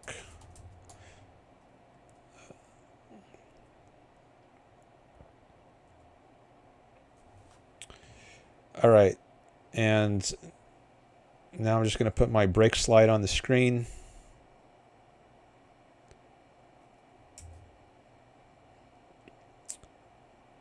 And turn off my mic. All right, thanks everyone for being here, and hope to see you on the other side of the break.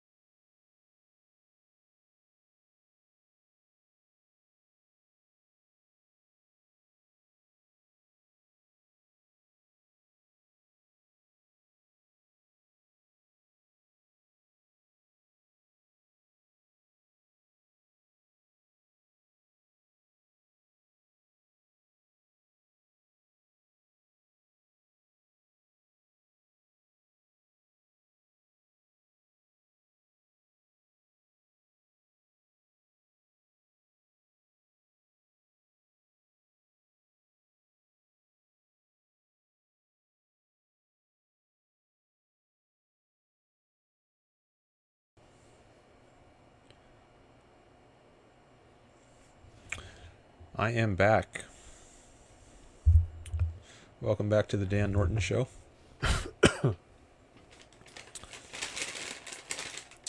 On which I promote Ayn Rand's philosophy of objectivism. We had a call from Luke earlier, and now we're supposed to have another call with Mellow Mau.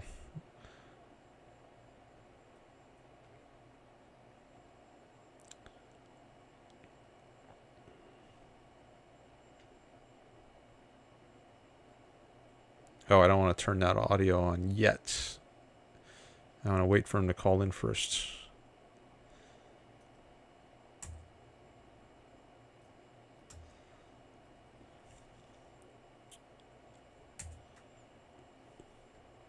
He would like to call in 1 minute. Okay.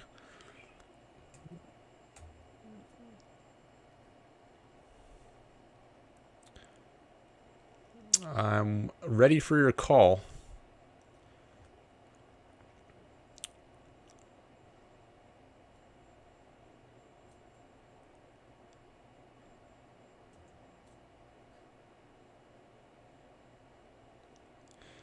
All right, do you need to block someone here? Someone just came in with some vulgarity.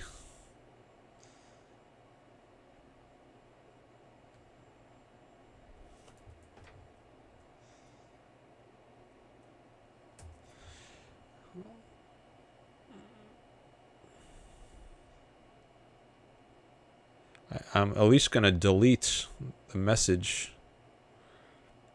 But maybe I should go harder and just block.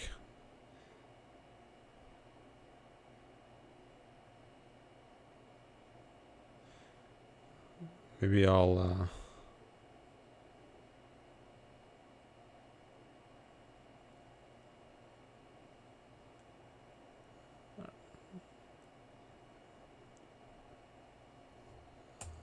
All right, I hear it the call, and I deleted that message.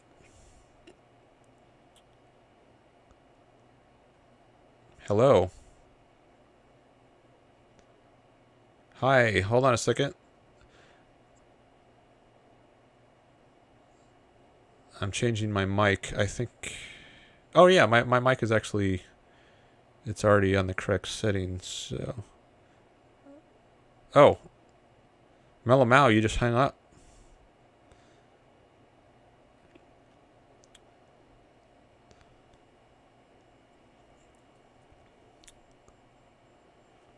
Maybe he'll call back in a second.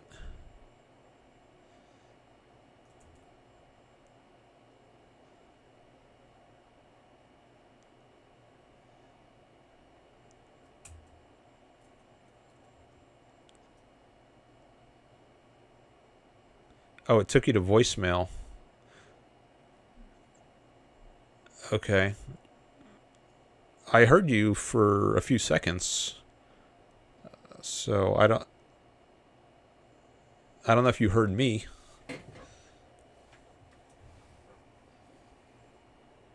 Oh, now it's ringing again. All right. Hello.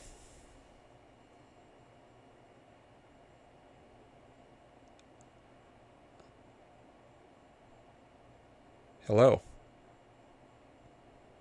Hey. Hi. Thanks for calling. Hold on just a second. I think maybe what happened is I heard you say your name, but it was recorded. It wasn't you actually speaking, because when you call a Google Voice number, it asks you to say your name. And then when I heard that, I thought I was already talking to you, but I think it was just the recording of your name. And then I guess I didn't hit 1 after that, which I needed to do to actually take your call. Anyways, let me turn your audio on so the audience can hear you. Just a second.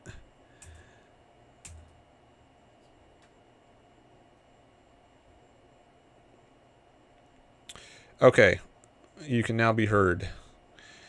So Great. Welcome to the show. This is Mellow Mau, who has been in my chats a few times, and you said you were interested in debating theism and altruism. Is that right?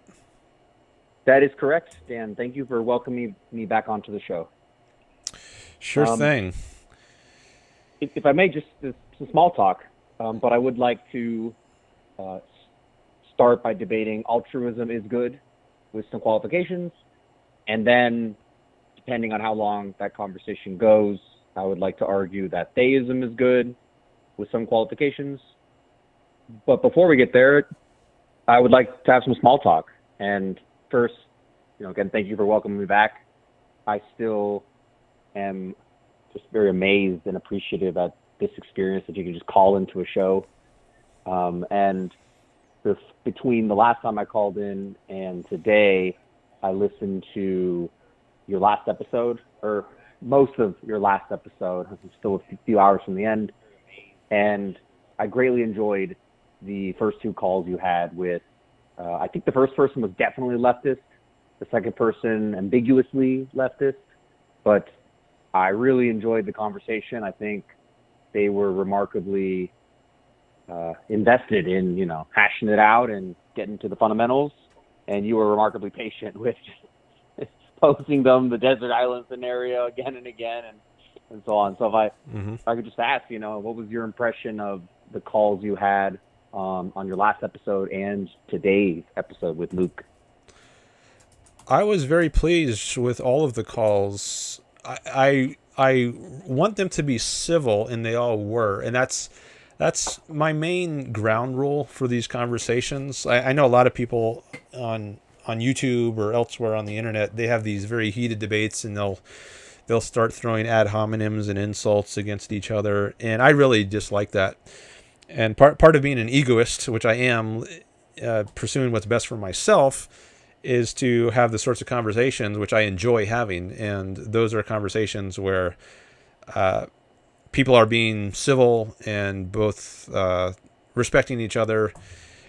Doesn't have to agree, that's for sure. I'm here precisely to engage with people, at least partly people who disagree. So I'm happy to have those conversations, but as long as it's done in a way that I enjoy, which means they're just civil. So, I thought all the conversations were like that. If they weren't, I would have ended the calls. So I'm pleased with how they went. And I always sharpen my own understanding.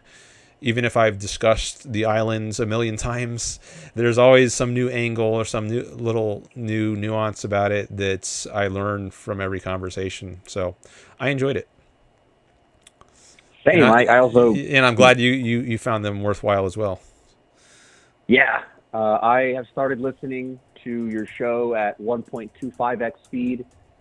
Maybe I'll go faster if I get the taste of listening to audio sped up, but at that speed, I can listen to your show at a pretty quick pace. I don't know, when I'm walking or I did it for a little while. I was working out, and it is very interesting. Your show is philosophically interesting, but I wouldn't say it gets bogged down. There's other YouTubers who really get into the weeds of psychology or philosophy or religion, and it's very mentally consuming. You have to really pay attention because there's so much jargon, and often to specialists, right? So they really get into the state of the art or the frontier. And on the other hand, I find your show remarkably, I guess, intuitive.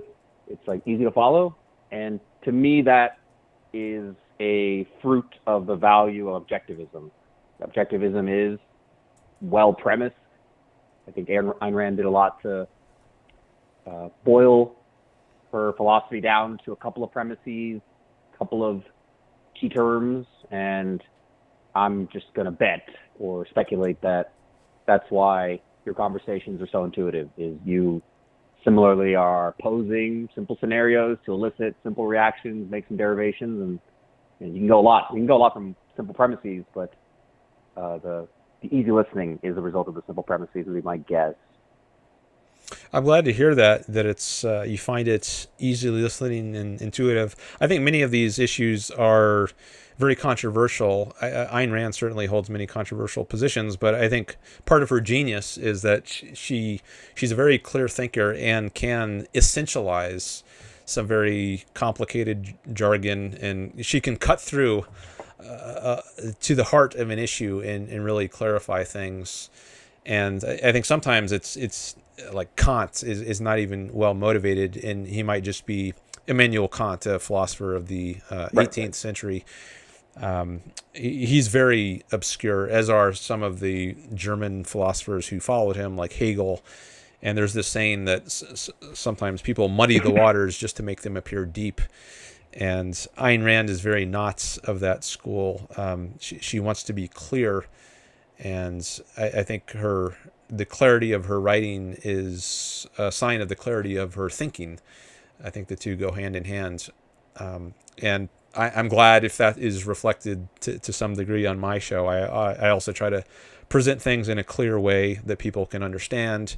And if you can't do that, then I think there's likely something wrong about your view, or something that you're not clear on yourself if you can't articulate it in a clear way. So I'm glad if it does come across clear, and that so clear that you can listen to it sped up at 1.25 speed. I'm glad you actually mentioned that, because I was re-listening to my last stream at 1.5 speed. I don't always have time to re-listen to my streams, but sometimes I do. And I like to do that, at least partly, so that I can create a description with some timestamps under the video. So that it makes it easier for people to navigate my streams, which is helpful if I'm doing like a 7-hour stream. There's just so much content there that having a kind of table of contents in the description can be really helpful.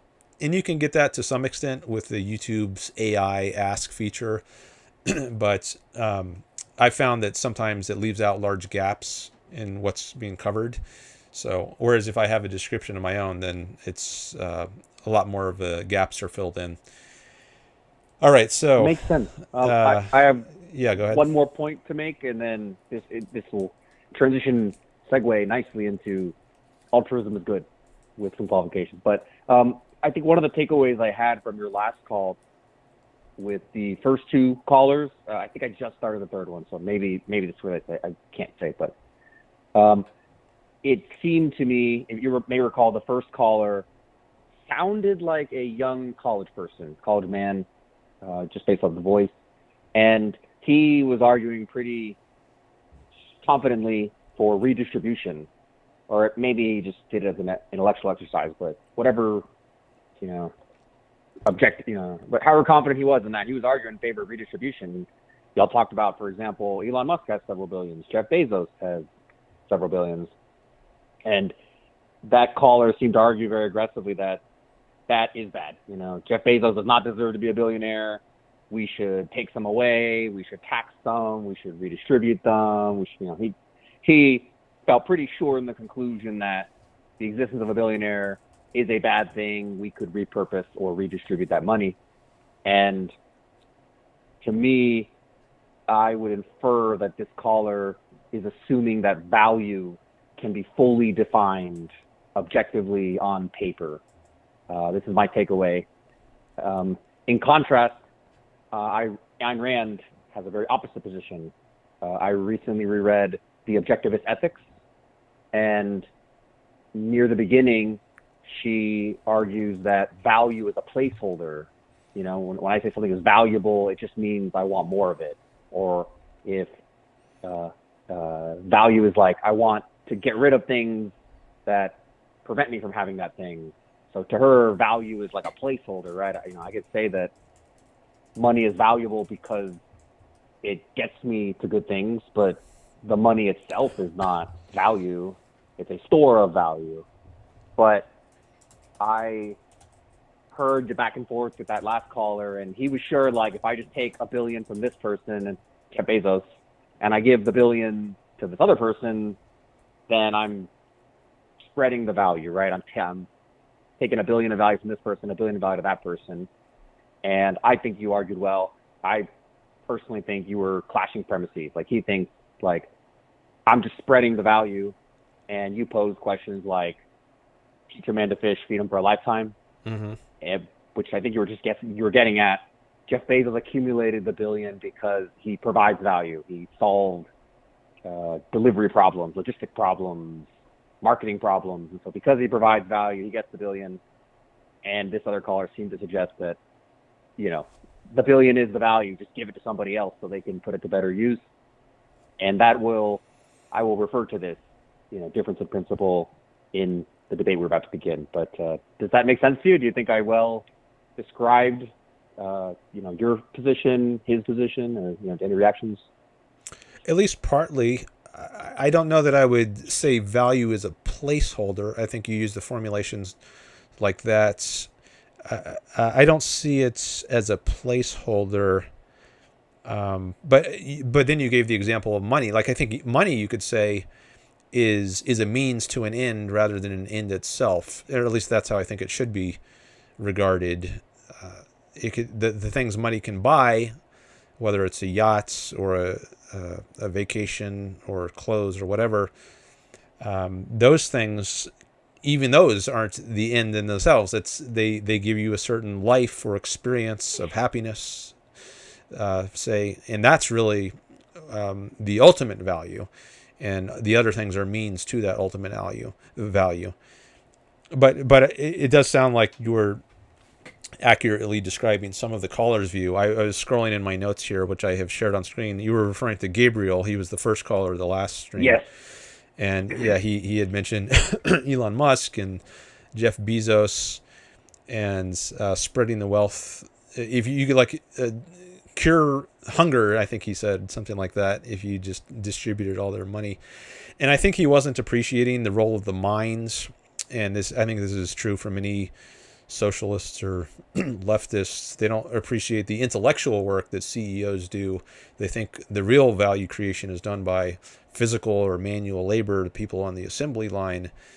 And so we talked some about that, and it was good to get into that. Maybe we could get into that some more if he calls back. But yeah, I think you're right that he wasn't appreciating that part of the CEO. And it's important to recognize that. That's a big theme in Ayn Rand's. The role of the mind in man's existence. That's the theme of Atlas Shrugged. For sure. I 100% agree. Once you wrap your head around the power of the mind and the diversity of minds, right? People think very differently. Then it became clear to me why CEOs are so highly compensated. They have such special minds. They're willing to, put themselves out there, face a lot of scrutiny, work a lot of hours, come up with their own jargons. They really have special minds. And in my book, that's why they get compensated. Two more quick comments. I think Jeff Bezos is a very, very good example for that argument. I think you said in that call that you're not too familiar with Jeff Bezos' biography. I have listened to a book, The Everything Store, which is the biography of Jeff Bezos on Amazon. And he is a great example. So if you find yourself in debates with leftists again, I would recommend brushing up on the essentials of his life, because I might love a few of these details, ironically. But he, if I recall, was born to a Cuban migrant, and he had a single mom and grew up poor and created Amazon in his garage. And then it grew and grew and grew. And it wasn't until he was already a wealthy CEO that he had his dad come out of the woodwork and reach out to him, and he learned more about his past. So a lot of leftists idealize or romanticize the life of migrants and the poor. And in that case, Jeff Bezos should ironically be an ideal of leftists, because he was born poor to a single mom who was a migrant and made his own money. So I think his story is a very strong way to indict leftism, because you're like, you should love Jeff Bezos. He was a migrant who was born with nothing, and he made all his money, right? Isn't he great? Isn't it great that migrants can be born in America and make their own money with no pedigree and no pre-existing wealth? But of course, because those details are not obvious, people just view Jeff Bezos like, he's a billionaire, he must be bad. So I recommend knowing a little more about him. I actually, thanks for mentioning that. I actually did read his page on Wikipedia after the call, because I was interested to learn more about his biography, and I just put on screen there as part of the section on his early life and education. I'll just read this one paragraph. It says Bezos was born Jeffrey Preston Jorgensen,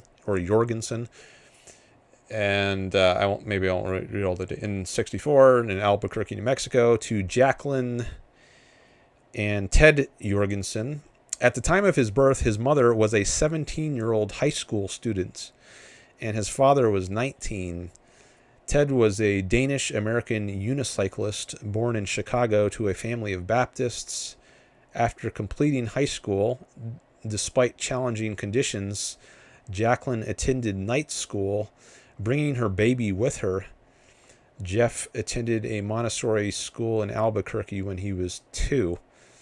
So this doesn't exactly sound like he was born with a silver spoon in his mouth, receiving lots of inherited generational wealth. But I think this is a stereotype which many people on the left have. And one of the callers, I don't know if it was Gabriel or the next guy who called in, but he said people get wealth by inheriting it from their parents, who inherit it from their parents, who inherit it from their parents, who ultimately got it because they were owning slaves. That was his picture of how people become wealthy. And then I said, well, did Jeff Bezos get rich that way? And I don't think he had a counter to that. Oh, here's another thing I learned later. He was saying, I was saying I didn't think Elon Musk was a good example for him to be bringing up, because Elon Musk has got subsidies. And I was saying in capitalism, that's anti-capitalist to get government subsidies. And then he said at one point, well, Amazon got subsidies. And I didn't really say anything about that during the call, but I looked up later, and I think what that refers to is tax breaks. So I think a lot of people on the left will equate tax breaks with subsidies. Like not getting your money confiscated is the same as getting a grant from the government, which is, I think, a distortion of what's happening. And it's a way of smearing, I think, a company like Amazon or Bezos. So there's just a little more about Bezos and Amazon, which I learned after the last live stream, which made me appreciate them some more. So anyways, thanks for mentioning that in those various things about Bezos, that book, The Everything Store. So let me come back to you now. Yes, and now I'd like to, I need one more conceptual tool, but let's transition now into, I think altruism is good. And I'd like to make a preface and import 2 conceptual tools, and then I'd like to unpack it with you. So my first preface is, I like the format of your show. I like that you have that image behind you. You know, these things are good, these things are bad. And I obviously can tell that you're not saying that like altruism is 100% bad. I can guess that for the purposes of your show, you want to create a little controversy, you want to create a little tension because it's interesting, it gets clicks, it gets us to call in. So I am not going to, like, in this debate, pretend that you're saying altruism is 100% bad and egoism is 100% good. I can bet that you probably have some qualified balance of the two. I will begin arguing in favor of altruism, but I just want to preface by saying I understand you probably have some altruism and you probably choose it in some cases, right? I'm not going to facetiously act as if you never are altruistic, but is that correct, may I say? Well, no, I'm delighted to tell you that I actually do think altruism is 100% bad and egoism is 100% good. But we need to define those in certain ways, and I think that's maybe where a lot of the discussion is going to be. What exactly is meant by egoism and altruism? And if you define them in certain ways, then I think, yes, I do think it's 100% good and bad. But that's something we can get into. Exactly what do those terms mean? Sure. Okay, then thank you then for rising to the challenge. Actually, this does make it interesting. So I would like to define and debate altruism using the framework of economics. I studied economics in college, love the field. I read a lot of economics books in the library. And after I graduated, I kept on reading economics books. And I believe Ayn Rand's Objectivism, being pro-capitalism, has a lot of synergy with economics. And so I'd like to import two conceptual tools, and then this will help me proceed in this debate. Feel free to challenge my use of economics or to import alternative frameworks, but these are the tools I will bring to the table. So first, I'd like to import Goodhart's law. Are you familiar with this law? Nope. It's pretty good. It's conceptually interesting, and it is directly applicable in my day job.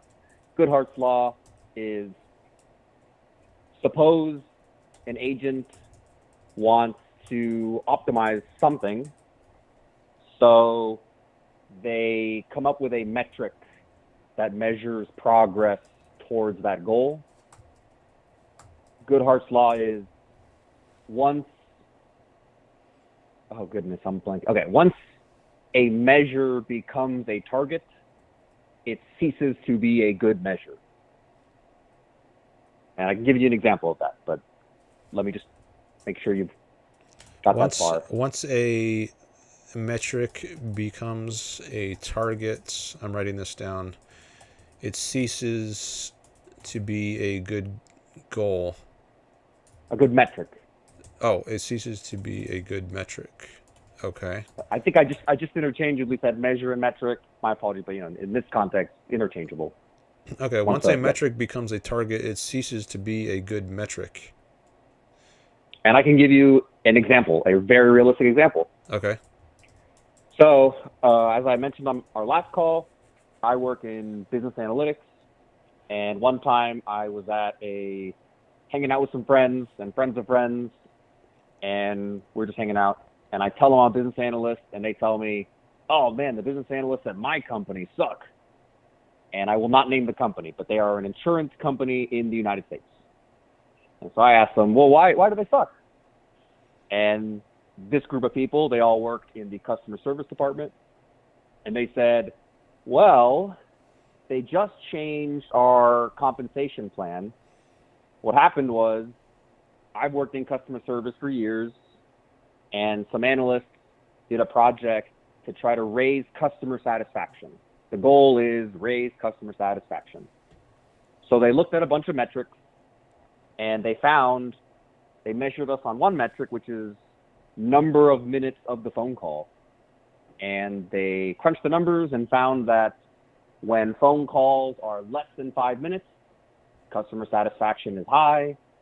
When phone calls are longer than 5 minutes, customer satisfaction is low.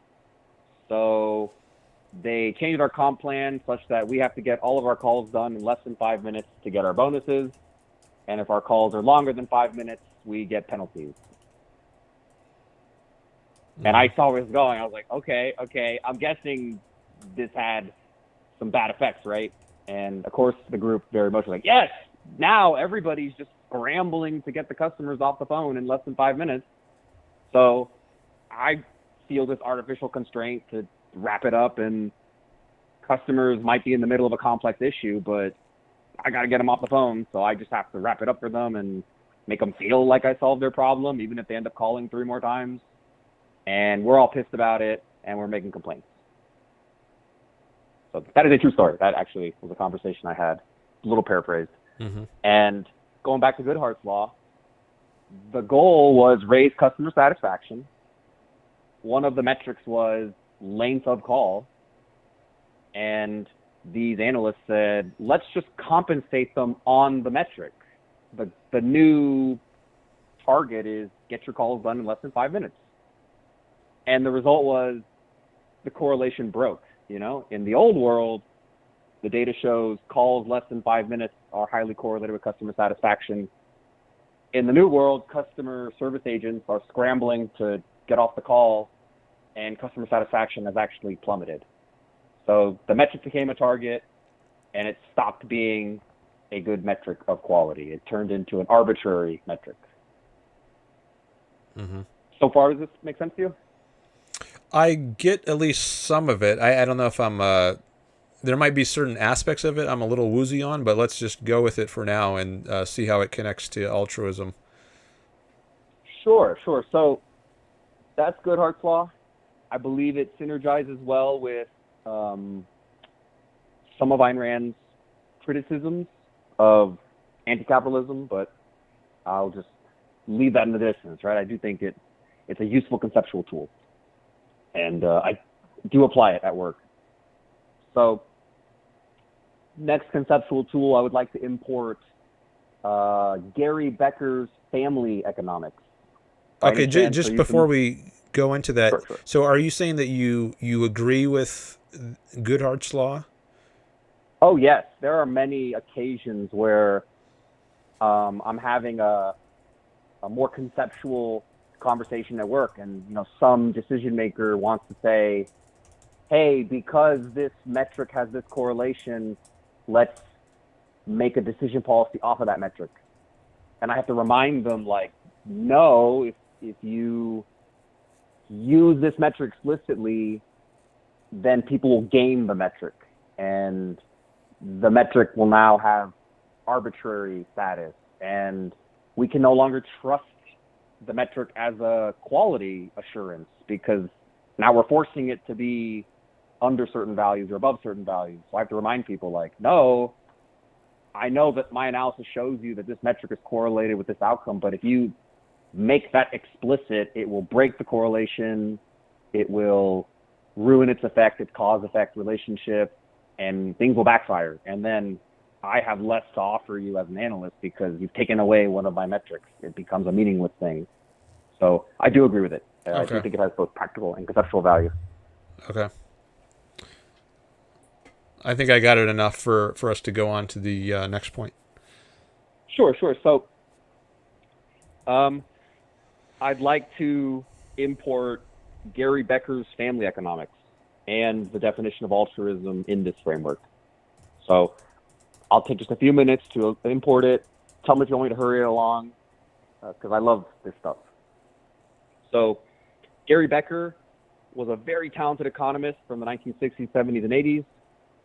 And the way I like to explain his work is most people who study economics in high school or college, they often study consumer theory and they study firm theory. So consumer theory is put yourself in the shoes of a consumer. You go to the grocery store, $50. Are you going to buy 5 gallons of milk?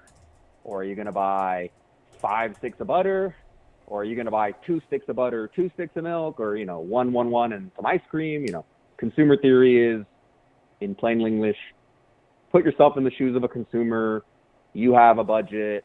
How are you going to spend your budget to maximize your welfare or your well-being? Mm-hmm. That's consumer theory in a nutshell. Firm theory is put yourself in the shoes of a firm. You sell widgets. Are you going to, make all the widgets by hand? Or, you hire 100 workers and they have to just personally assemble these widgets? Or are you going to buy like 2 Optimus robots from Elon Musk, and these Optimus robots just walk around and assemble your widgets? Or maybe you'll buy a mix of labor and capital. Maybe you'll buy some conveyor belts, but your employees are moving things along the conveyor belt. And, that's firm theory. You're a firm. How do you maximize the production of widgets? By choosing labor and capital. Maybe you ask for investment money. Maybe you hire a really good CEO. That's firm theory. You put yourself in the shoes of a firm and make intelligent decisions. And I think Gary Becker did something very novel. He grew a field of family economics. He kind of sandwiched in the middle, said, suppose you're a family, canonically, you're a husband and wife with 2.2 children. You could hoard all the money as the father and just buy tons of beer, or you could give all your money to your wife and she spends it the way she sees fit, or you could put 100% of your money in one of your children who goes to Harvard, but the other child sadly has to do the best they can to fend for themselves, or maybe you split your money among your two children, they both go to good schools, and your wife has some money to spend it on her needs, and you keep some money to spend it on your needs, and there's some kind of balancing going on. So that's family economics is, put yourself in the shoes of a family, put yourself in the shoes of a household. How would you share your money within your household so that the household maximizes well-being? And it's very intriguing.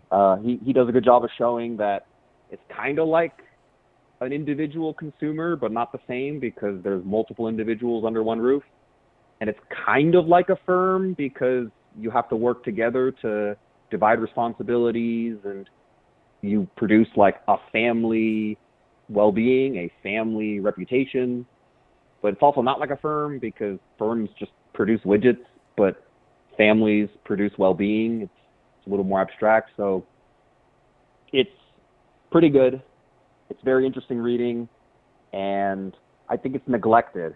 I think it's the kind of thing that I wish more Americans would hear about because I don't know how many Americans get to be CEO?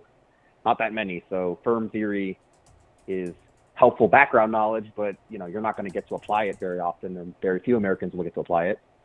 But family economics is highly applicable. Some very large percentage of Americans are going to be a mother or a father. So I wish more Americans learned about family theory, family economics. And now I'd like to conclude by importing, I think, one of Gary Becker's coolest theorems. It's called the Rotten Kid Theorem. And then I promise we can, get in the nuances of altruism and egoism, okay? Okay. So, in family economics, selfishism or selfish reasoning means when one of the members of the family spends their share of the income on their needs. So, the father takes his paycheck and buys beers for himself. Or maybe he gives a portion of his paycheck to his son, and his son buys candy and eats it by himself. So, selfism is that you spend the money on your personal utility. Altruism is when an individual spends some of the resources on a choice that is suboptimal for themselves, but is optimal for the family. Okay. And there are lots of examples in cultural stories. Just one that comes to mind. Are you familiar with the American writer O. Henry? A little bit. O. Henry, American writer, wrote that story, The Gift of the Magi, about a husband and wife who are both poor, and the husband buys a gift. He spends all of his money on something the wife would need, and he sells his own precious good so he has enough for a Christmas gift for his wife. And his wife cuts off and donates her hair so that she can have enough money to buy a gift for her husband. And they're both just so touched, and it's a very romantic story. But that's altruism, right? Is they personally gave up a personal possession to provide well-being to the other person. Mm-hmm. And the story is very touching because there's an irony in play. If you read the plot of the play, the story, you would think just materially they both made a dumb choice, right? She cut off her own hair, which made her sad. And then he gifted her a hair comb that she can't use because she doesn't have hair anymore.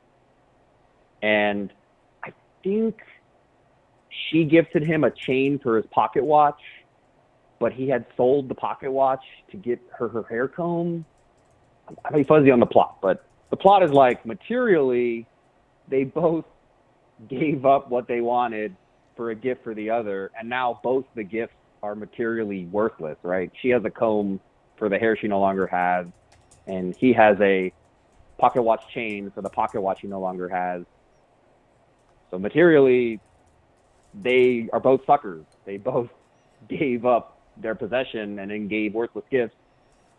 But from the perspective of well-being, they're both very happy. They're both so in love and so touched, and it's a special Christmas for both of them because they both made an altruistic move, So the well-being of the house is much higher than it would have been if they had both just kept her hair and his pocket watch. Okay. So I'll pause there, but that will be my intuitive definition of what selfishness and altruism means in the context of a family, right? The selfish choice would have been he keeps his watch, she keeps her hair. The altruistic choice is she gave up her hair for a gift for him. He gave up his pocket watch for a gift for her. That's intuitively what it is. Okay. I do think I read that story many years ago, and I'll have to maybe rely on you for some of the details. But if I recall, I think my reaction might have been one of disgust. That I don't remember him in the pocket watch, but I do remember her cutting off her hair. And I think my reaction was that really bothered me. It was, and maybe because it seemed like a sacrifice. But we can talk more about that. But I also think that the definition, or the implicit definition, no, I guess you did give an explicit definition of both selfishness and altruism. You say selfishness is spending on personal utility, and altruism is spending on something that's suboptimal for yourself, but optimal for your family. Well, let's start with the definition of selfishness. Well, I think it's too narrow to think of it as just how you would spend, because selfishness, it could apply even if you're alone on an island. There are things you could do that are selfish, that I would call selfish, or that Rand would. Or if we don't want to use that term, we could just say, because I think it is controversial and for good reason, like maybe that's not the best term to use. But I want to set aside the issue of what is the best label for Rand's view, and maybe use a descriptive phrase of just doing what's best for yourself. Whether we call that being selfish or self-interested or something else, doing what's best for yourself is what I support and what Rand supports, and we maybe egoism we can call that. But anyways, I think that's a good thing to do. But it's too narrow to think of it as just an issue of spending. You're putting it in a commercial, transactional kind of context when you do that.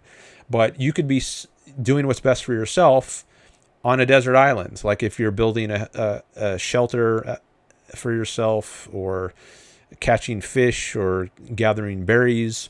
All of those things could be selfish or doing what's best for yourself, yet they have nothing to do with spending. Unless you want to say like, well, you're spending time and energy. If you have a very broad notion of spending, maybe then it could be applicable even on an island. So I guess if I were to use a broad enough notion of spending, and I define selfish, I would have to define selfishness or doing what's best for yourself as something like spending in a way such that it maximizes your own well-being, and spending is allowed to, it can be construed in a very broad sense, not just a monetary sense. But that's just, maybe that's a nitpick. I don't know if that's getting at the essence of your idea of selfishness versus altruism. But I just wanted to make the point that it's too broad if you think of spending as just having to do with how you allocate money. Good. I like your pushbacks. Referring back to the preface I gave earlier, I like Ayn Rand's definition of egoism. So for this debate, I will perhaps downplay the degree to which I agree with it in defense of altruism. But back to the debate. Yeah, I think that's a good challenge. I think a better definition of selfishness would perhaps be foregoing an option that is optimal for the family in favor of a choice that is optimal for personal utility. Foregoing an option that is best for the family in favor of an option that provides personal utility, something like that. Yes, and I'd like to unpack a little bit more of Gary Becker's family economics to help me explain this, just a little bit. This time, I promise. Okay. Him being an economist, he is a fan of mathematical rigor, and he describes this as you have big U as the utility of the family, and then big U is a function of little u's, which are like the utility of person one, the father, and little u2, the utility of the mother, and little u3, the utility of child one, and all the way to un. So that should help elucidate what I'm trying to explain here. Is like the family utility is like big U, like, oh, I thought I'm seeing your writing on Google Docs. Yeah. U like the letter U, U for utility. Oh, okay. U for utility. So like a function, it's like, f of x, y, z. Yeah. It's like U of U1, U2, U3, U4. Okay. All the way to UN if there are n members of your family. All right. So big U is or I guess these should have been little u's because you said it was little, all lowercase yes. it. Big U is a function of all the combination of little u's. So maybe I should have pluses here.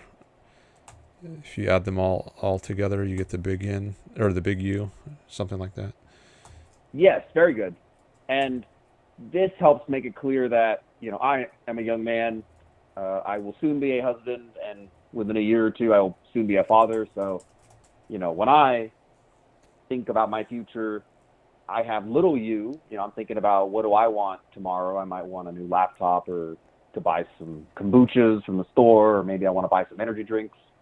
But there's also like big U, the utility of the family. Maybe I need to study about neonatal care so I know what my wife's going to go through. And maybe I need to study the motor skills of children so that I know how to help my future children crawl and stretch their legs and help them tumble so that their abdominal muscles grow in strong. So, I can think about little u, my personal needs, and I can think of big U, the family utility, which is itself a function of the little u's.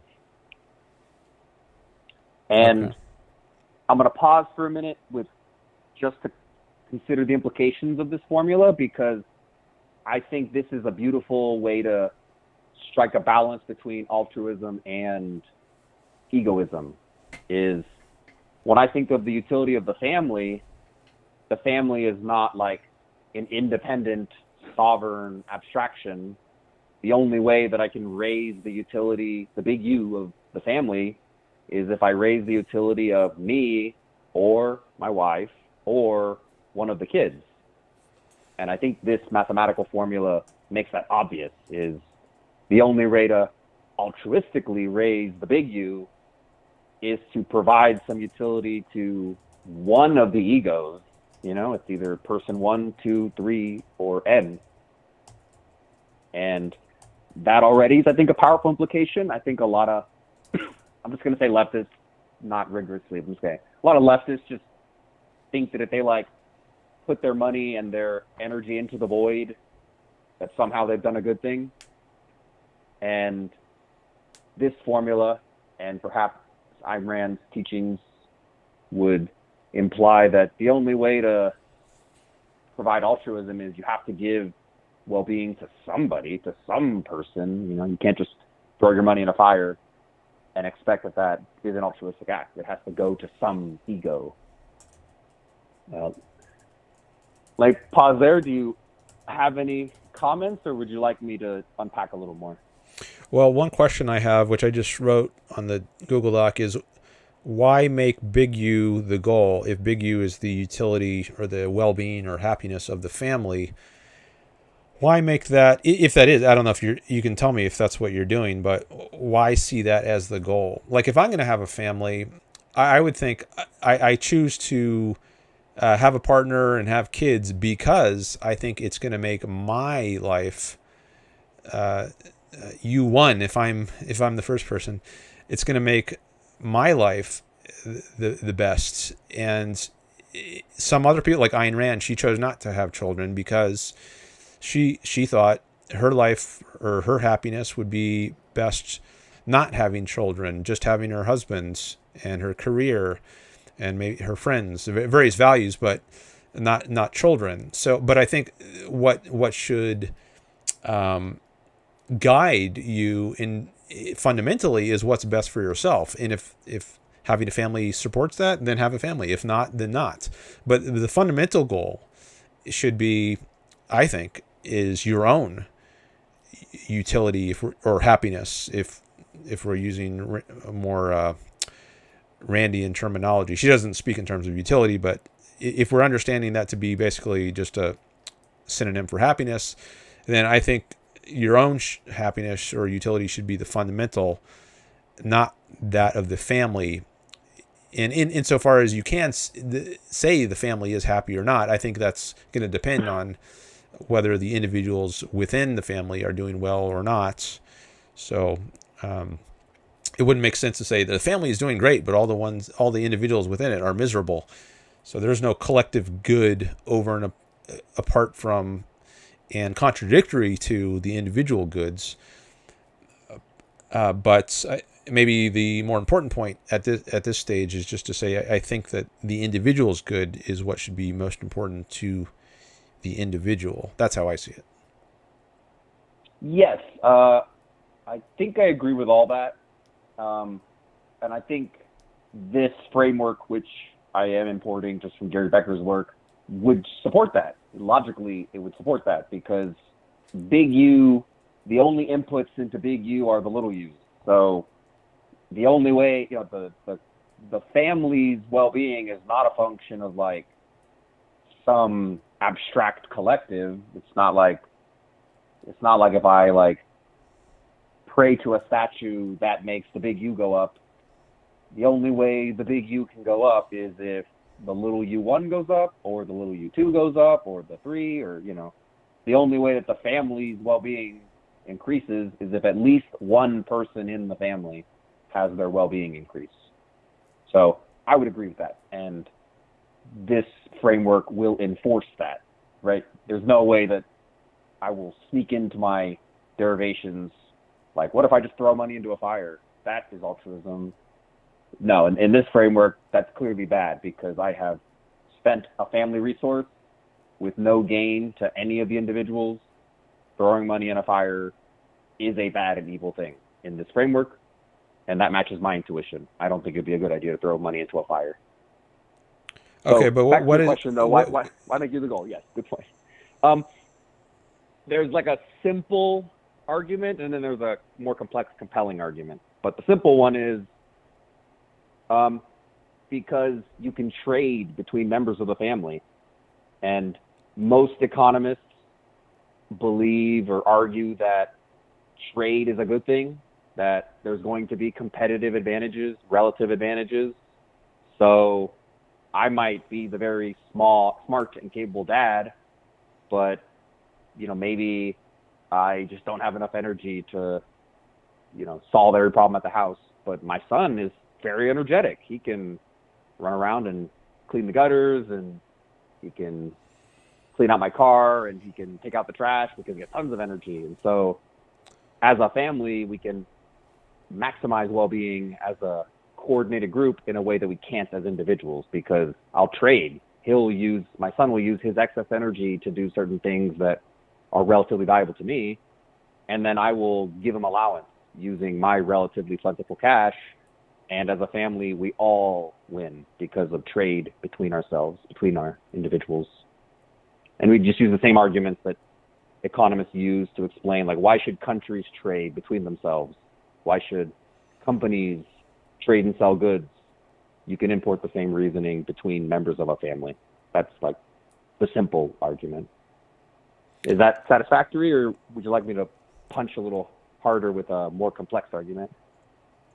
Well, I want to be clear clear whether you think that the ultimate goal you as an individual should aim for is not your own individual self-interest or well-being or utility, but rather the well-being or utility of the family.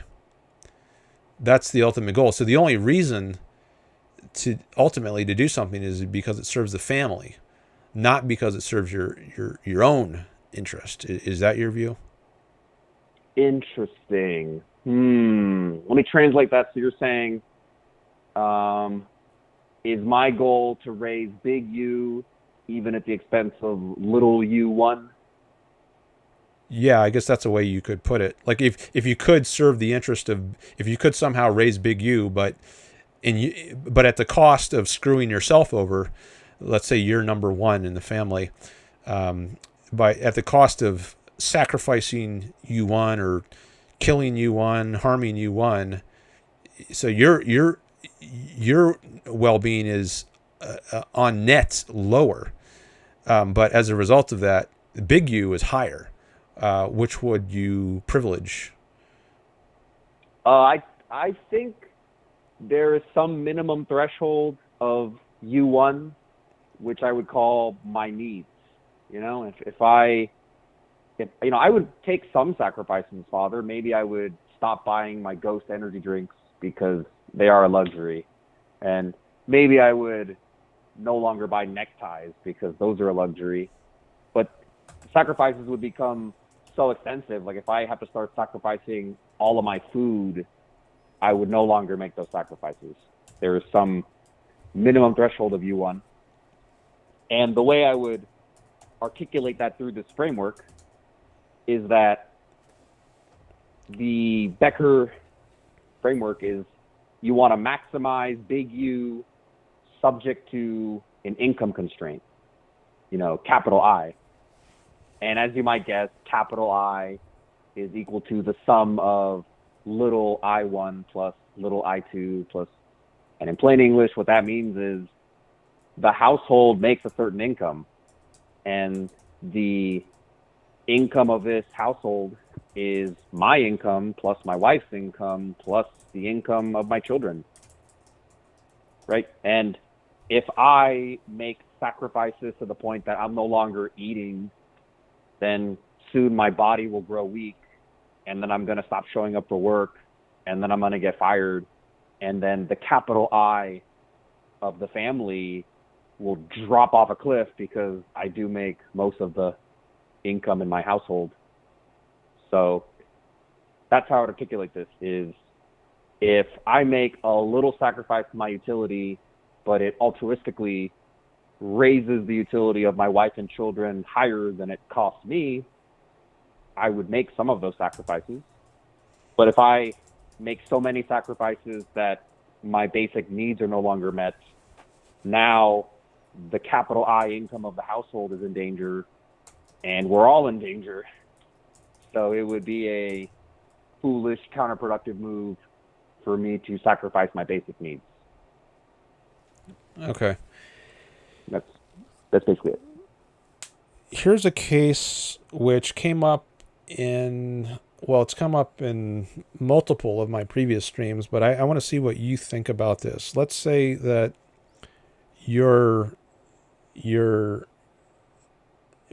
I guess we can make it your child is drowning in a pond or a river, and you risk your life to swim out and save the child. Now, would you say that is a sacrifice? Because I think this is a key term, sacrifice, and how you define that I think is important. But I'm curious what you would say about that. You could make it your wife if you want, you saving your drowning wife or your drowning child. You risk your life to do this. Would that be a sacrifice, would you say, to do that? Okay, the scenario is my child is drowning in a lake, and I have to choose to swim out there or stay on the shore, and I incur some life-threatening risk by swimming out there, correct? Right. Yes, swimming out there is a sacrifice. And the way I would think about it is I could unconditionally swim out there, or I could conditionally swim out there. So the conditional case is easier. If risk is above some threshold, I would not swim out there. If risk is below some threshold, I would swim out there. You know, in plain English, like, I am actually a pretty good swimmer. I'm not as good a swimmer as my wife. She has swum her whole life and taught swimming, and she's taught me swimming. But I'm a pretty strong swimmer. I could probably freestyle out at a pretty good clip, even in some pretty rough waters. So if there's like a 0.1% chance risk of dying, I'm just going to swim out there and save my son. If there is a 99% chance of dying in the conditional case, I would not swim out to save my son, because I'm sure we could work out the math, right? Like 99% chance of me dying, that means 99% chance that my household loses all their income and my wife now can no longer support our children. So now all my children are in poverty. You know, we could work out the math, and Gary Becker does this kind of math in his research, but safe to say, right, we could derive some threshold, and the threshold is a function of my swimming ability and the risk of the waters. And above the threshold, I would not swim out there because it is more of a sacrifice to my family than we would gain. And below the threshold, I would swim out there because it is more of a sacrifice for me to stay on shore. It would be net optimal for me to swim out there, so I would swim out there. So that's the conditional case. That's more or less the reasoning. And, you know, you'd plug in my swimming ability and you'd plug in the risk of the waters, and we derive some threshold above, below, I would swim out there. That's the conditional case. Okay, let me change it a little bit. So maybe I'll simplify it a bit by saying there's only two people involved, just you and your wife. So you don't have to worry about, like, your child might starve if there's no parent around to feed them. Just two people involved, you and your wife. Oh, someone is calling again. Let me just, I forgot to turn on the do not disturb. Let me, oh yeah, there it is.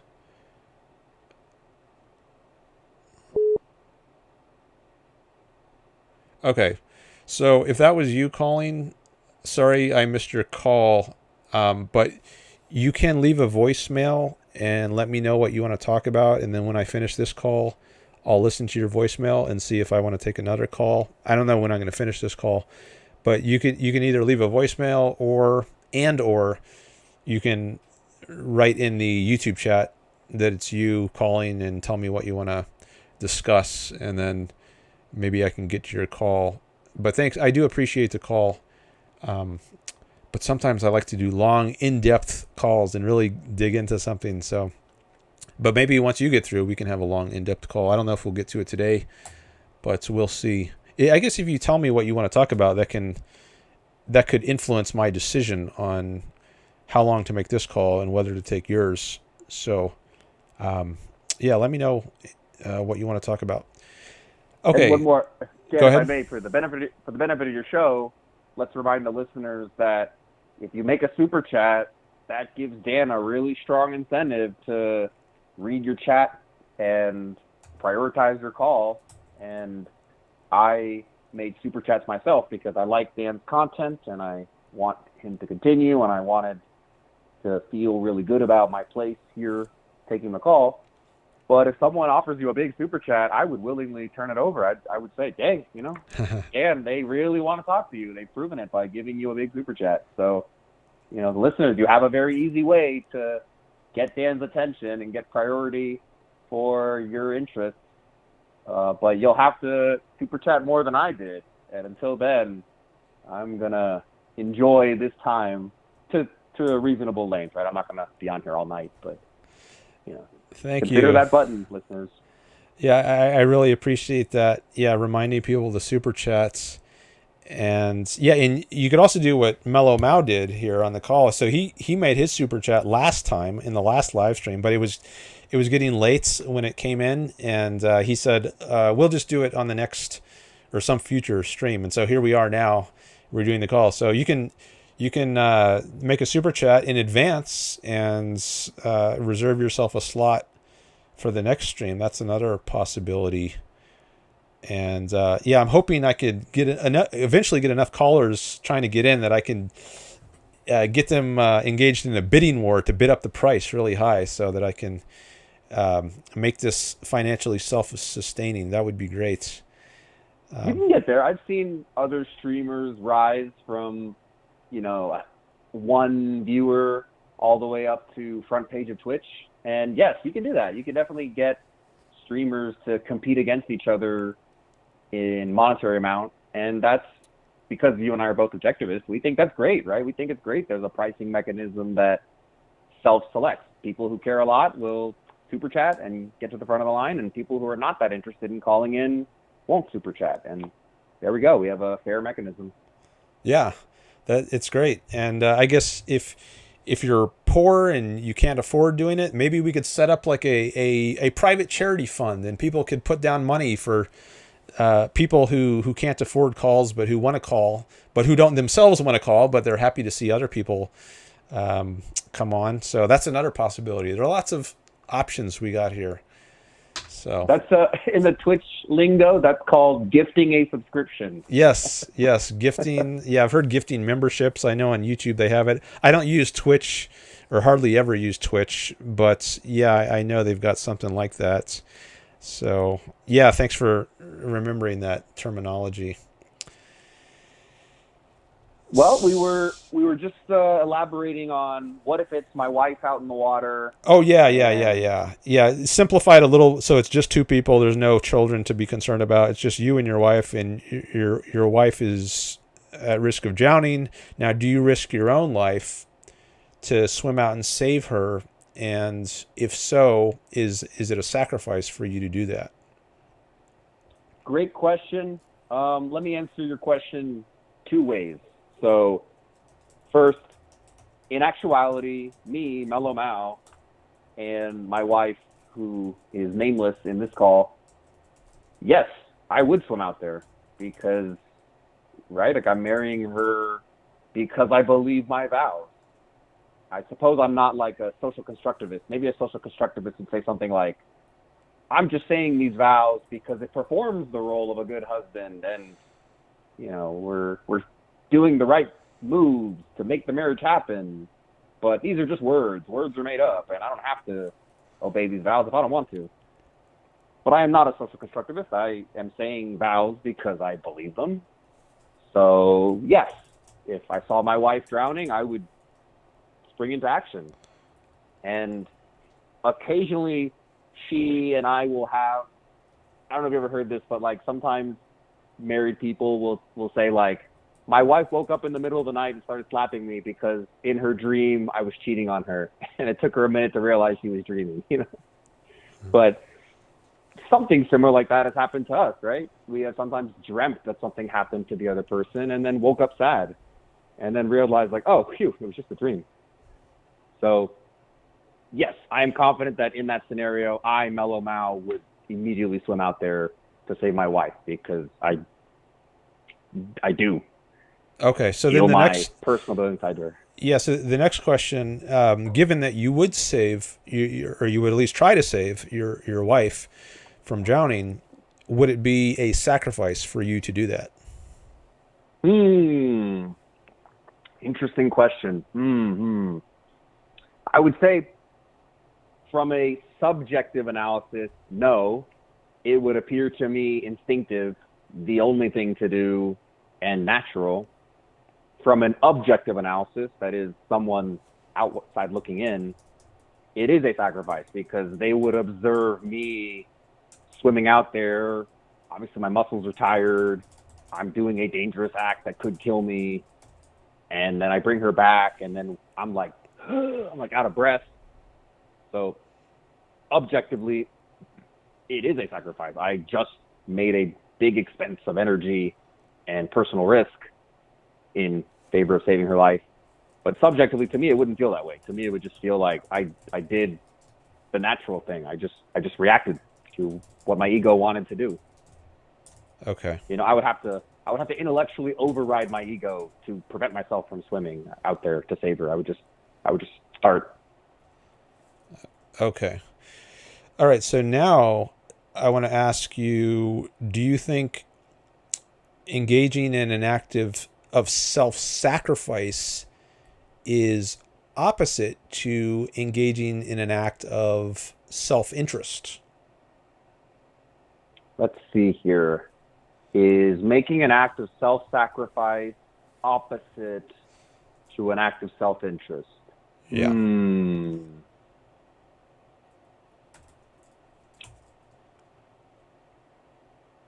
To me, this is a tough question. So let me tell you why. Part of me says yes, part of me says no. So the part of me that says yes is saying, if I take an action and gain, that is self-interest.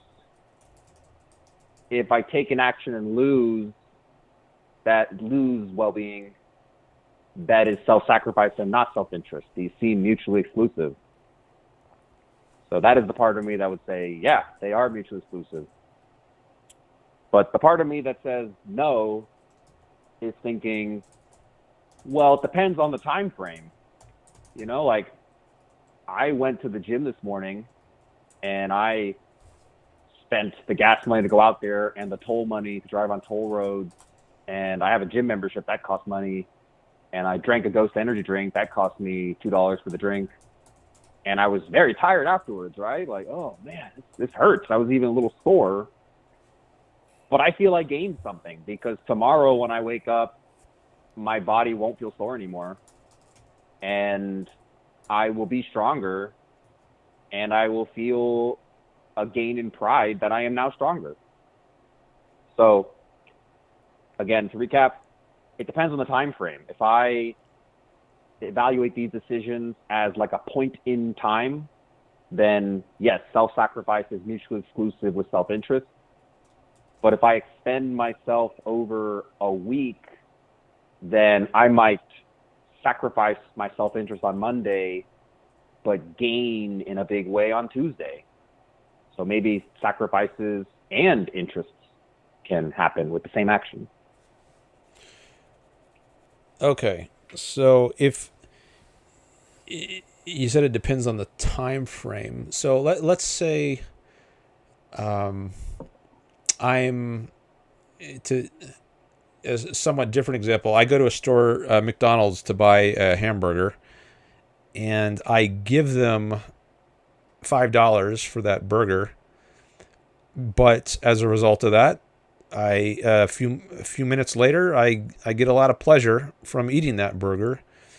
So would you then say it's a sacrifice to give away the $5? But later, since I benefit from it, and if we're taking a longer run view of what's happening, that it's actually self-interested and not self-sacrificial, or is it's both self-interested and sacrificial? So interesting. I'm curious, like if I think we have to define a time frame and say within that one time frame, or let me put it this way, within a given time frame, can something be both self-sacrificial and self-interested, or does it have to be one or the other and not both? I think I'm more confident that if the time frame is a point in time, a 0 second interval, I think those choices are mutually exclusive. And using the burger example, let's use that, right? It's a 1 moment decision. Do I buy the burger on the menu? It is a self-interested move if the burger is more valuable than the dollar in my hand. And it is a self-sacrificial move if I buy a crappy burger that's not worth my dollar. And to be very clear, let's assume perfect information. In the study of consumer theory, typically economists will raise the possibility of asymmetric information. Like maybe the burger looks really juicy on the menu, and then I buy it, and then when it arrives in front of me, it's like a gross burger, and I'm like, dang it, they fooled me. So let's assume perfect information. one moment decision, the decision is either a self-interested move if the utility of eating the burger is worth more than the dollar in my hand. The utility of burger exceeds the utility of the dollar. And it is self-sacrificial if I would rather have the dollar and keep it than I would buy a crappy burger that's not worth it. Okay, I'm not sure I get the point about the long run. If your view is that in the long run it can be both self-interested and self-sacrificial. Like if we take the burger case, I think I'm better off in the long run for getting that burger. If I didn't, I wouldn't have done it. And my goal is to do what's best for myself in the long run. And everything I do is guided by that principle, what's best for me in the long run, given my life as a whole. And I think that I might think this at least, that buying this burger is a self-interested act for me to take. And I wouldn't consider it also self-sacrificial in the long run. I did have to give up something. I had to give up $1 or however much it costed, but I wouldn't say that was a sacrifice, in that in the long run I was acting in a self-sacrificial way. And I think it might be confusing to say that it's both self-interested and self-sacrificial in the long run. I'm not sure I can make sense of them both being the case. Sure. I like your point that it is confusing, and economists like to use this term in abusive notation to refer to when, someone writes something in a very muddy way and it seems very profound, but really they're abusing the notation. They're like not making clear indexes, or they're stretching the meaning of a word. So I hear your criticism, and let me be clear by using the workout example again. So I go to the gym on Monday, and then when I wake up on Tuesday, I feel the stronger muscles. So to me, that is both self-sacrificial and self-interested, because on Monday, I experienced pure expenses. I paid my gas money and my toll, because in this city that I live in, you have to pay tolls on certain roads. So I paid the gas and the toll, and I have my monthly subscription to the gym, and I paid for my Ghost energy drink, and my muscles were very tired after that. So I experienced a negative balance sheet on Monday, pure losses. And then on Tuesday, I get to feel the stronger muscles when I wake up. So to me, it is self-sacrificial, because on Monday, I made purely negative decisions. But it is also self-interested, because when I add up Monday and Tuesday, I have a net gain.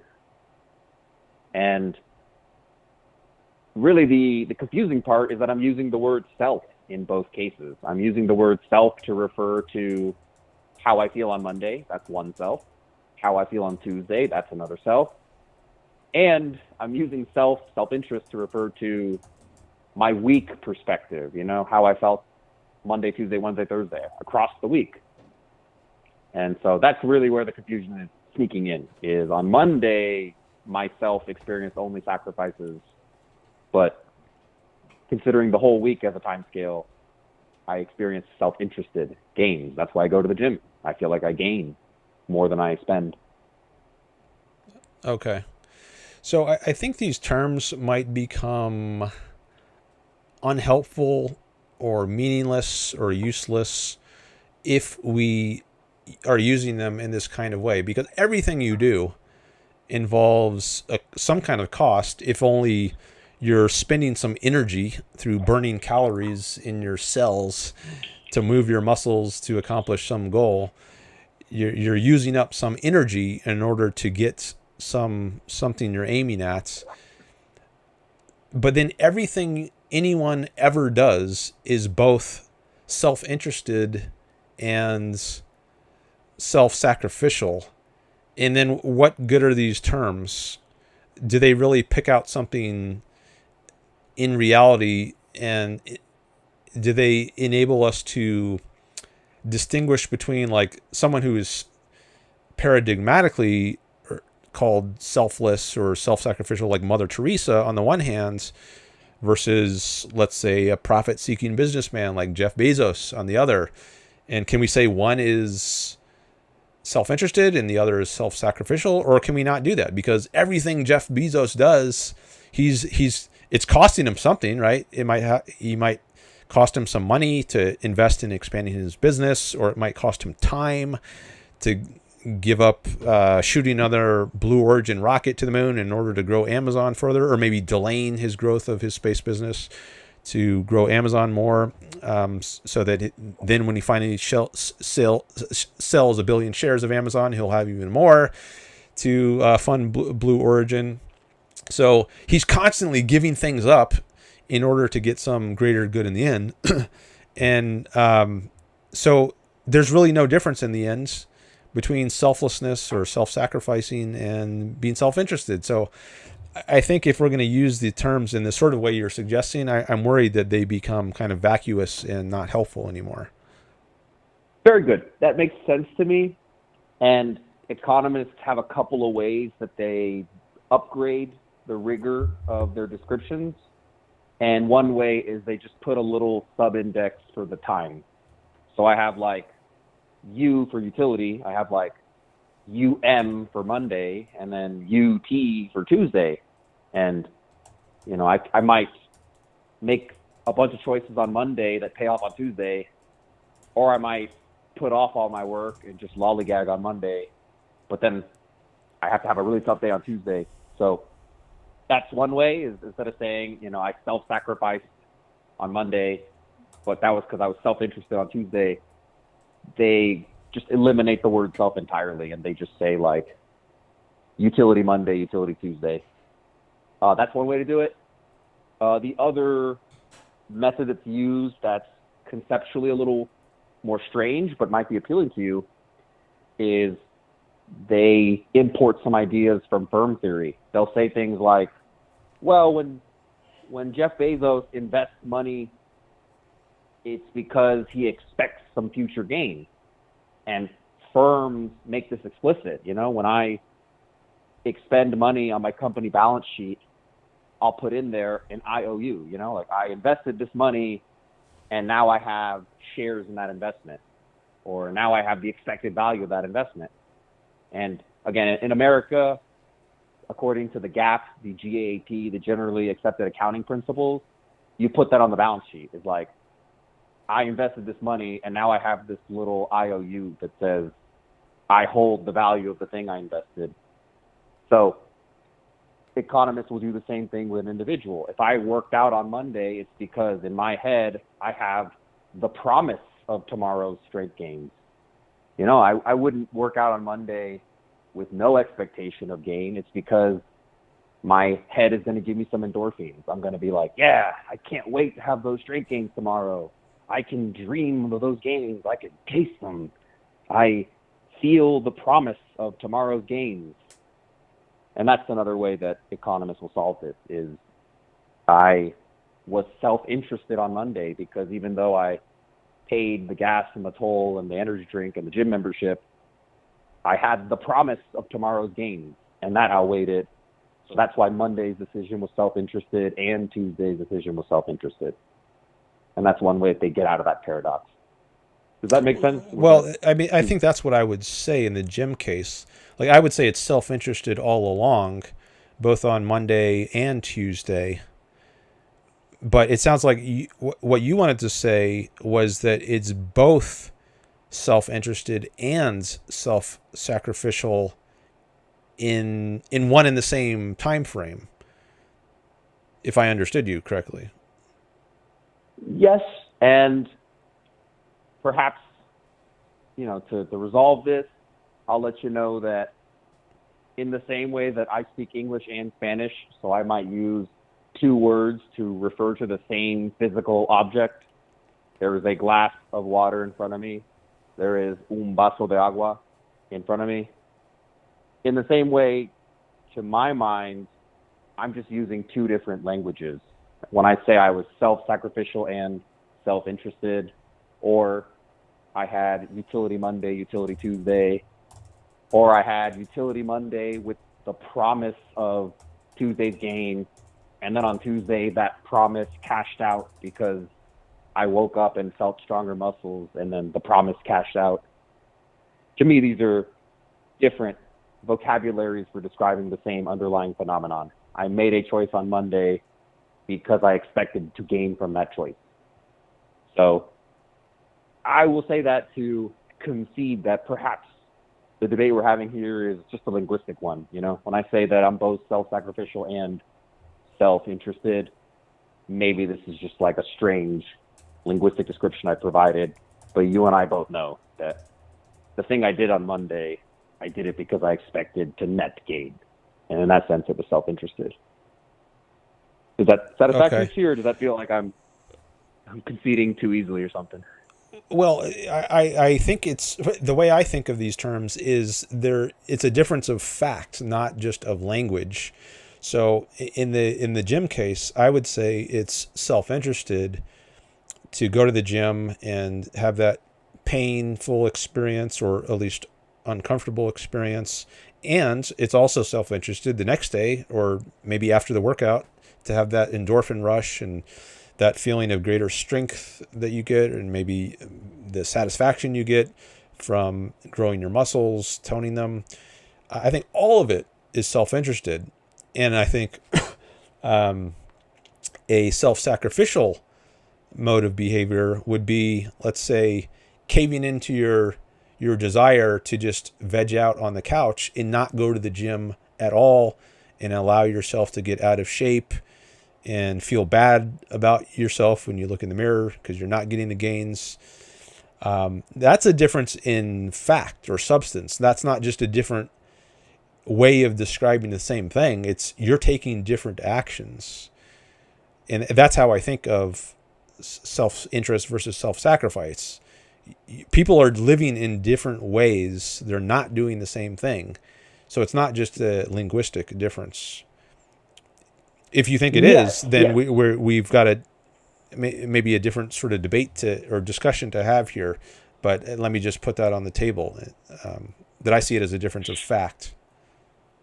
Yes, I accept that. And perhaps we could just quickly agree that, like Ayn Rand, we mainly care about objective reality. We mainly care about life, right? So just to use the hypothetical leftist social constructivist, they might say something like, well, a glass of water is not the same thing as un vaso de agua. Those are different words, so they have to be different things.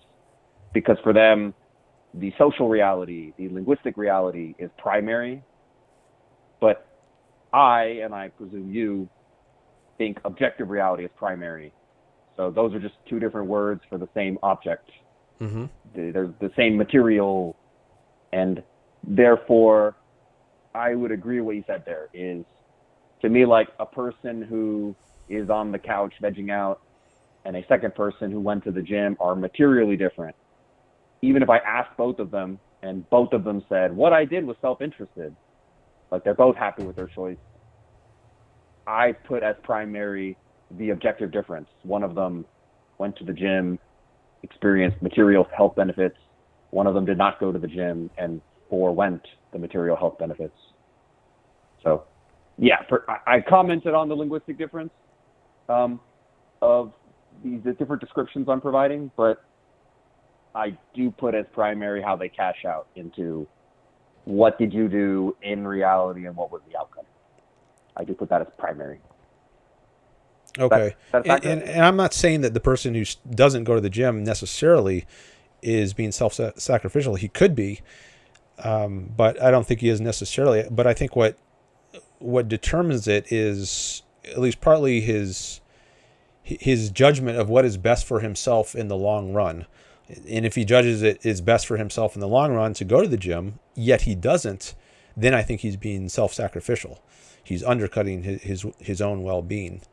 But if he doesn't judge it's best for himself in the long run to go to the gym, maybe he judges it's best for himself, in this case, to take a day off and rest, then I would say it's self-sacrificial for him to go to the gym.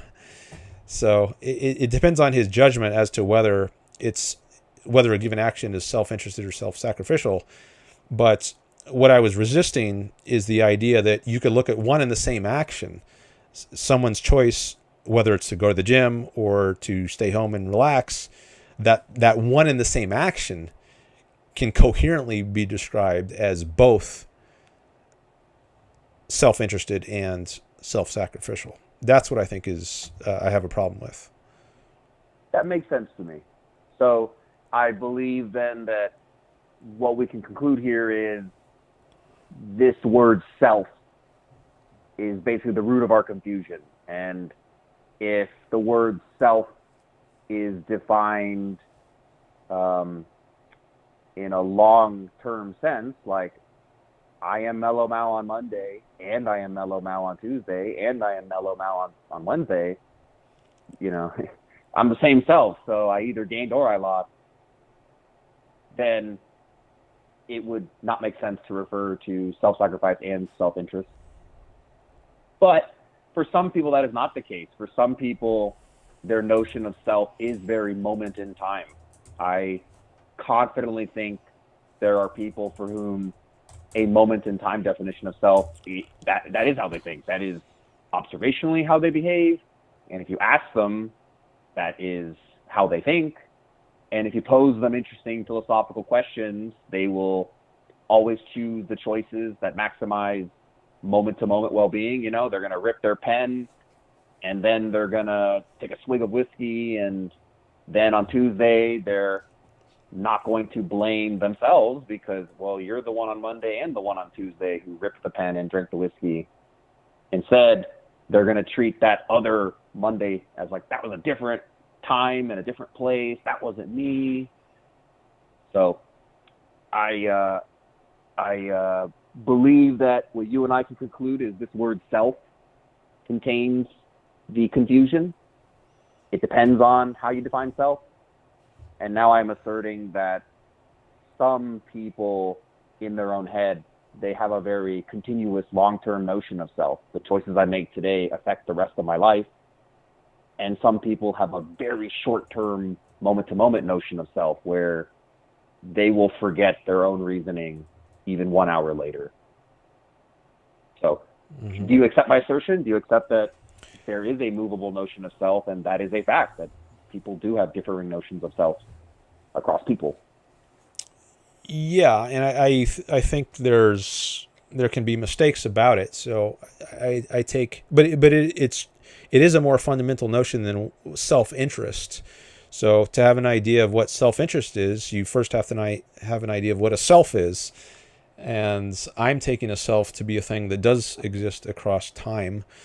It's not that doesn't mean you are identical and that in every respect across time. You can change across time. You can become more and less knowledgeable about philosophy, right? That's something about yourself that can change. You could take a philosophy course, and but there's also something similar. You are the same person who has learned more. So, and I do think I'm taking a long-range kind of perspective when I talk about the self. And if someone isn't taking that perspective, if they have like a very time slice kind of view of self, and the only self there is, there's a self at a given instance. Like right now, it's 8:05 p.m. Pacific time, and some number of seconds and microseconds, if we want to get very fine-grained about it. And that's a different self than the person at 8:07 p.m. And I guess if you have this very atomized, fragmented, fractured, I guess I would say, view of the self, then I think that could do a lot of harm to your long-range well-being, if you think there is such a long-range well-being. So I guess my whole discussion here is premised on the idea that we are beings who continue through time. We don't just exist for instance and then disappear, and then it's some different being who exists in the next millisecond, and we have no way of deciding what's good for you across time, because there is no you across time. So yeah, we have to come to an agreement on how we're going to use this term self.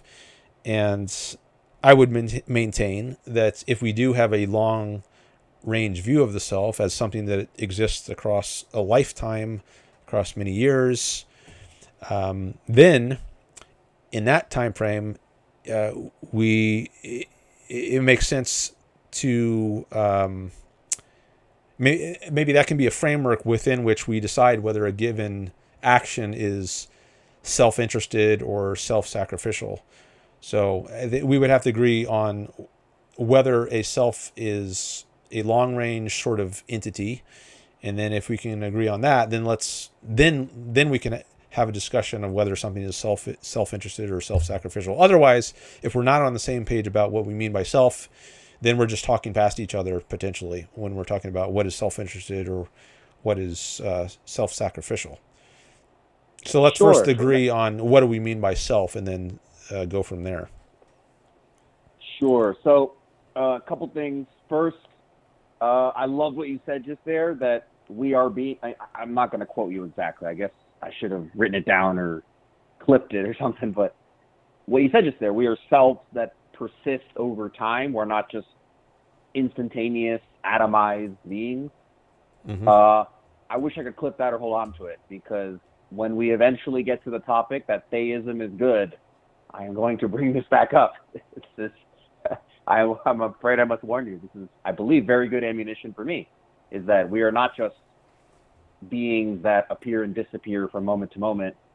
We have some persistence, some long-range persistence. But perhaps we will table that for another time. I would like to fully explore the altruism good debate that we're having, and perhaps theism will just be for another time. But little footnote there. Okay. I think what you said was very correct. I very agree with it, and we will come back to that. And I agree that you and I need to be on the same page about what the word self is. That's my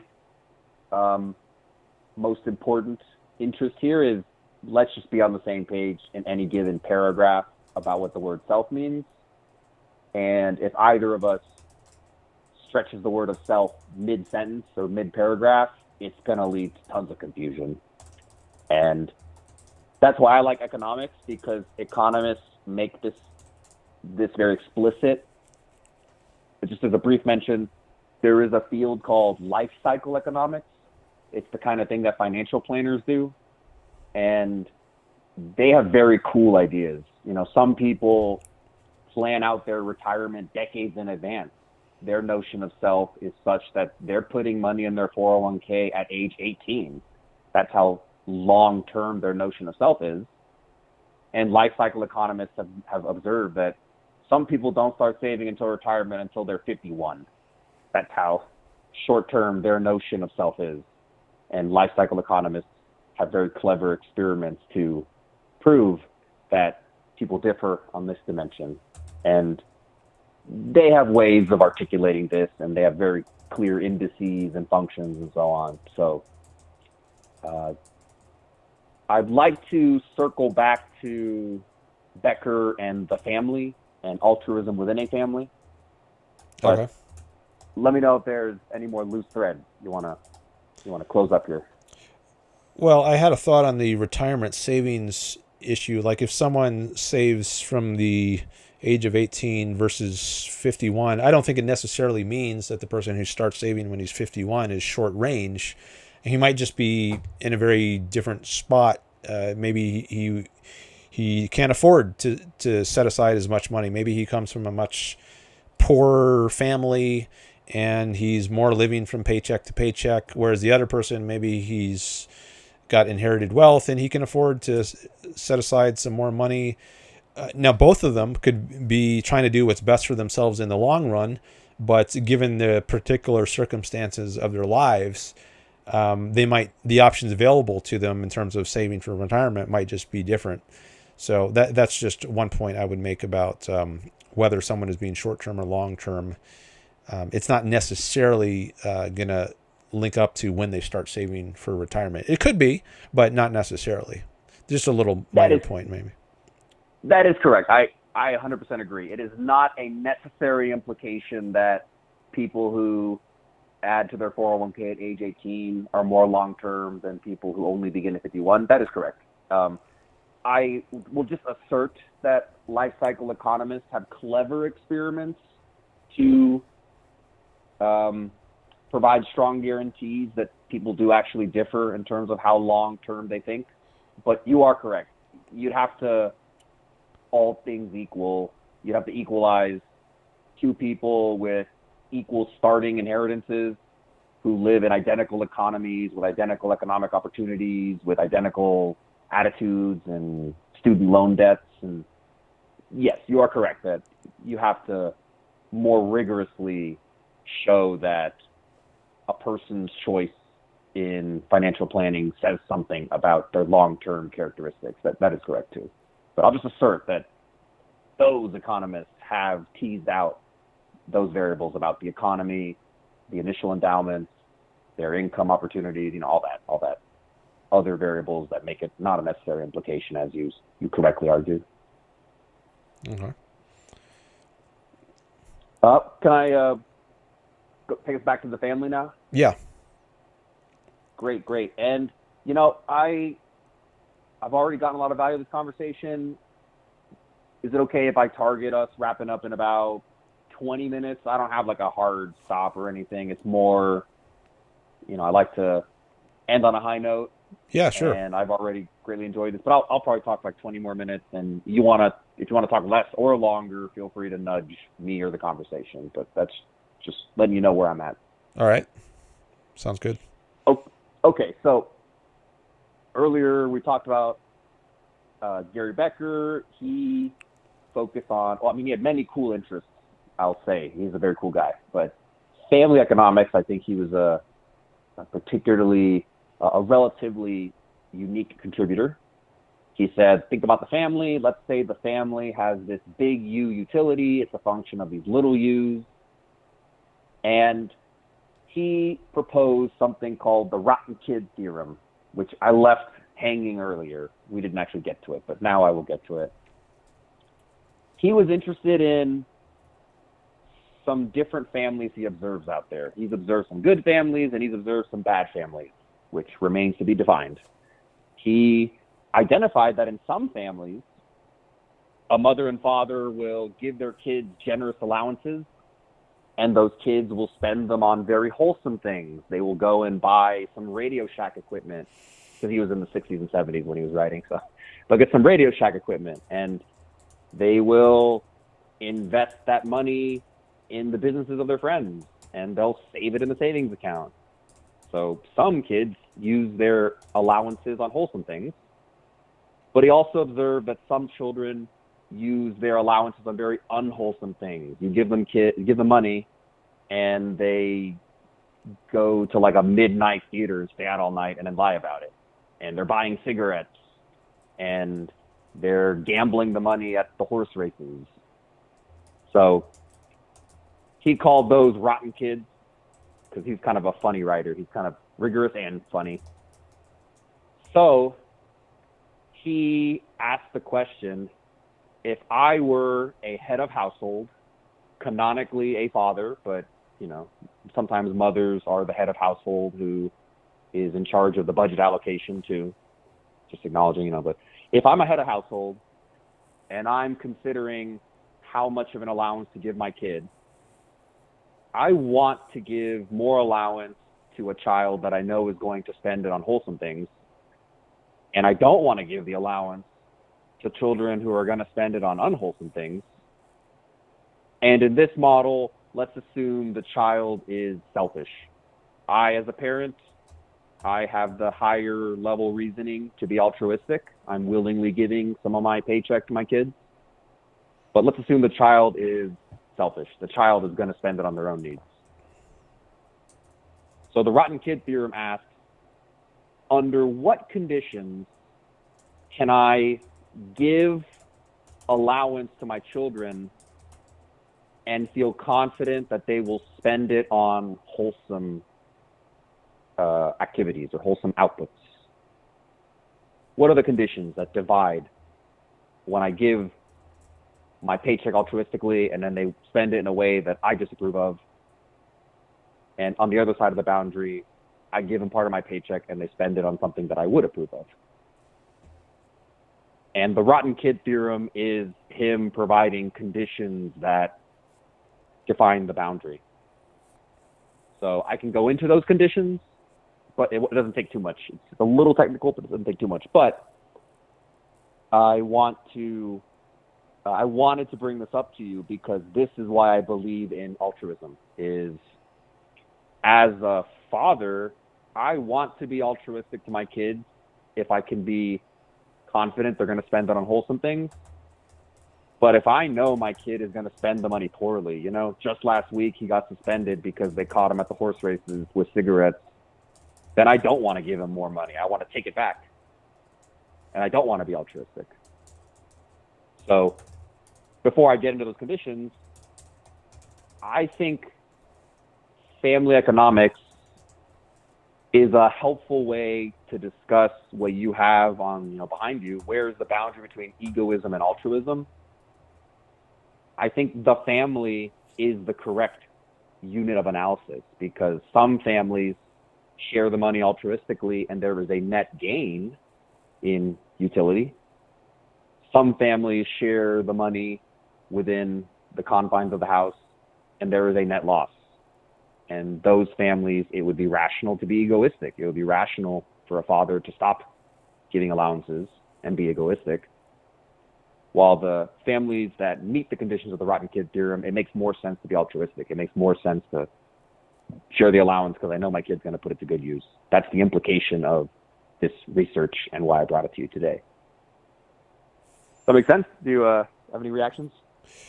I do. One reaction is that sounds like you have a social conception of morality rather than an individual one, where such that there's no place for morality if you're alone on an island, whereas I think there is. But if you think that, what did you say just a minute ago? Oh, the family is the ultimate value, or did you say unit of value? I forget exactly how you put it. Unit of value, but I want to remind you that there is big U, the utility of the family, but there's little U1. Like I have my utility. I can keep in mind, like I ate dinner today and it made me happy. That was personal utility.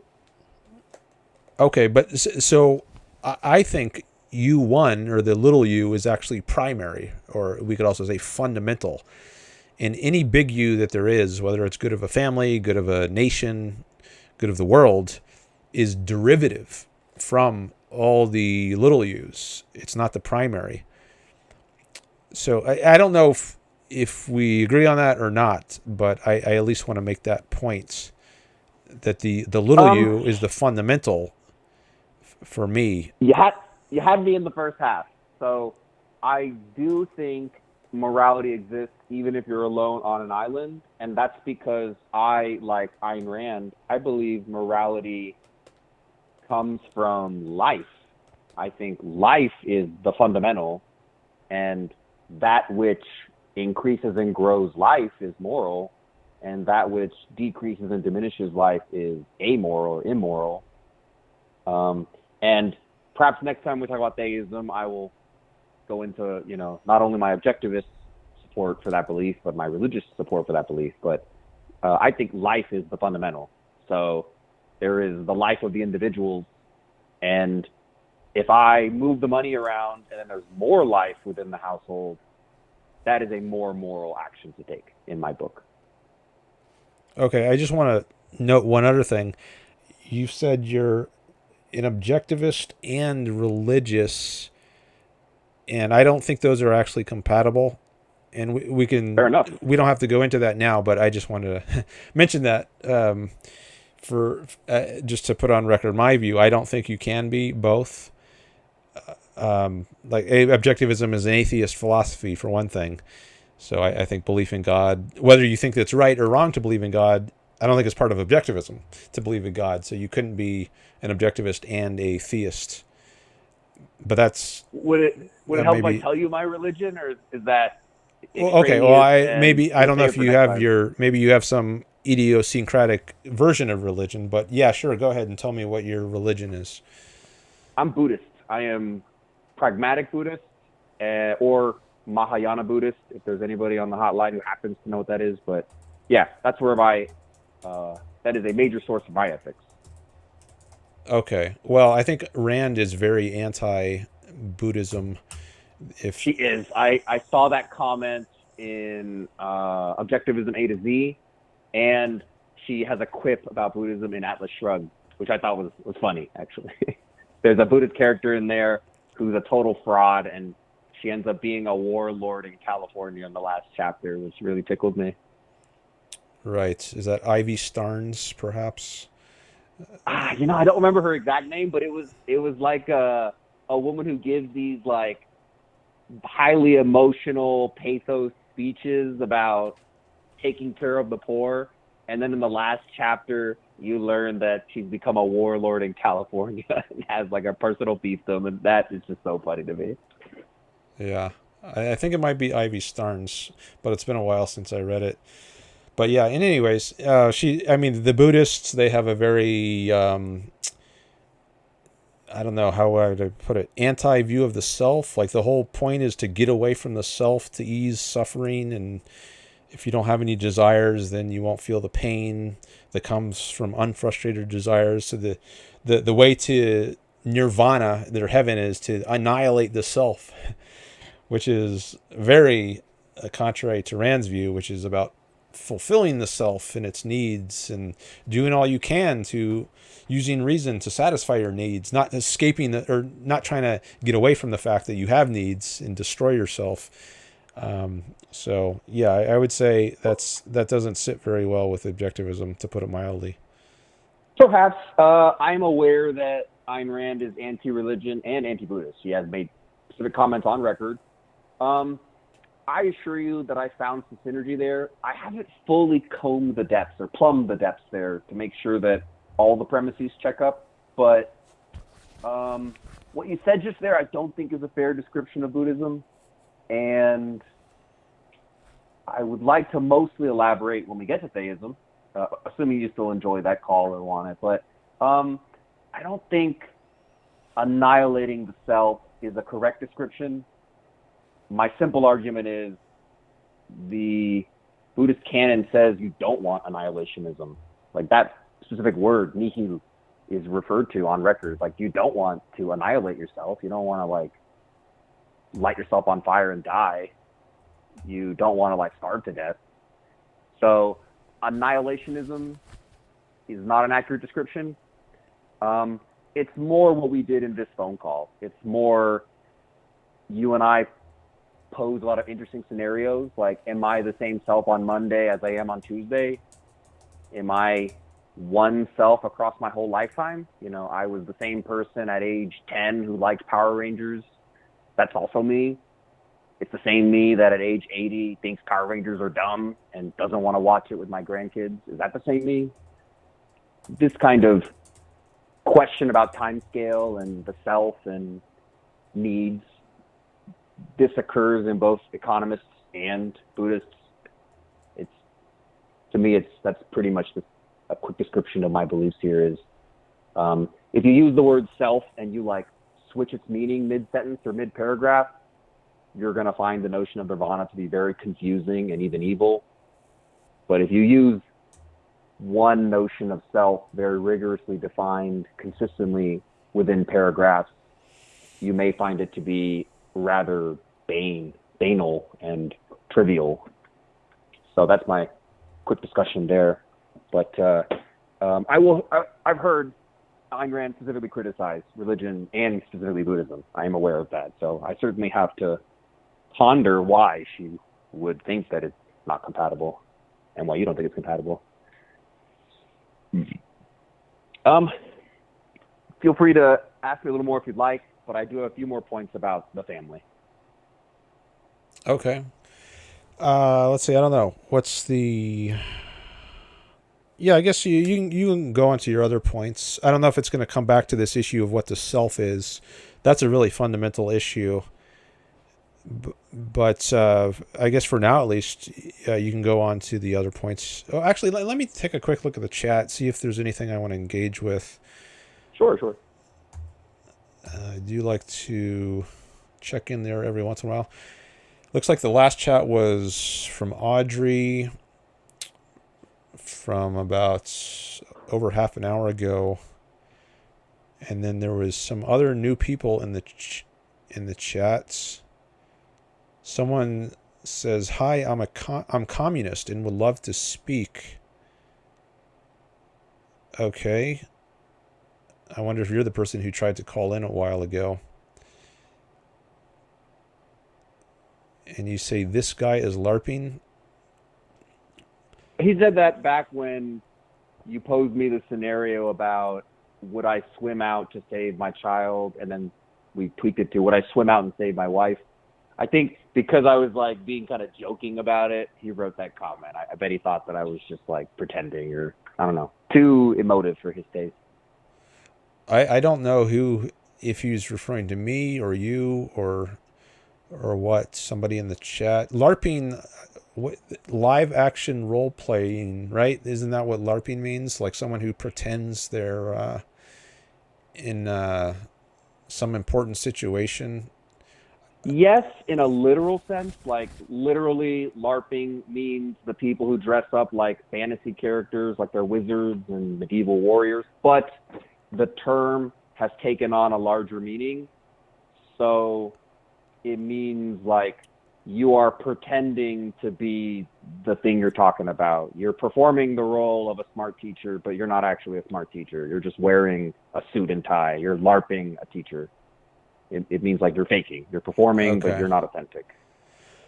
All right. Well,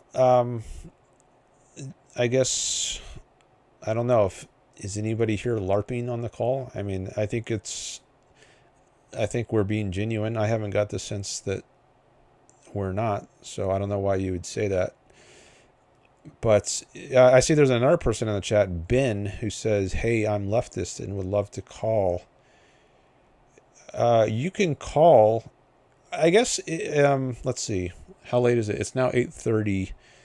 I guess if anyone else wants to call in, I'll take the call, and maybe I can continue with Mellow Mau another time.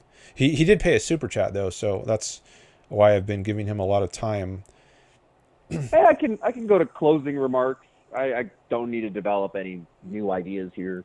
Okay. Well, I don't know if any one of these guys is still here. So sometimes they just drop by for a second and then they disappear. So I don't want to drop a call just because someone who's no longer here said, half an hour or an hour ago that they wanted to call in.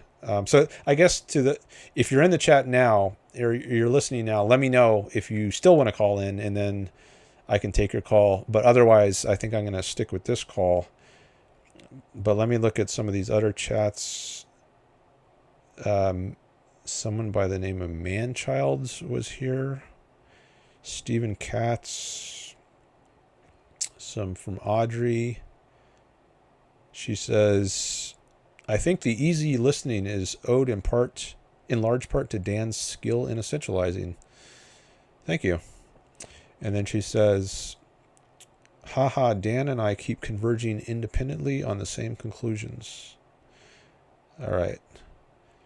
Not sure what conclusion she had in mind there, but that was almost 2 hours ago. Didn't his parents loan him $250,000 as he was starting his company? Yeah, I read something about that. Jeff Bezos, his parent, where was that? I can probably find that here in a second. It says, oh, that's not the paragraph.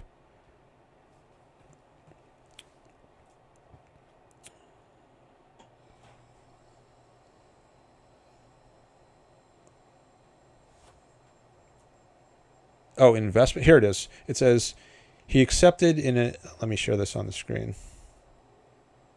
Oh, yeah, it's on the screen. He accepted an estimated $300,000 from his parents as an investment in Amazon.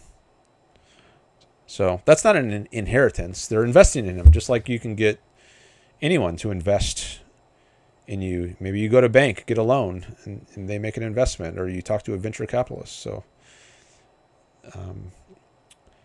not to shame inherited wealth. I don't think there's anything wrong with that, but he did get an investment. But this wasn't just someone who didn't have some kind of special skill in creating his business. Like the guy I was talking to on the phone last stream, he was saying like he could easily just like become a CEO, and there's really nothing hard about it. And maybe becoming a CEO is hard, but once you get there, it's easy. It's really the workers on the assembly line who are doing the work. The CEO he's not really doing anything. He's just kind of a parasite there. And I think that is just a total smear and distortion. And Agreed. Whether someone had some initial investment capital like this from their parent or not, I don't think is relevant to that point. Whether it's not like Bezos got this investment and then he just coasted for the next however many years or decades, and he didn't have to have any special skill or genius as a business person. This guy went to Princeton. He was not just a random guy on the street, and any random guy on the street could just step in and easily do what he did. So I don't think it really matters that he got this investment from his parents. That doesn't negate the fact that he has special skill as a businessman. And maybe if I read I that agree. But oh, go ahead. Yeah. I'm sorry to interrupt. I apologize, but No worries. I agree. And that part of the call with, I think that was Gabriel, but you did have 3 calls left. I might be fuzzing them together, but I thought I liked your arguments. I agree. I think that was an unfair smear to the value that CEOs provide. But there was one argument that I wish you had made, and I'm sorry, but since you brought it up, I'd like to bring it up here. Sure. Even assuming Gabriel's premise that CEOs don't add value, they just kind of lollygag all day, I think Jeff Bezos' some of the value he provides is that he doesn't destroy the accumulated value and wealth of Amazon. Because, I don't know, in the last couple of years, are you familiar with Bud Light, where the CMO tanked the Bud Light stock because of that marketing campaign? Oh, is this the one with, what was the guy's name? The transgender guy? Is that the thing you're referring to? Yes, Dylan Mulvaney. Yeah. So probably I should think of a less controversial example, because I guess that muddies the waters, and now we're getting to that issue. But the reason I brought it up was that CMO made a marketing campaign and tanked the value of her company, which affected the well-being of every employee and investor. So when you're the CEO of a company, even assuming Gabriel's premise that the CEO, Jeff Bezos as CEO, just like adds $0 every day, there is value to the fact that he has not destroyed the value on year 1 or year 2 or year 3 or year 4 of his tenure. And that is not trivial, because there are many examples in corporate history of CEOs stepping out on foolish political causes, or investing in foolish ventures, or creating workplace chaos. So there's something there. Jeff Bezos has a steady hand. He goes on lots of interviews, so it's not like he's locked up in a room. He goes on lots of interviews and a lot of speeches, and he has never tanked his company's stock. So I would like to suggest that to your arsenal is, even assuming, even discounting the intellectual value of his mind as CEO, he is not destroying value. And that is not trivial, because many CEOs do that. There are many examples. Yeah.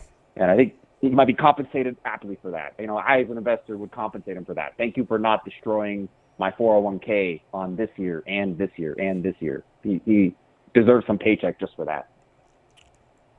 Yeah, that is a point worth making. You don't just automatically by default keep a multi-billion-dollar company profitable or even breaking even. I mean, I think we have a fiercely competitive world with lots of online retailers competing with you, and to just stay afloat, I think that takes work and effort just by itself. So thanks for mentioning that. Oh, did I lose you? I don't hear your sound anymore. No, I'm here. Sorry, I'm here. You were just. I was going to let you go back to reading the comments or reacting to the Jeff Bezos comment or so on and so forth. Oh, I see a couple new comments came in from Audrey. She says, Mellow Mau, you are intelligent, but I don't think you can call yourself an objectivist if you support altruism and sacrifice. I would agree with that. And then she says, not to mention that you're theistic. Yeah, that's another thing. I've heard people call themselves Christian objectivists, which is another thing, which I don't think actually is real. But there are people who have been influenced by Christianity who also like at least aspects of objectivism. And I guess that's where I don't know if I've heard of a Buddhist objectivist before, but maybe we've got the first self-proclaimed Buddhist objectivist here right now. At least the first one I've encountered. I am fairly confident there is synergy here. I don't think there are any major disagreements in premise, and I plan to rigorously check the premises because I have read Objectivist Ethics, and I have some copies of different parts of Rand's philosophy, and I've already read a lot of Buddhist ethical books. But let me just make one point. A rigorous analysis, I will have to conduct that myself for my own sanity, and perhaps I'll publish it. But I believe Ayn Rand takes as a primary that life is what determines value and morality. The existence of inanimate objects is a natural given. The universe is already full of inanimate objects. It is the existence of life that is tentative and conditional and brings into being the question of value. And I read lines pretty much to that effect in Objectivist Ethics. And the reason I bring that up is because that is remarkably similar to how Buddhism establishes morality.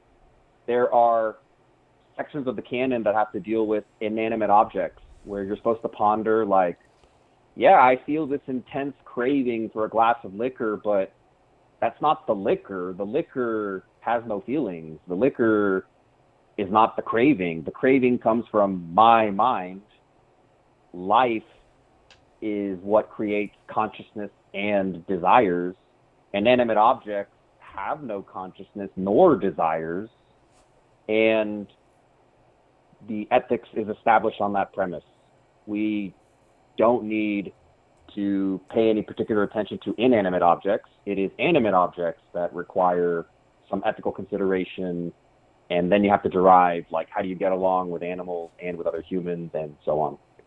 So that remarkable coincidence is why I think that the ethics can be reconciled, because it is life as the primary.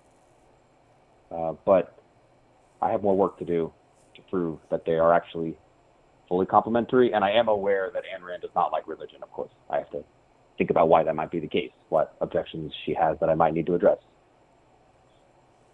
Okay. Faith, I think that's one element, which I have on my background, actually. Many religions, I don't know about Buddhism, but Western religions, they advocate faith, which I take to, as well as self-sacrifice. I mean, there's also that point, which I think she would say does apply to Buddhism.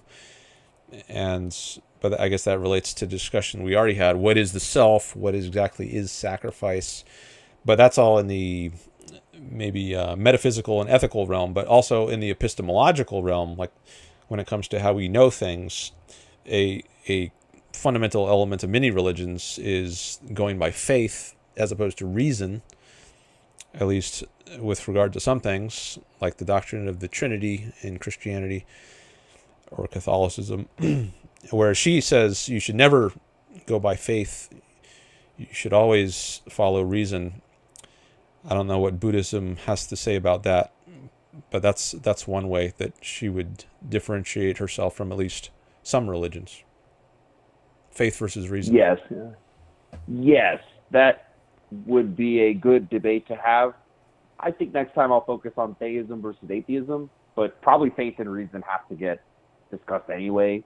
That it does seem like theism is supported by faith in the same way that atheism is supported by reason. So we'll probably have to get there anyway. But that's for next time. I just have a couple of closing comments queued up, and feel free to. I guess that's the last comment in the thread. But I will think about that. I will think about Audrey's claim that objectivism is mutually exclusive with religion. I find that kind of curious because then from my perspective, objectivism is a kind of monotheism.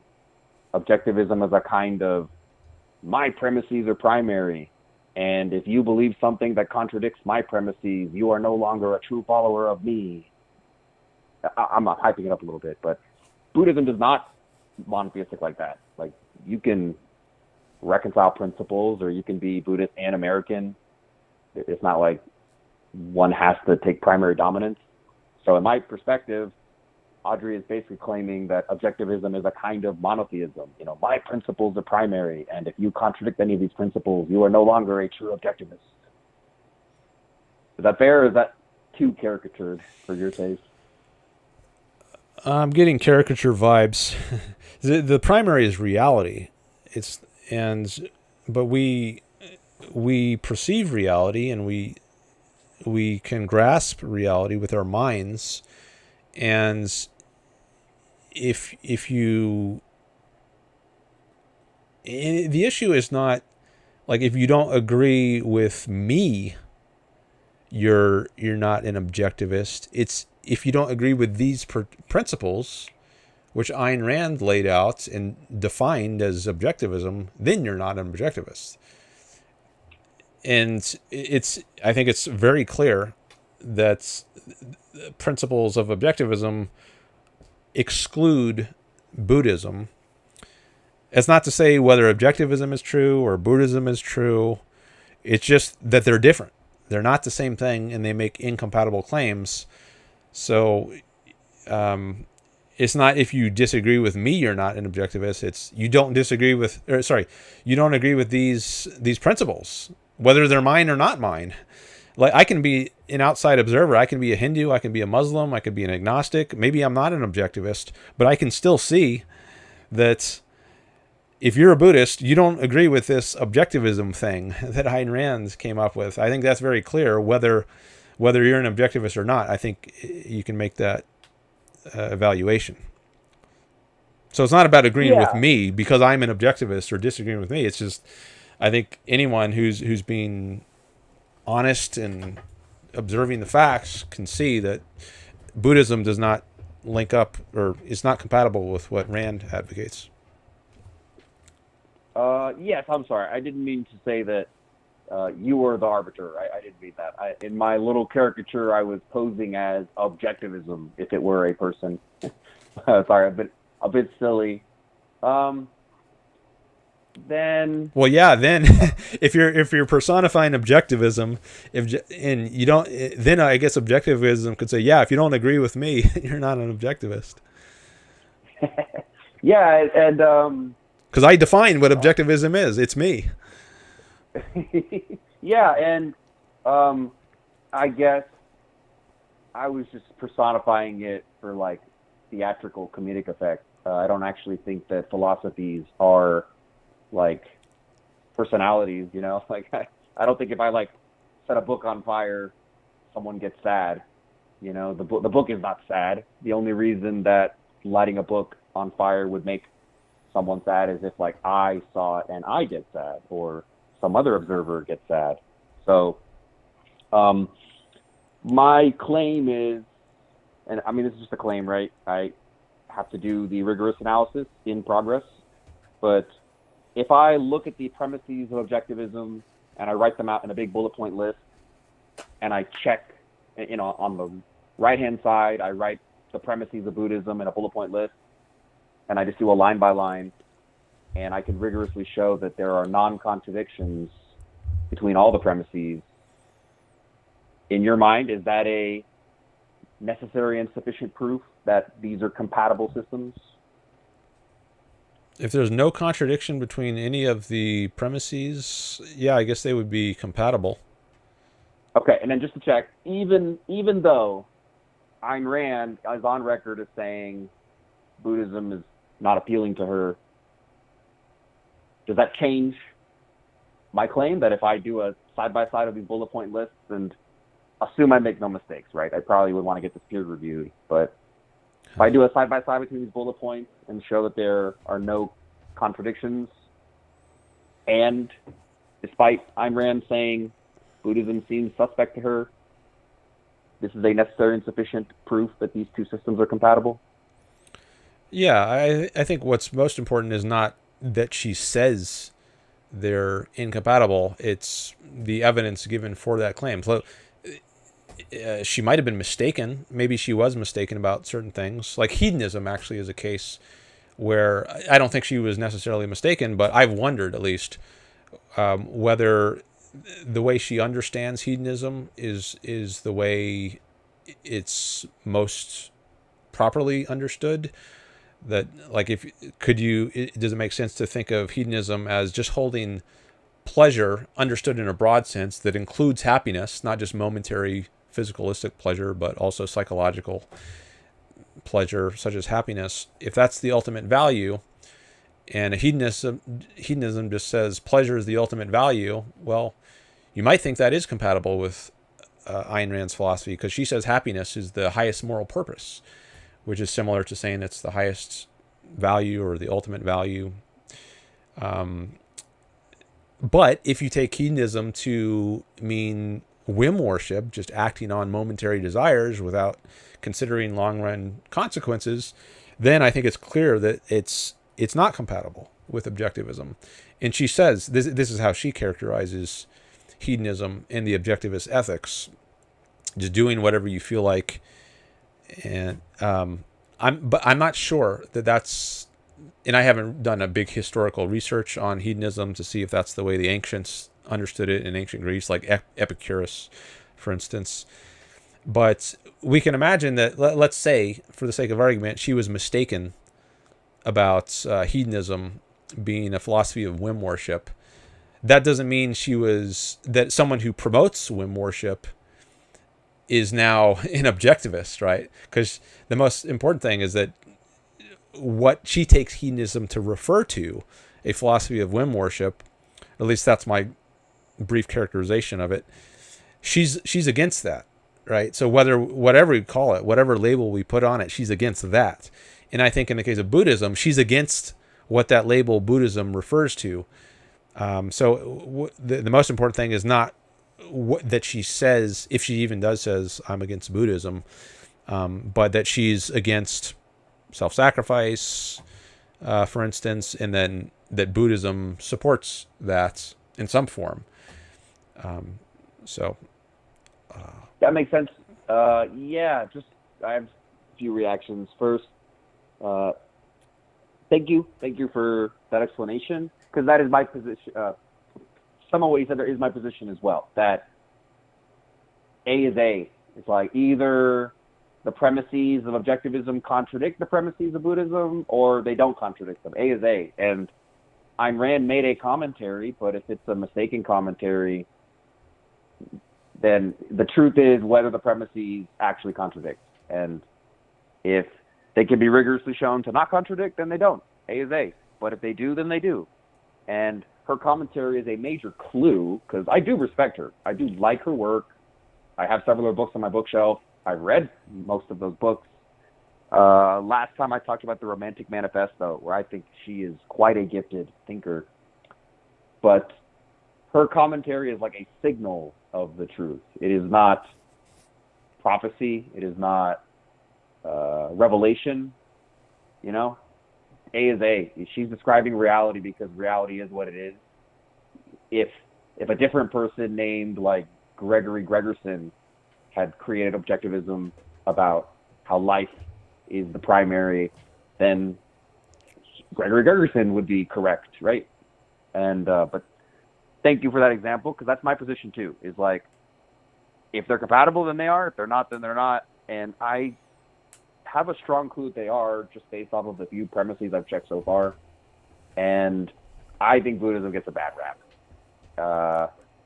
I point to the conversation we had about self-sacrifice earlier, where if you define self-sacrifice in like a very huge long-term scale, then you'll think that annihilationism is terrible. Why would you want to kill yourself or slowly decay and starve to death? But of course, Buddhists don't do that. Most Buddhists do not starve to death. There are lots of living ones. But if you define the self in a different time scale, then probably Buddhism will seem very interesting and even trivial. You're like, oh, duh, sometimes I should disobey my cravings. Yeah, that doesn't even seem like it needs a religion. You know, I basically think that's the reason objectivists are skeptical of Buddhism, is we're using the word self at different time scales with different contexts, and that's why there's a mutual misunderstanding. But the proof remains to be done, and perhaps I will report back to you at some point. I think it'll take me longer than a week to feel confident that I have plumbed the depths, though, so I'll just kick that to the future. But thank you for entertaining this conversation. And I just wanted to say like 2 minutes about family economics, and then I think I've said my piece, and I can conclude my portion of this conversation. But all right. Yeah, so again, thank you, Dan. Thank you for hosting me and hosting the show and allowing me to say a lot of things I hope you found valuable. To recap, the reason I brought up family economics is because I think pondering the role of the family and the kinds of questions that Gary Becker studied greatly clarifies where altruism is good or bad and where egoism is good or bad. And although we did not explore the technical conditions for the rotten kid theorem, taking it as given, and it does exist to be looked up. If you want, I can email you the PDF of his work on it and more modern work on it. But it's active research. Basically, what Gary Becker found is that in some families, fathers are doing the rational thing, or heads of household are doing the rational thing by giving allowances to their kids because the kids are using it on wholesome activities. While in other families, heads of household are doing a rational thing by withholding allowances because they are preventing their kids from spending the money on unwholesome things. And to me, that observational fact that some families it's rational to give allowances and other families it's rational to not give allowances, to me, like, internalizing that very deeply indicts bland leftism. You know, if I could just refer us back to the call you had with Gabriel last time, he was arguing very strongly, like, Jeff Bezos should not be a billionaire. Take one of his billions and then go solve world hunger. And he seemed to treat it as an obvious fact that this was the correct thing to do. And I think if people reflect on families, you know, in some families, if I came in and forced the father to give an allowance, that would be deeply foolish because the kids are going to go spend it on cigarettes and horse races. I think pondering that much more concrete fact that, like, in some families, altruism is irrational, while in some families, altruism is rational, should give leftists a lot of pause. Like, you're about to take this billion away from Bezos and give it to somebody else. How do you know that that person is not going to be a rotten citizen? You know, how do you know that they're not going to take that billion and blow it on stupid things? They're a rotten citizen, and maybe the money is better kept and spent in the hands of Bezos and the other billionaires. And Gary Becker carefully proved the rotten kid theorem, and there are other economists from the 2000s who have further added to that. So you can define conditions where it is a good thing for the father to share his wealth, and without those conditions, the good rational thing is to not share that wealth. And to me, that's just like a really valuable piece of research. It just like like I said, it indicts leftism. Is like, you shouldn't just assume that redistributing money is a good thing. There are rotten citizens, and under the right conditions, altruism is a good thing. Under the wrong conditions, altruism at the level of a state would be a very bad thing. And if you peer at these conditions, you'll notice that redistribution almost never meets the conditions for redistribution. It's actually very obvious that it can't at the scale of a state.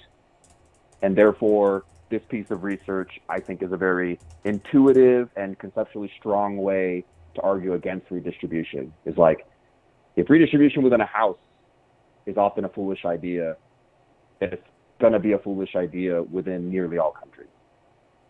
To me, that is the philosophical value of Gary Becker's research and why I brought it to you today. Okay. So just a reaction to that, I think altruism is bad under all conditions.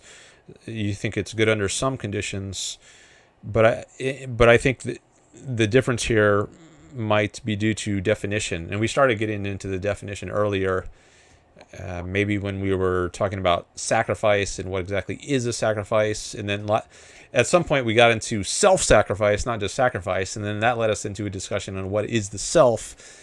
So I think at this stage, or this part of the conversation, we might just be talking past each other. Like, if you're going to say altruism is good under some conditions but not others, whereas I'm going to say it's bad under all conditions, I think that ultimately is going to depend on what do we mean by the terms in which altruism is defined.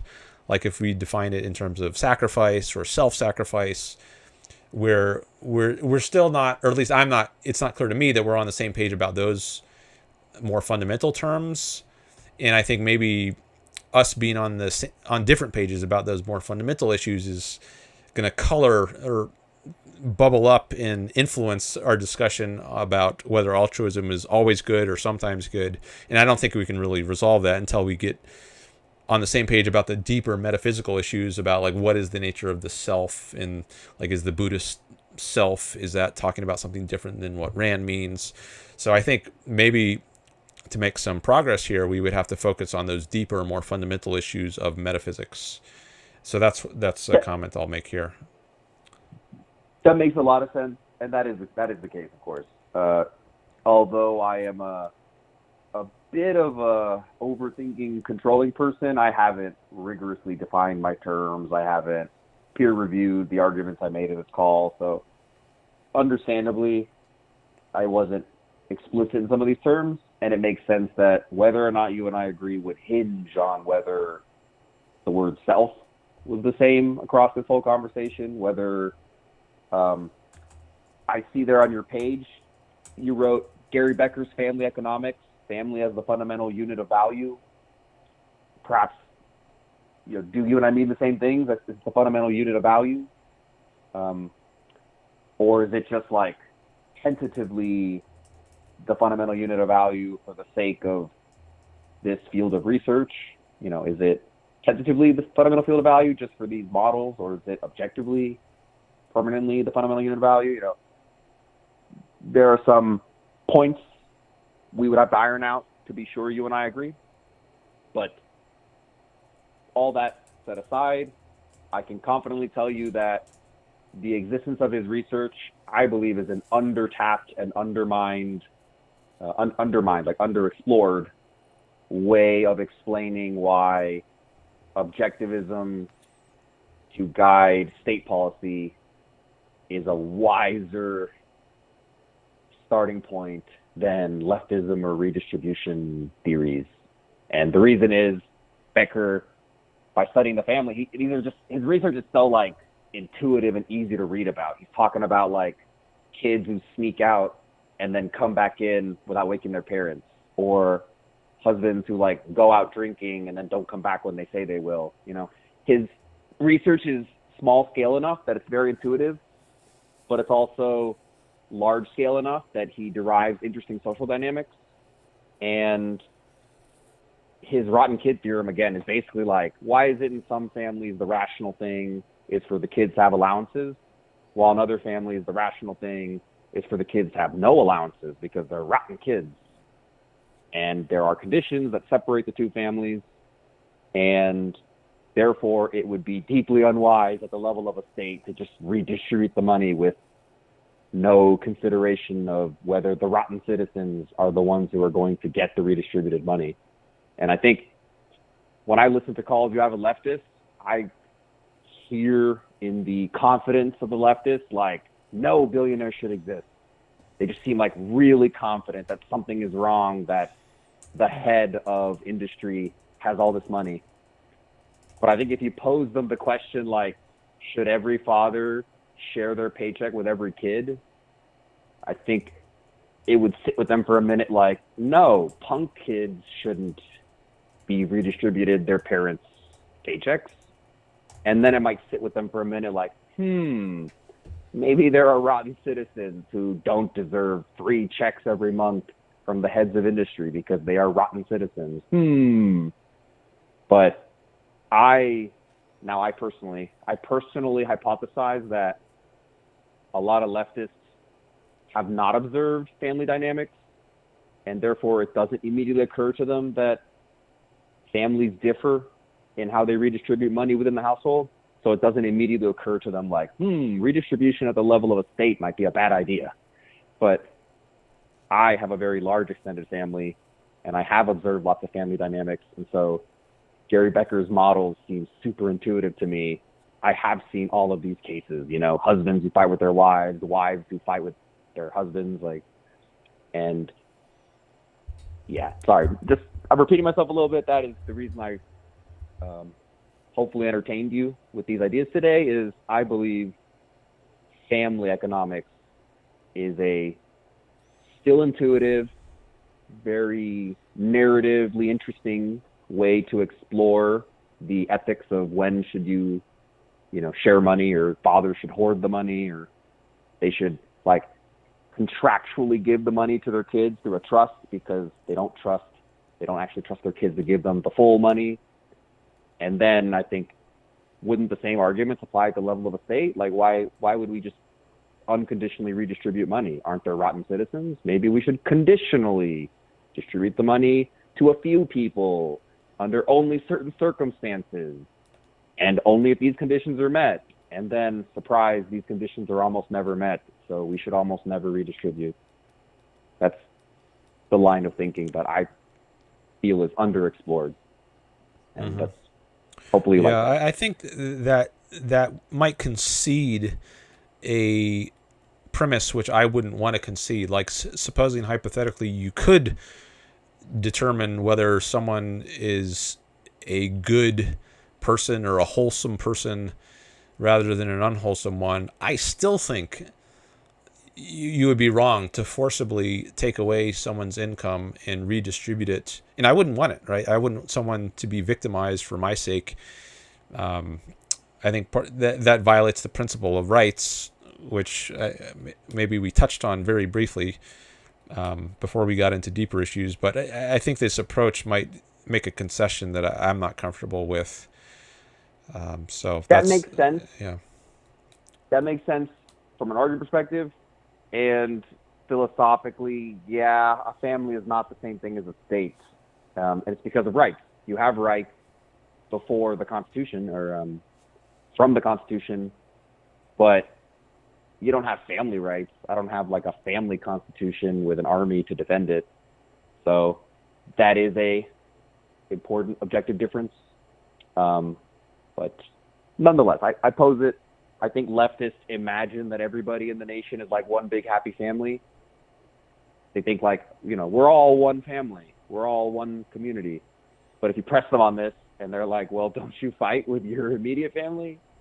You might get them to question their premise that a state is the same thing as a family. But you're right. Perhaps it is dangerous discursively because you are essentially conceding that sometimes redistribution could make sense. So no, I get that. I understand that. But thank you for hearing me out. Thank you for entertaining me. Thank you for taking all of my questions and points in good faith. I'm ready to wrap up. Do you have any?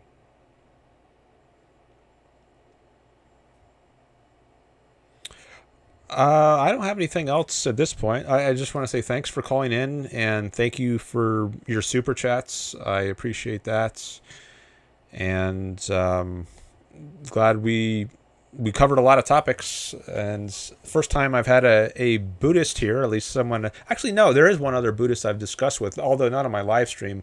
I had a call with a guy by the name of Synth, and it's on my channel, and we talk some about Buddhism, and we get into a discussion of the self. So you might be interested in checking that out. If you just search for Synth, Sinthe, on my channel, that video will pop up. But glad to have the call, and thanks for also plugging the idea of other people contributing money in order to get calls. I appreciate that.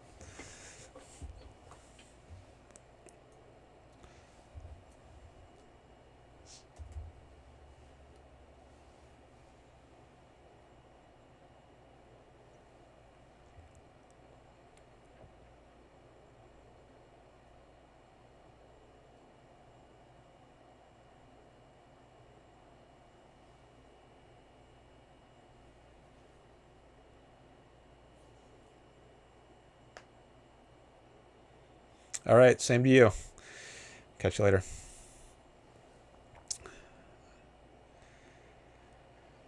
All right. It is now 9:07 p.m. Pacific.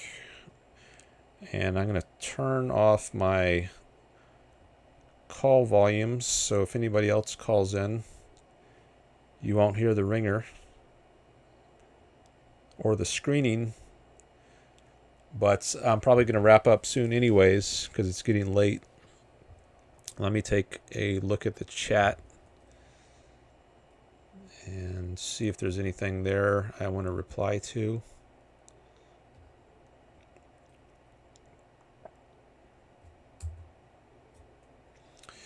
I usually do a stream every 5 days, so unless something comes up that will interfere with that, my next stream will be Sunday, April 12th. Probably starting around the same time. All right, we got 2 more subscribers. So I'm now over 1,070. We're at 1,071 now. Great, thank you all. All right. Where's my chat? Someone tried to call in 3 times, but that was an hour and a half ago. I don't know if that was one of the people in the chat who tried to call in, but I didn't see a voicemail. You can always leave a voicemail even if I'm on a call, and then I'll check it later. And I guess I could call you back, but I don't want to do that. You can call back if you still want to call. And I didn't see anything in the YouTube chat. I said if you wanted to call in, you could let me know in the YouTube chat and tell me what your topic is that you want to discuss. One person said he was a communist, but I don't know if that person is still here.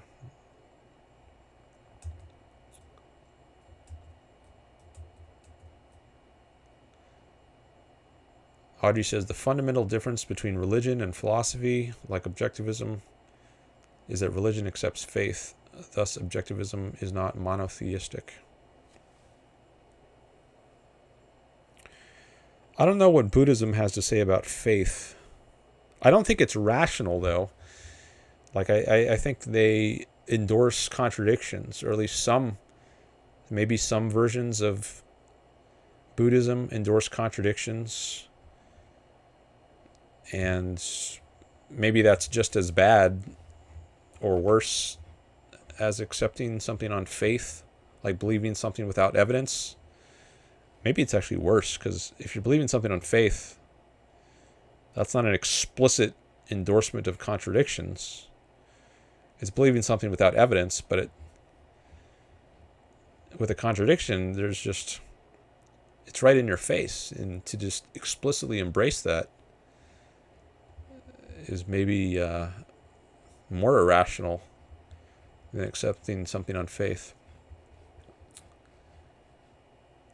But I see monotheism as a different issue. Like, I don't, does it follow from the fact that objectivism rejects faith that it's not monotheistic?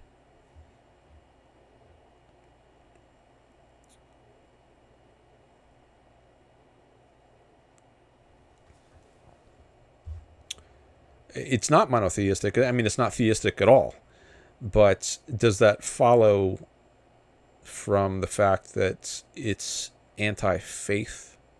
You might think, well, the only way to get to the idea that there's a God or a single God, theism or monotheism, is through faith. And since objectivism opposes faith, there's no way to get to theism or monotheism. Is that the idea?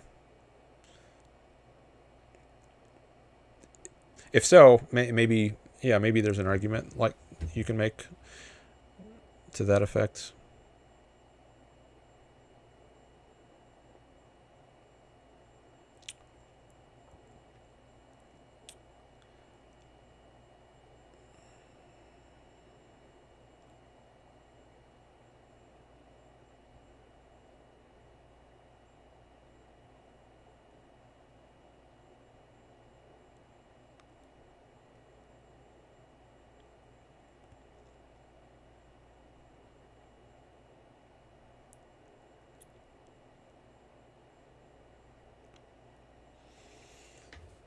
What does sacred mean? Asked Stephen.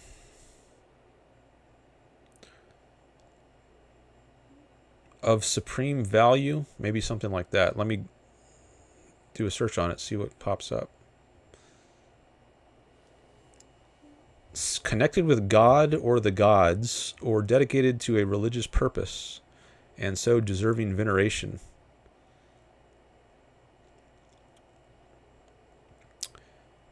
Regarded with great respect and reverence by a particular religion, group, or individual. I think that would be closer to the objectivist view of the sacred. Regarded with great respect and reverence by an individual. Oh, I guess that doesn't show up on the screen. But I just did a right click on sacred, and that was one of the definitions that showed up for me.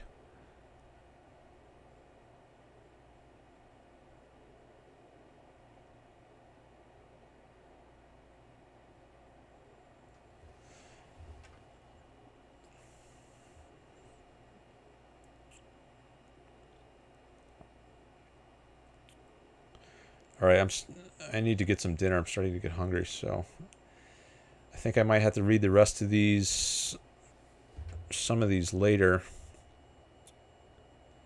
The downside of using a phone number is that it's more difficult to use a computer to make a phone call, says Robert.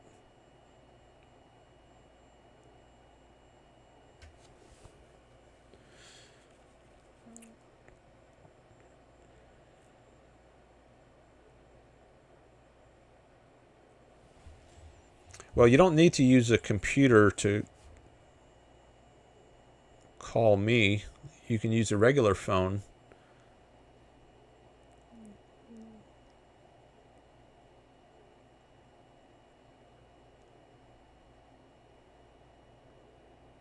I'm not sure I'm understanding what Robert's saying is.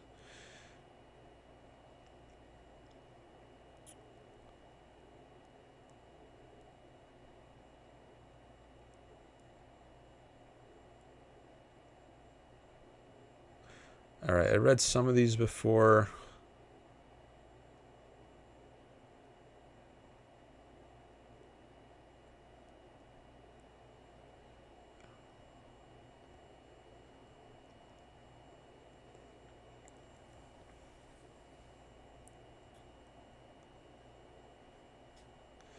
All right, I'm going to look at the rest of these later.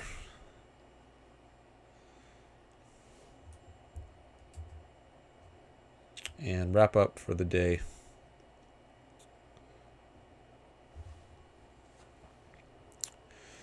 It's after midnight if you're on the East Coast.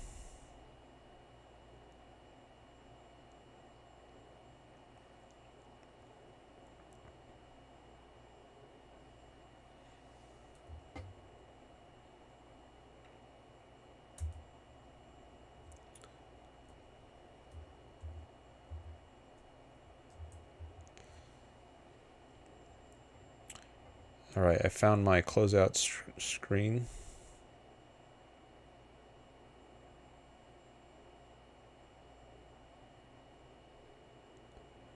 Audrey says, yep. Did that just come in?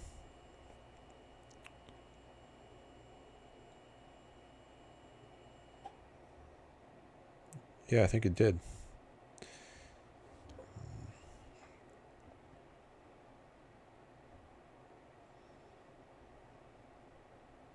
I guess that was a reaction to what I said about her previous comment about objectivism and monotheism.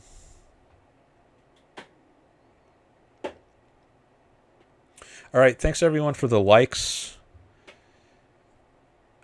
Thanks for your participation if you were in the chat or the callers. I guess there was just one caller, right? Who called multiple times, right? Because Luke called in early in the show and then he had to go and then he called back in later. And if you didn't call in, you can call in another time. You can also email me or leave a comment on my channel if you want to schedule a time to call. If that might work out better for you. Maybe increase the chances I can take your call. Or you could do a super chat, attach some money to it. That'll increase the chances I get to your call.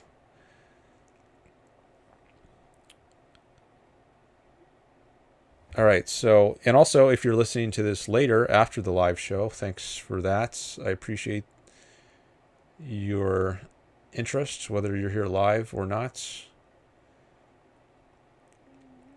And